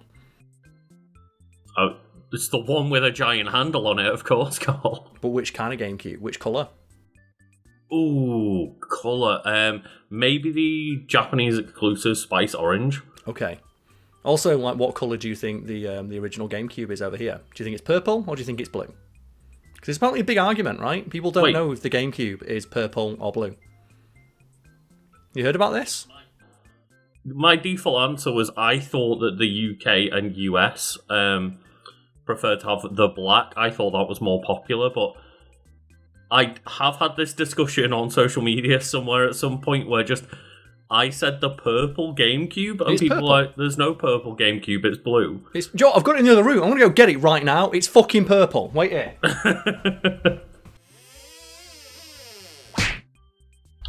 I'm even carrying it with its little handle, look.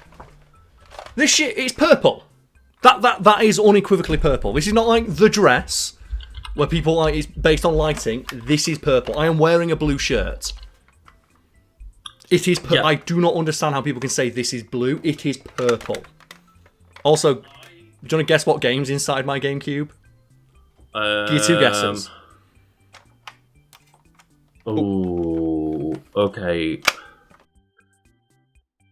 I'm not looking at Karl's GameCube right now, so I don't know if he's showing off, but, like, I don't know what GameCube games you played, because my first answer was going to be Wu-Tang, but that's a PS1 game. You're close. It's going to be close with stupid. a hip-hop inspired fighting game. Oh, is it Def Jam? It's Def Jam Fight for New York, yeah, but I can't show the disc because the disc is like this big.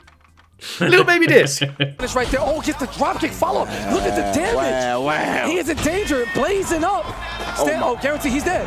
My man Ludacris needs the potion or something, bro. Yeah, the potion ain't coming through right now. Oh, nah. Damn. Oh, nah. Stop. Oh, the bare feet curb stomp to end it. The beat on the chest, David Banner. Hey, wait a minute, bro. Hey, you ain't gonna be stepping on my favorite rapper like that, bro. Success in a creative field is, by the amorphous nature of art, hard to define.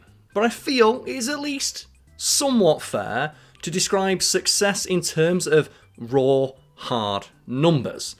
In which case, it is arguable one of the most successful, prolific photographers alive today, exclusively, or near exclusively, takes pictures of video game consoles. That's such a, like, weird niche. Not because, like, game consoles don't exist and aren't popular or anything, but just, you think about video game consoles, and that's maybe, like, on average, maybe one release every single year. But when you think about video game consoles, it's not just the consoles. There's also the accessories. There's also the different versions of each console. There's also the different angles. For example, if you were going to show off a GameCube, if you showed it from the front, does that get across everything about a GameCube that makes it visually distinct? You'd also probably want it from this angle, right, to show off the handle. But then you probably want a profile, like to show, like, similar to advertising copy. But then you'd also want a photo of the ports on the back, right, to show the inputs that it has. And then you'd also probably want to have photos of each of the things that can connect to this. And then each of the peripherals, each of the colour options. You probably also want, like, you know, different versions, prototypes, special editions. They'd all want photos, right? Not to mention, we're not just talking like mainline consoles here, Lucas. We're talking like all the crap from like the 80s and 90s. Some of you believe your system is the most advanced in the universe. Let's review the numbers. Sega Genesis is 16 bits. 3DO is 32 bits. The Atari Jaguar is 64 bits. Which is more advanced? Clifford!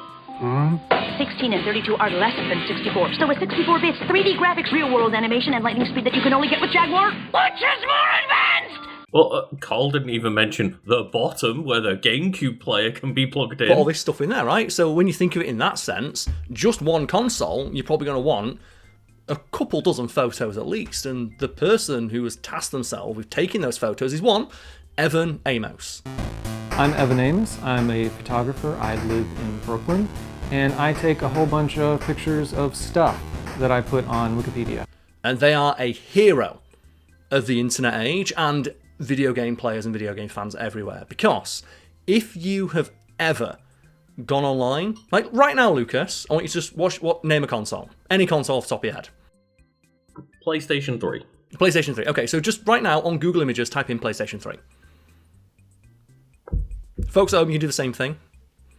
So go to Google Images and click on the first image. It's most likely the Wikipedia page for a PlayStation 3, right?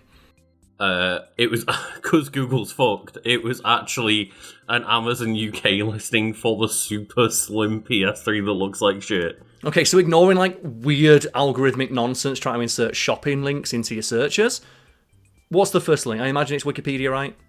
The second image was a picture from Simple Wikipedia, which is just Wikipedia using simple English, not complicated English. Okay, yeah, so if you'd like to click on that image and then follow it through to the details. Yeah, author Evan Amos. Yeah, and you can do that for any video game console that has ever existed, because since 2010, Evan Amos has tasked themselves with taking a picture of all the curves and features of every video game console from all of history, including all the obscure, weird ones no one remembers. Like the Jaguar or the Odyssey, and all the attachments and accessories and stuff that would be used to interact with or play on those consoles that are now forgotten. But they're not forgotten, at least not on Wikipedia. I was taking photos of video game consoles and putting them on Wikipedia. And I had reached a wall at some point where I couldn't get any more consoles because really they're physical objects and you kind of have to have them. Yeah, when I was curious, because they only showed 2 of the models on the simple English version, I went to the just Wikipedia page for PlayStation 3, and of course, yeah, the 3 consoles are all pictured together, and the author is Evan Amos. Yes. And you can follow that rabbit hole all day. Because this is what inspired me to write this article. Because I was getting a picture, I think it was a GameCube or a PS2, and because if people don't know, if you don't make content online, when you're looking for an image of something like, say, a GameCube, that image might be copyrighted. And you don't want to have copyrighted images in your content, because, especially if it's Getty have like an awful habit of like sending like weirdly threatening cease and desist to websites and like content creators. So you want to make sure that that image is either copyright free for example, in the public domain or something like that, or it's a marketing image. Because normally you get away with using marketing images. So like, for example, when we put in pictures of celebrities in the background of fact Fiend videos, we try to not use stock images from Getty, but use like a screenshot from an interview they've given, or like, you know, a still from a movie, because that's less likely to be copyright struck. You still could, because there is a copyright holder to it, but it's easier to argue that as fair use.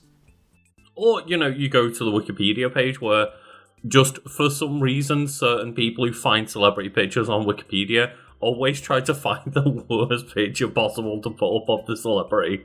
And usually that's because the only image Wikipedia can put on its, like, you know, page is one that where the copyright has, like, you know, either been released under the Creative Commons license, which is common on Wikipedia, or into the public domain. And there are people out there who've taken it upon themselves to try and help Wikipedia and other similarly, like, you know, altruistic endeavours have access to high quality images of things that people might be interested in, like celebrities. And if you go on Wikipedia, right, you've no doubt had this, Lucas, editing of like, you need a picture of a celebrity, it's always them from Comic-Con, right? Oh, almost entirely, but like, I do think there is like that weird niche joke within the Wikipedia editors that they specifically pick bad-looking pictures of people. Well, maybe it's just the best one I have access to. In regards to Evan Amos and their stated goal of just taking pictures of everything gaming that has ever been released ever, they were reportedly inspired to do so when they tried looking for a picture of a video game console and were annoyed that all of the images they could find were of poor quality, did not show the console from the angle that they wanted, or were like marketing materials from years ago where just the quality wasn't great. So they said to themselves, well, these are important things. These are, like, you know, items that have a storied history and are still relevant to this day, even if their relevance is just serving as a historical, like, snapshot of where gaming was at the time. These things deserve to be documented in high quality. Also, the fact that they're not is really weird, given that some of them are not even that old. Like, why, for example, is there not a good high-quality image of a PlayStation 3?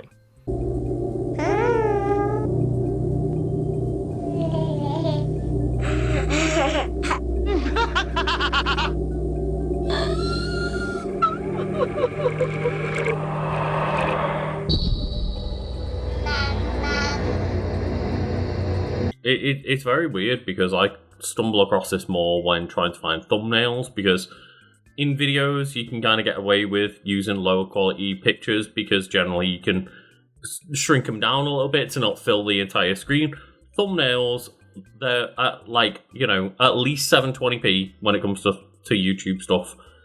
And yeah, a lot of the time are going to be viewed on a mobile screen, but sometimes are viewed on like a giant 4K television. Like my mum, when she watches my video, she watched it on her giant ass, like 60-inch television. And I've told her, Mum, when me on the screen is bigger than I am in real life, that's too high definition. That is a D that I do not want to be viewed in. It's 2D, right? But even going to like press kits for a lot of things, like the press kit stuff is either in vertical format or in like low enough quality where I don't want to use it, where it's like 480 or 720p. It's like, no, I'd rather at least try and get, you know, a 1440p or 2K image or something like 4K. We're getting like really inside like baseball here, right? Where people think, what are you talking about? Say, well, yeah. Say for example, a movie like Thunderbolts that just came out. If you are writing about Thunderbolts, generally the studio will release a press kit, as Lucas said, and that'll have some nice, high-quality images of the movie, some stills, maybe some actors' headshots of them in costume, or those promotional stills that you've probably seen floating around for movies and projects. And they say you can use this for commercial purposes within reason. Within reason, which a thumbnail totally, includes, And sorry, I was getting a bit in the weeds without explaining anything there. But press kits generally are just like, if you're going to market our stuff or like talk about our stuff and marketing purposes, like, will kind of be included within just the general discussion, use this stuff and we will allow it. Yeah. Like they've released some stuff like in high enough quality where the hopes is that most websites will use that. And if anyone out there happens to read a lot of content related to media, you probably notice that a lot of the websites use very similar looking thumbnails or like header images or images in their article or the body of the text, because they're the ones that were freely released. And in they're regards the ones that were high quality, released in a press kit and approved for use. So most people, including like a lot of time myself, will use them. But I noticed, like, even going like back 10 years, like the press kits are like often really low quality in terms of like the pixel count on the images. Or like just they no longer exist. And there are cases where people have taken it upon themselves to track those things down. I know there's that like Twitter account, right? I'm not sure if it still exists because Twitter's a shit show now, where they just here like high quality like scans of like CG renders from like Rare's like heyday back in like the 90s and early aughts. Right, or people who like scan photos or images of like from magazines and stuff, right? Like old ads, right? Or like people who like take it upon themselves to collect and collate lost media, or to prevent things from becoming lost media. I often think to myself that I sometimes might have like the most high quality isolated assets for certain things. Like the most recent one I can think of is trying to find the highest quality scan that I could find of like a Super Mario 64 artwork, and then pixel by pixel eliminating all of the background elements so that it was just like Mario and the planet and stuff. And I'm like, I wonder if anyone's done that to the degree that I have at times with certain specific things. Yeah, send that along and I'll put it on the screen right now. And I guess if anyone wants that, let us know. Or if you've got a better quality version, also let us know and like mention it in the comments, like to promote it. Because I think to something I was doing the other day. I was writing a script for today I found out about the origins of Pepsi Man. And while I was researching Pepsi Man, I encountered there was this playlist like, here's every Pepsi Man advert in HD. I was like, and when you see that normally, it's like, oh, is it fucking AI upscaled and looks like shit? It's like, oh no, this is just weirdly high quality, like HD footage of the Pepsi Man ads when all the other ones were in like 480p or worse.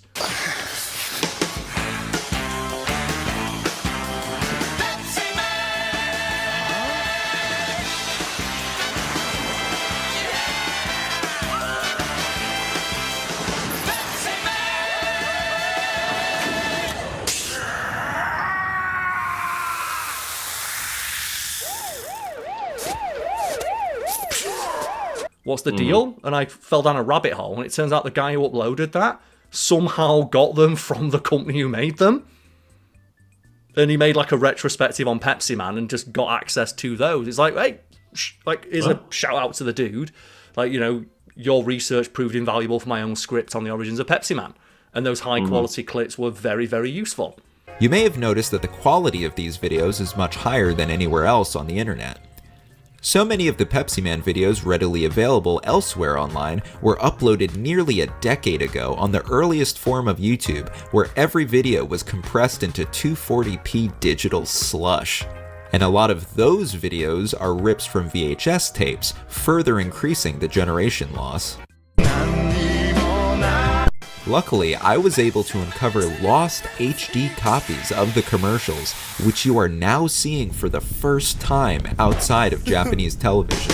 Just say that dude just cracked them down. Well, that wouldn't otherwise not existed if not for one person taking it upon themselves. But hey, this thing should exist.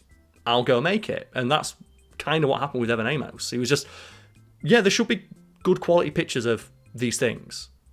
And I'm annoyed that there's not, so I'm just going to do that. And in addition to taking pictures of video game consoles, take pictures of things like vinyl records and candy bars for just stock image purposes. Yeah, it's something that I have like often encountered nowadays because I just do my best to try and find the highest quality things possible. Like a lot of the time when I'm editing, I can find a clip immediately on YouTube, but then track down like the original version on a streaming service. Sometimes even pay for the original movie on a streaming service to watch it in like higher quality to then screen capture it rather than just download a YouTube video. My editing software, I have like a preset like crop and mask for movie clips because nothing pisses me off more than like when movie clips, the YouTube channel is like, we're going to put our thumbnail over a movie we don't own. So I specifically have like just a cut and crop that automatically crops out their watermark because fuck them, it's not their movie. It's really funny though because I, in a retaliatory way, started doing that on my edits of keeping the Wiki Weekends logo on the top.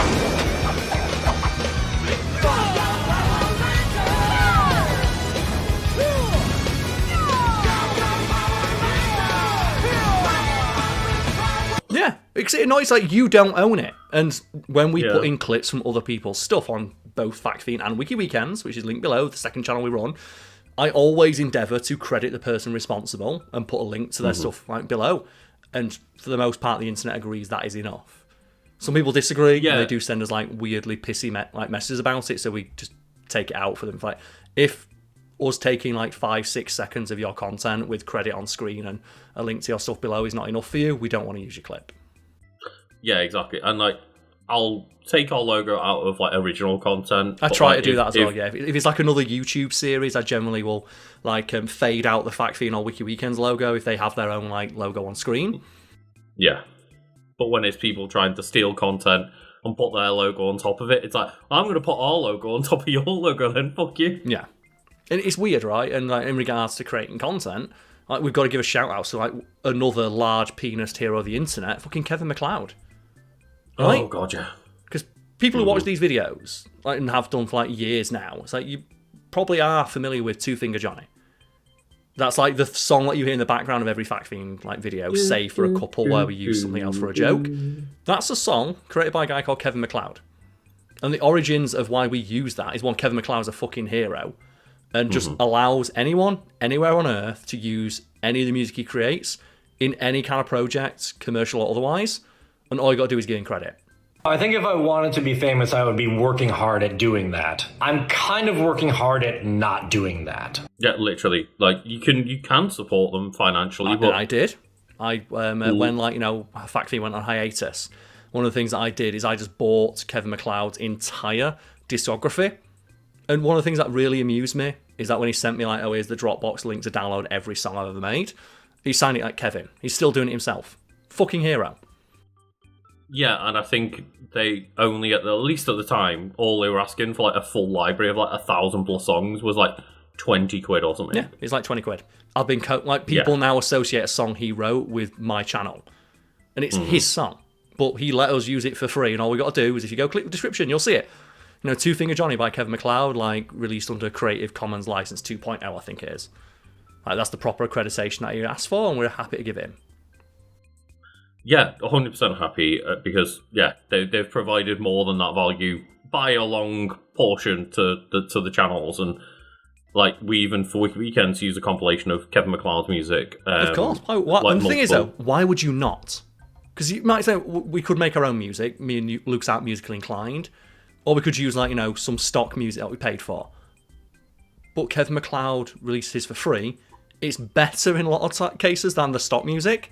Of higher quality in a lot of cases too, and he's been doing it for years, so there's like an eclectic range of genres. And also just his little bonus fun fact, why did you pick Two Finger Johnny? It's really annoying. That's why I picked it. Because when we were like first starting Fact Fiend, I was sent a couple of edits with various songs in the background, like there was, and the one with the Kevin MacLeod Two Finger Johnny tweaked a little bit too loud, made me think my phone was going off, and I found that funny, so that's the song I picked. Yeah, and for Wiki Weekends, we picked slightly like less abrasive songs, but we still wanted to go with that library and catalogue. Just shout out to them because even if you go to like TikTok, I've made some TikToks and like clicked on the like use background audio thing. And just half of the top suggestions of here's the most used music on this app of all time is just Kevin MacLeod. It's because he won't send you a copyright cease and desist. Yeah. And I hope that he never does. Because he must get a lawyer in his inbox every other fucking day of mate, if you suddenly just change your mind, you'll be a millionaire. It's I don't want to be a millionaire. I just want to make music. Maybe it's the longest of cons, and I don't assume it is because they seem like a genuine person, but the best long con of all time of spend 40 years letting the entire internet use your music and then just become a billionaire. It shits in movies. Movie studios use his stuff. Because why would they not? It's free. All you got to do is give the dude credit. And some people don't even do that. That's what pisses me off. Occasionally, here's the thing. I remember, H-Bomber Guy does give credit. But I remember watching, a H-Bomber Guy video and hearing Two Finger Johnny in the background. It's that dude's way more successful than us, and he still uses Kevin MacLeod. Oh, man. Jeez. I love balls. He uses, fucking Two Finger Johnny in the background. It's yeah, that's one of mine. Not one of mine, it's Kevin's. But I have no ownership over it, even though I do feel a sense of ownership, but just because you feel a kinship to it, right? Yeah. It's ownership's the wrong word, but I don't know how to describe it. But when I hear it in someone else's video, I'm but that's my thing. But I shouldn't say that because it's not my thing. I just kind of made it my thing. It's not your music, but it is your gimmick. And other people are allowed to use that gimmick. It's not you saying that you own it by any means, but yeah, I'd say you feel a kinship to it. And also to reiterate, Karl did say that H-Bomber Guy gives credit. He wasn't trying to call out them specifically within that conversation. Yeah, thank you for that, Lucas. Just my mind wandered when I was going to mention that there's some creators who don't credit Kevin MacLeod, even though you can use his shit for free. They can't even be asked copy-pasting just the link from his website that he helpfully writes for you. But that reminded me of times where I've heard Two Finger Johnny in other videos, and the only example that sprung to mind of that was a H-Bomber Guy video. Yeah, exactly, because I know you've glossed over the fact that just saying they gave credit, and I don't want to be perceived as attacking H-Bomber Guy, and all of a sudden it's the next video comes out the fat Fiend never told facts. Now I think about it, I think, do you the plagiarism video that he did? Yes. Which is obviously one of the that year's best videos, right? That's just the YouTube top 10. I got partially burned by that because I'm a content creator. And prior to making Fact Fiend, I was a writer for 7 years. I've written literally thousands upon thousands of articles. That is not an exaggeration. I was talking to Daven from Today I Found Out the other day, and we were just before the recording session started. He was how many things have you actually written? I went, well, for you, about 700 articles. He's no, you haven't. I went, mate, look in your archives. You've still got stuff that I wrote 5 years ago. I've not written for you in 5 years. You've still got stuff you haven't made yet. That's how much I wrote. And then on top of hundreds for top 10s and list verse and all that stuff. And for Fact Fiend itself, I write 900 articles for Fact Fiend. I thought the Fact Fiend itself website had over 1,000 articles at this point. Yeah. We've still got 300 in the archives we've not made yet. I've not had to write a new Fact Fiend video script in a year because there's still that much in the archives. Yeah, anyway, when that H-Bomber Guy video came out, a bunch of people sent me weirdly pissy DMs of surprised you've not been caught for plagiarism yet because I've seen that you've ripped off this Tumblr post, which is mentioned weirdly specific stuff that was found in your video. And I just had to send back a screenshot of the Tumblr post was made after my video went live. Maybe they're plagiarizing ideas and jokes from my video and not giving me credit. And also just at some point along the lines, you have to find out your information from a source. Yeah. And the story that always blows my mind when I think about it and retell it is that my ex-girlfriend reached out to me initially and slid into my DMs because the guy she was dating before me would tell her stories and jokes and interesting facts that she found amusing. And one day she Googled one of those facts to double check the details so that she could share the story with somebody else, and stumbled across one of my videos. And while watching that video, realized that not only had that guy like repeated the fact from the video verbatim, because the thing I tended to do back then to endear myself to the audience was tell fun stories from my life. He was also telling those stories as if they'd happened to him. He was plagiarizing my lived experience and used that shit to get laid. Well done. At that point, it's one of those things of, can you be mad? I wasn't mad, I was just really weirded out, and like my ex became my girlfriend because she's like, well, I just realised that the thing I like about this guy is not anything he said, it's stuff you said. How are you doing? And we've got to talking, and he's essentially stolen your personality to try and get a girl, and they liked that personality, not theirs. I just thought that's just such a weird fucking thing to me that happened. Yeah. Like, some dude was out there telling stories from my life. And, like, you know, speaking of gimmicks, I remember, like, years ago, some guy reached out and went, oh, yeah, I want to make fact videos. I'm like, yeah, go for it, man. It's like, yeah, but I'm not really good at research. I'm like, well, you know, everyone's got to start somewhere. Like, yeah, but can I just take, articles from Fact Fiend and just make Fact Fiend videos, but have them on my channel? I'm like, I'd rather you didn't do that.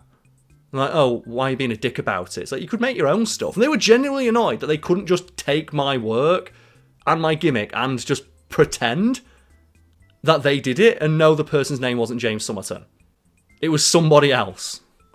I can guarantee you that without contacting you, Karl, there is someone or many people that have done that on TikTok and are using like just subway surfers and AI images. Oh yeah, it happens all the time. Stuff every now and again. Just like scrolling through TikTok, and you'll just see like some subway surfers gameplay with Fat Fiend in the background. Yeah, a thing that happens occasionally.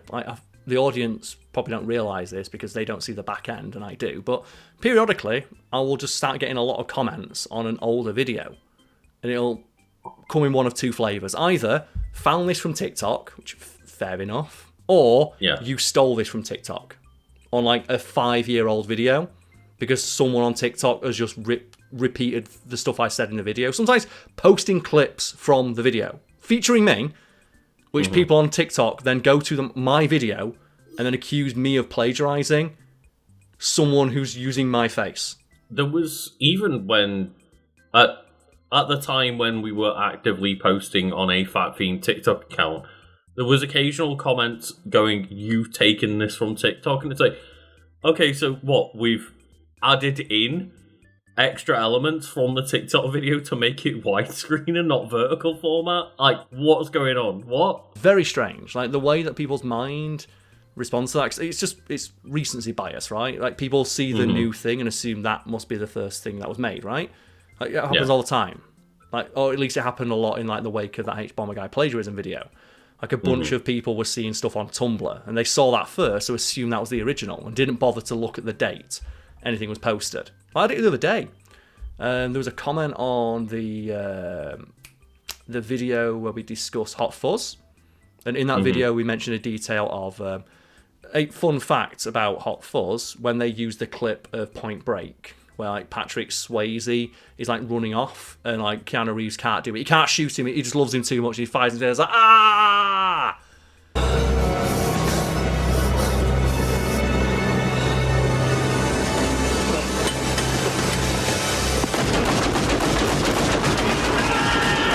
When they wanted to put that clip into Hot Fuzz, they had to reach out to the rights holder of the movie to get their permission to use it. They also had to get the permission of Keanu Reeves, Patrick Swayze, and Patrick Swayze's stunt double who climbs over the fence while wearing a mask. And that's why we found that fact amusing. That's why it was in the video, because the idea that they had to go to that much effort for a 30-second clip was fun. I got a comment on that video of like, this doesn't track because Patrick Swayze is dead. And I was like, he was alive when they made Hot Fuzz. Because I was just so astounded that 20 years old. They were like looking at the video and being like, this video's... They saw it and like, we must have been posted today, right? This obviously is fake because Patrick Swayze was dead. It's like, yeah, but he wasn't when they made the movie. Do you not know how time works? And we've gone way, way, way off topic here, Lucas. Would you believe in a fact? So let's bring it back now to Evan Amos. And similar to Kevin MacLeod, they have happily allowed others to use their work. Unlike Kevin MacLeod, though, who releases his music under the Creative Commons license, Evan Amos has released all of theirs into the public domain, which means you don't even need to give him credit. You can just use that shit for free. I'm very glad that at least if you go to a Wikipedia article, they are crediting them. Of course, yeah. It's just common courtesy, right? Yeah, you have to click through several different things, but when I click on user Evan Amos, there is like a dedicated page on the Commons Wikimedia, .org page for like, here's all of the different categorizations of all of the different consoles, and everything is like fully credited. So thank you, Wikipedia, for at least doing that. Well, Wikipedia has to, right? It's part, like, you know, if they're going to be the public encyclopedia, they've got to, like, you know, credit and reference stuff properly. And I appreciate that. And that's how I found Evan Amos. Like I said, I just clicked his name. So I was like, okay, who is this dude? Because, like, I've got, like, 4 or 5 images and they're all taken by one guy. And I fell down an internet rabbit hole and found, like, interviews with the guy. I was like, yeah, I just got pissed off that I Googled a picture of, like, a fucking GameCube and it looked like shit. And I thought, well, I was going to take a better picture and upload it for free, so that people don't have the same struggle I do. Like, we're on YouTube right now. Yeah. Do you know how YouTube came to exist? Like, it's a similar story. It's like the guy who invented YouTube was like after the Janet Jackson Super Bowl incident. Do you know, like Justin Timberlake like ripped her top off and like showed a breast? We can't put a clip in. It's obviously boobs and YouTube. But the guy who invented YouTube was like, he looked for that clip and couldn't find it and thought to himself, well, why isn't there just a place on the internet full of videos where if I wanted to find a particular video, I can just search for it? And they made YouTube. Imgur, like basically one of the biggest image hosting websites. Some guy on Reddit made that. Where just like on Reddit, it's like, oh, well, every image hosting service we use to like post images to Reddit fucking sucks. Can someone make a better one? Some guy like in a link like, yeah, I made this one. It's called Imgur. Go nuts. Well, and Google Images was either created or popularized because people were trying to search for the J-Lo dress, right? Something like that, yeah. Like a green, I think it was J-Lo, a green dress that was worn at like an event. Some engineer at Google noticed there was like a big spike and went, maybe we should like capitalize on this, which is slightly different because it's not them inventing a whole new thing. But man, of course, yeah, but it's in essentially inventing a new part to a platform, right? But just like, yeah, I respect that so wholeheartedly. Of just fuck it, it annoys me. It annoys me that this thing is like this. I'm going to fix it for free. Yeah, 100%. And one thing that I will shout out is just the juxtaposition between what YouTube was invented of like, oh, I want to see sexual assault happen, and the first video being posted of like, hi, I'm at a zoo.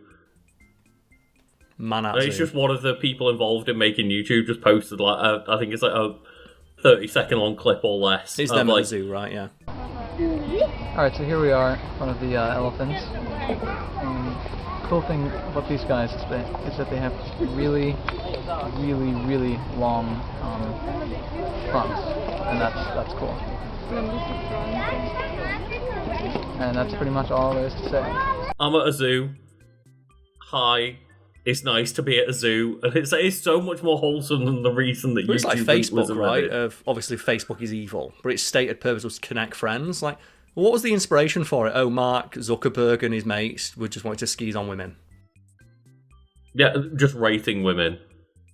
Yeah, so let's bring it back now to something altogether more wholesome. So Evan Amos releases everything they do into the public domain. As a result, they are inarguably one of the most prolific, successful photographers on Earth, because every time anyone out there wants, say, a picture of a GameCube or a PlayStation 2 or a 3DS or an SNES, they Google it, they go onto Wikipedia, they find that it's free. And why wouldn't they use the one that's free?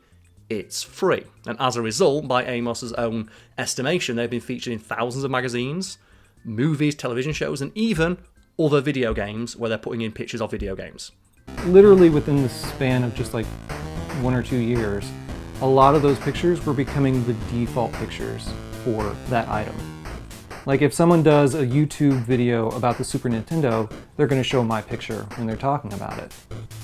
And so like the whole Wikipedia effect is that you take these photos and you put them on the pages, and they almost become the default photos for those items over time. I'm now going to send you a picture of what everyone was looking for, which is of course the handheld, the Mega Duck. The Mega Duck. And was that taken by Evan A. Mouse? That was me finding like things that they've taken pictures of by just going to their Wikimedia Just the page, most obscure of course, stuff you can find, right? And I bet that's like super high quality as well, right? Oh yeah, that's like 960p, I think, and just would you like high quality pictures of the Magnavox Odyssey? I don't, but someone out there probably did, and they're probably very thankful that a high quality version of that image exists. And it's just the what a fucking Viewmaster hero. Interactive. And like, if anyone curious, like, well, does Amos like care that they don't get the credit? Like, they probably care a little bit, but in the interview that I tracked down, they've said, well, more than anything, I'm just happy that my work's being used, and also that the history of video games, something I care about, is being chronicled and maintained for future generations to look back on. Like, as this living snapshot of what technology was at the time, because it'd be a shame if it fell into obscurity, or what the technology looked like was lost for something that is so new, so recent, which just makes them even more a hero.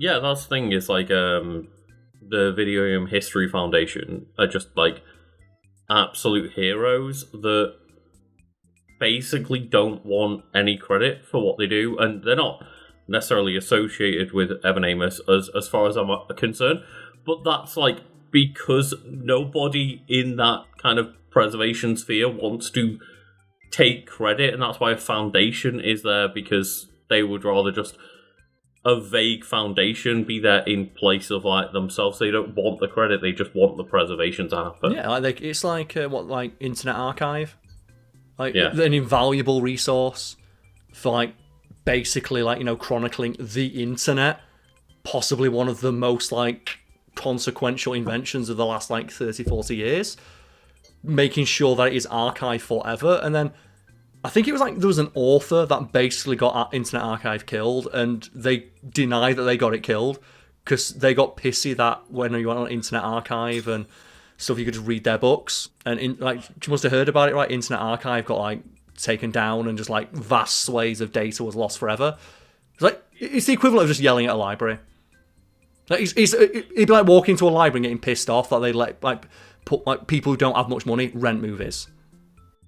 Well, it really pissed me off because, as I mentioned, the Video Game History Foundation, they tried to get written into at least American law that video games could be used as part of libraries, and it wasn't considered copyright infringement, and that eventually they lost that case eventually, and it just provides precedent for the fact that just claiming that it's for the sake of preservation of art in a library is not justification for having video games available in a library. It's it fucking sucks.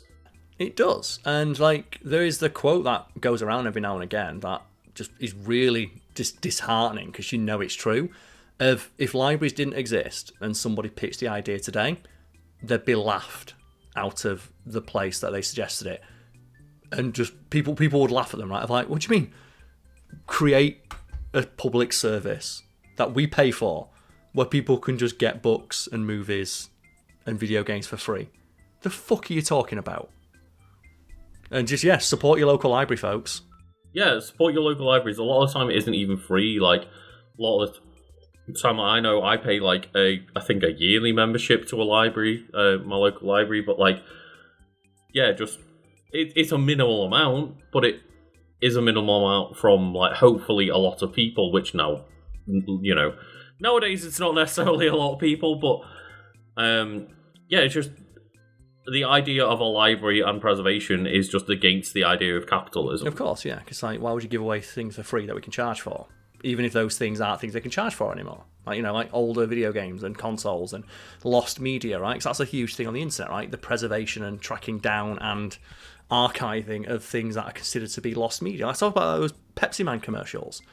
They existed. Some dude had those on a hard drive somewhere and didn't realise, hey, this is a historical curiosity.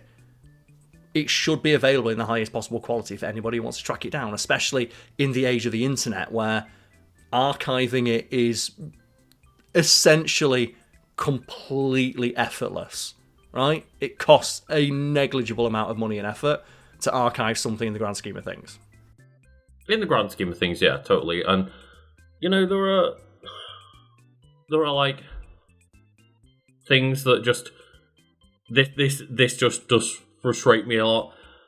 But, yeah, there are things out there where just like, oh, yeah, you know, people will... not have access to video games because there's no way of playing them on any accessible console anymore and stuff. And we've even talked about the fact that, like, back in the day, like, the Doctor Who lost episodes. Oh, yeah, Doctor Who's still incomplete. Yeah, I wrote an article about that years ago. It's like, it's still not complete. Just the BBC just deleted a bunch of episodes. They didn't see any value in archiving something. Like, the moon landing footage was deleted because they didn't think of archiving the moon landing. Some of the, like, considered, at least in our own time, important things, and it's weird to equivalent like Doctor Who to the moon landing, but like really important moments in like British and American culture, it's important to someone, right? Yeah, important to a lot of people, and they just don't exist in their original footage anymore. They exist just nebulously. And like I said, the idea that like something so as recent, as modern as video games could be lost is wild. Right, you know, to end on Lucas, I did bring in a collection because I am by no means an archivist or like a collector, but I do happen to have a collection. Prepare to be lost in space, Autobot! Of various video game consoles and pieces of video gaming history that I just happen to like. So I've got my GameCube, bam, complete with like Def Jam Fight for New York. I've also got like my 3DS, probably it's quite new, but you know, I've still got my 3DS. It's got there. It's got what's in it at the moment. Pokemon Sun. I see that. Got Pokemon Sun. I've got a PSP. Remember the PSP? What game's in my PSP actually? How'd you open this up? No game. Because there were no games for the PSP. Oh, Monster Hunter Freedom Unite. I was must have really like capturing footage of that. You know, like fair play, because Monster Hunter is one of the series that actually originated on PSP, right? Like, I have like my SNES. Most of the PSP's lifetime was just, we made bad PlayStation 2 games, but yeah, Monster Hunter. Yeah, it belongs on a handheld system. It's like Monster Hunter Freedom Unite. Let's fucking go. Made a Wiki Weekends video about it. Yeah, my SNES. You can see it's a bit weathered. I know it had stickers put on it that I've peeled off, but like, yeah, it's sun weathered. And at some point, presumably, it's going to stop working. Like every like year, I plug in all of these old consoles to make sure they all still work. And one day, I expect to turn this on, and it won't work. And that'll be a sad day. You know, literally part of my childhood. Like I played this when I was like 6, 7 years old with my brothers. It'd be a shame, like, to get to a point where this no longer works, and those memories are essentially just memories, not something I can like physically like interact with. That has like a tactile thing that I can touch and hold in my hands. Yeah, and like got PS2, PS1 here. There's no game in it, unfortunately, but I think the laser on this one's gone. The laser is like it's sunken in. Shame, right? It is a shame because even trying to preserve things in a physical form is going to have its problems of like, you know, discs degrading, lasers stop being, you know, usable, and you know, just general like cartridges and stuff degrading over time, batteries running out, and yeah, it's tough, and it's something that I do believe in. And Karl, you did show like your GameCube there, and we started this video to go full loop with the discussion on the colour indigo. Yes. Which is officially what the GameCube is labelled as. And indigo is purple. Well, it's bluey purple. Blue, indigo, violet on the rainbow, because indigo is between blue and purple. So I can see why, but it's more purple than it is blue. Because I'm wearing a blue shirt. This is fucking purple.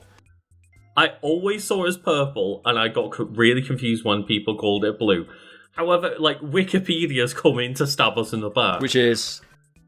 Because it says indigo is a term for a number of hues in the region of blue. But then the second link that I found, which was from Sessions College on Colourfield, was that indigo is a rich colour between blue and violet on the visible spectrum. It's a dark purplish blue. So like I can understand the debate, but to me there's never been a debate. It is if indigo... It's more purple than it is blue, even if you want to describe it as bluey purple. If indigo is bluey purple, the GameCube's version of indigo is on the purple side, and I've always seen it as like indisputably purple. Well, right behind me, like I've not like grabbed my Switch, but people can see behind me on like in frame is my Switch, which has a blue Joy-Con.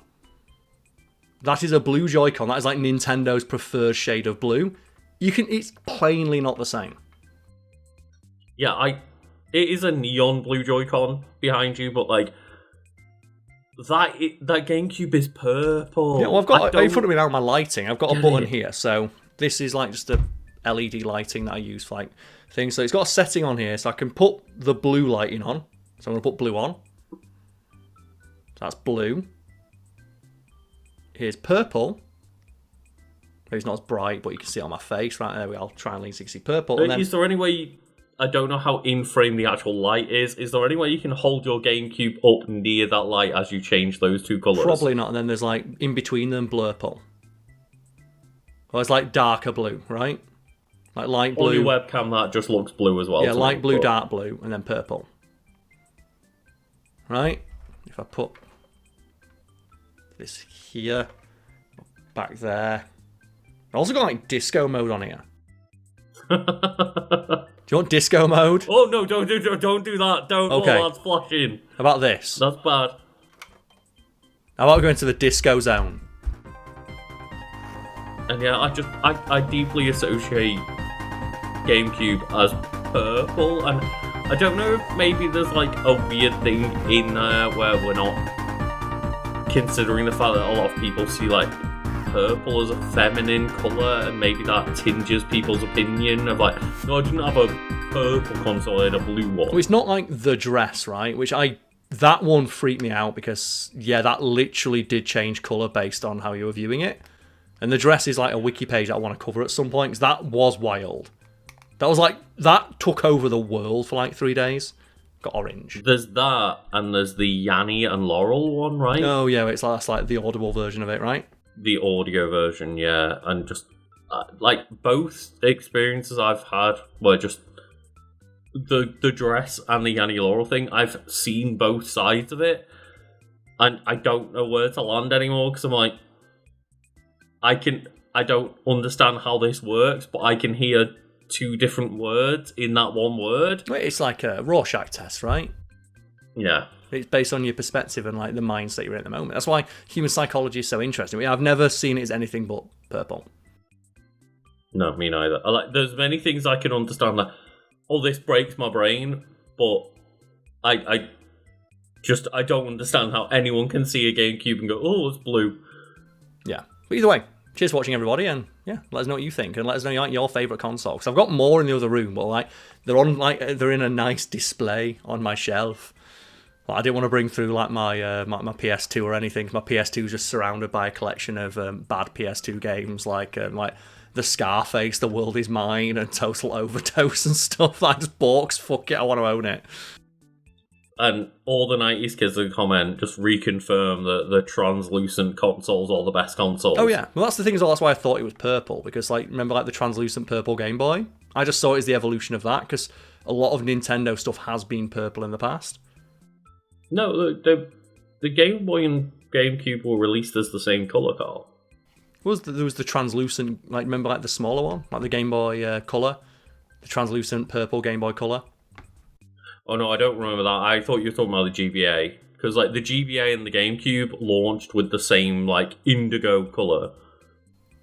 Well, hell yeah, Thanks for watching. Thanks. What else settings on here? The Flash one's terrifying, so hopefully I'll edit that out because that probably is bad for someone out there. Mm-hmm. I was hurting my eyes for a little bit, so.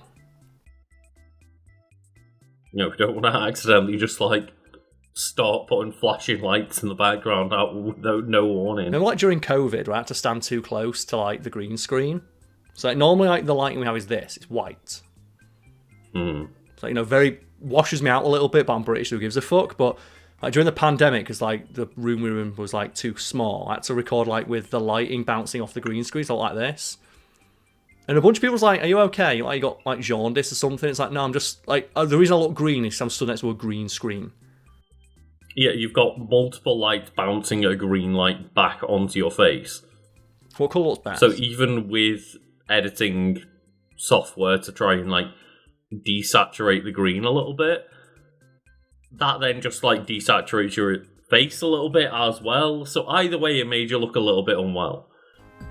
Either way, cheers.